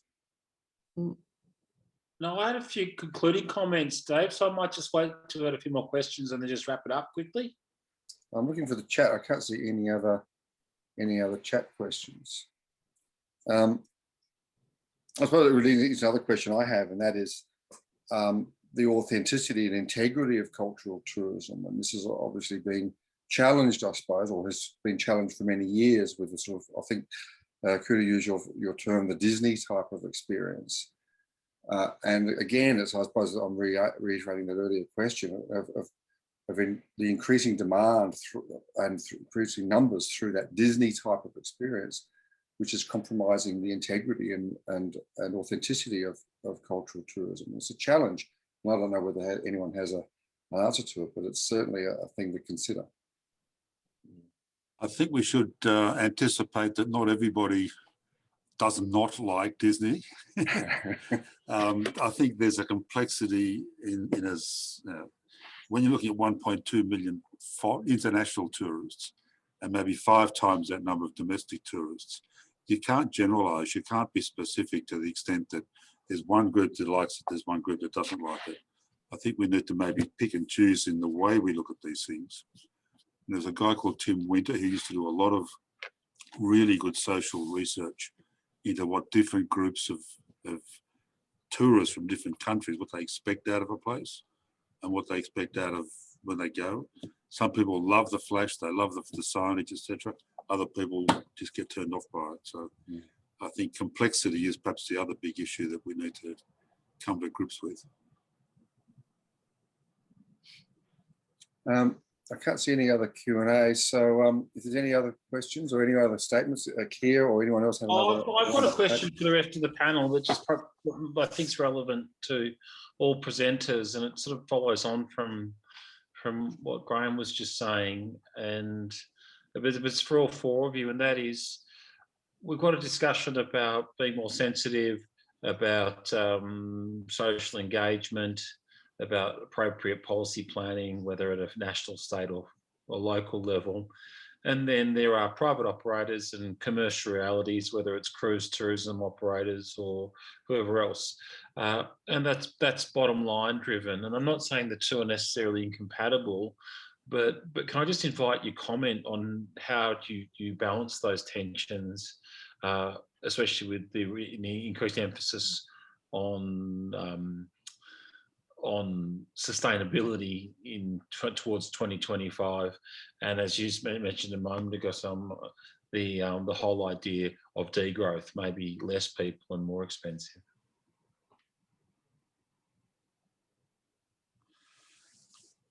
One thing that you might be interested in is that the World Tourism Organization over the last, I don't know, good 10 years at least, particularly under their former Secretary General, was working very, very, very hard to get that message out to his own industry. So believe me, the tourism industry is not the ignorant, hungry beast that it seems to be. Yes, they've got to make a lot of money, unless they go about things sometimes in a terrible way. But the industry itself realises how fragile their asset base actually is. And as I keep on saying, we as an industry, as a sector, hold the keys to the survival of maybe 80% of the world's tourism assets. And that is one heck of a job for the conservation sector, both natural and cultural. and social and intangible and everything else. So, you know, our voice should be out there much more than it is.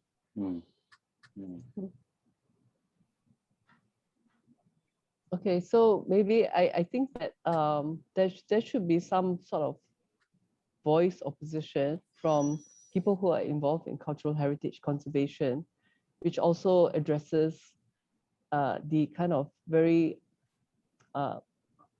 unsustainable and wasteful patterns in tourism. I mean, as I mentioned, the cruise ship is one extreme, but that extreme is still being perpetuated. You know, so that one I think is undeniably unsustainable, and it's being rejected in some places in Europe, but in Asia, in developing countries, you know, they still welcome, and they're actually expanding facilities for cruise ships. So so that is you know, that actually there should be a very clear position on something like that. And as for designification, it's the same thing. It's like the processed food of tourism, you know. You don't eat junk food because it's bad for you. And the same thing, right? I mean, Disneyland actually is just numbing, you know, it's actually numbing people's sensitivities. And so I don't think it's harmless at all. I don't think junk food is harmless. There's also sort of like chronic metabolic disease, and the same thing with mindless tourism. It is actually very, very harmful, and we have not really, you know, taken it by the horns or really addressed that issue, because, you know, it's like we are the Titanic is sinking, and then we are rearranging the chairs, and that's why I feel, you know, that's kind of why I migrated from being very, very much involved in cultural heritage to being more involved in the environment. And species loss is much more, you know, is forever. It's much worse than, I mean, it's terrible to lose a heritage site, but we're losing species, you know. So and actually there has to be more of a conversation among people who are involved in conservation and people who are involved in the environment. You raise a very important point. I mentioned in my little introduction, we're doing a project at a place called Budge Bim in Western Victoria, the traditional owners there, and the interpretation of that as a World Heritage Site is 6,000-year-old aquaculture facilities and so on. And the stories that the community have said they really want to tell, that's coming from them, is about sustainable living and how those lessons can be learnt now from the traditional ways. And so there is that bridge, if you like, between the cultural values and the environmental values that we can learn a lot from traditional societies. So that's one thing that's actually very, very positive that's happening, but it's early days.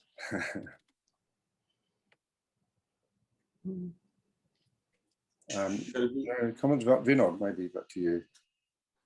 First of all, a huge thanks to all the panelists, moderators, and all the participants, you know, for being with us, for sharing so much knowledge. The panelists, I require the panelists and everybody else who spoke to stay back a little bit, because we're going to have a closed session after this where we can actually chat a little bit in terms of some concrete ideas that we can take forward. As I mentioned before, about AusHeritage, if you want to know a little bit more on AusHeritage, please do visit our website, ausheritage.org.au. You'll find quite a lot of information about AusHeritage, and you could be in touch with us if you want to, you know, be part of any of our future activities. We've had 3 fantastic sessions, and we had quite a bit of technology at play, and a huge thanks to the University of Melbourne for hosting this. For Penny and Tim, you guys have been great. I think you did everything. Penny, especially you, in terms of designing all the collaterals, getting the flow, and keeping in touch with everyone. Thank you so much. We also miss Graham. He couldn't join us today because of some unforeseen reasons, and without Graham and Penny and Tim, this would not have been possible. Thank you to all our collaborative partners, Think City, Georgetown World Heritage Incorporated, Penang Heritage Trust, Islamic Arts Museum, Main Heart, PTC, INTAC, Bureau of Cultural Heritage, and Chinese University of Technology. It's been great. So thank you all very much. I think we'll just end the session here and we'll move to the closed session. Thank you.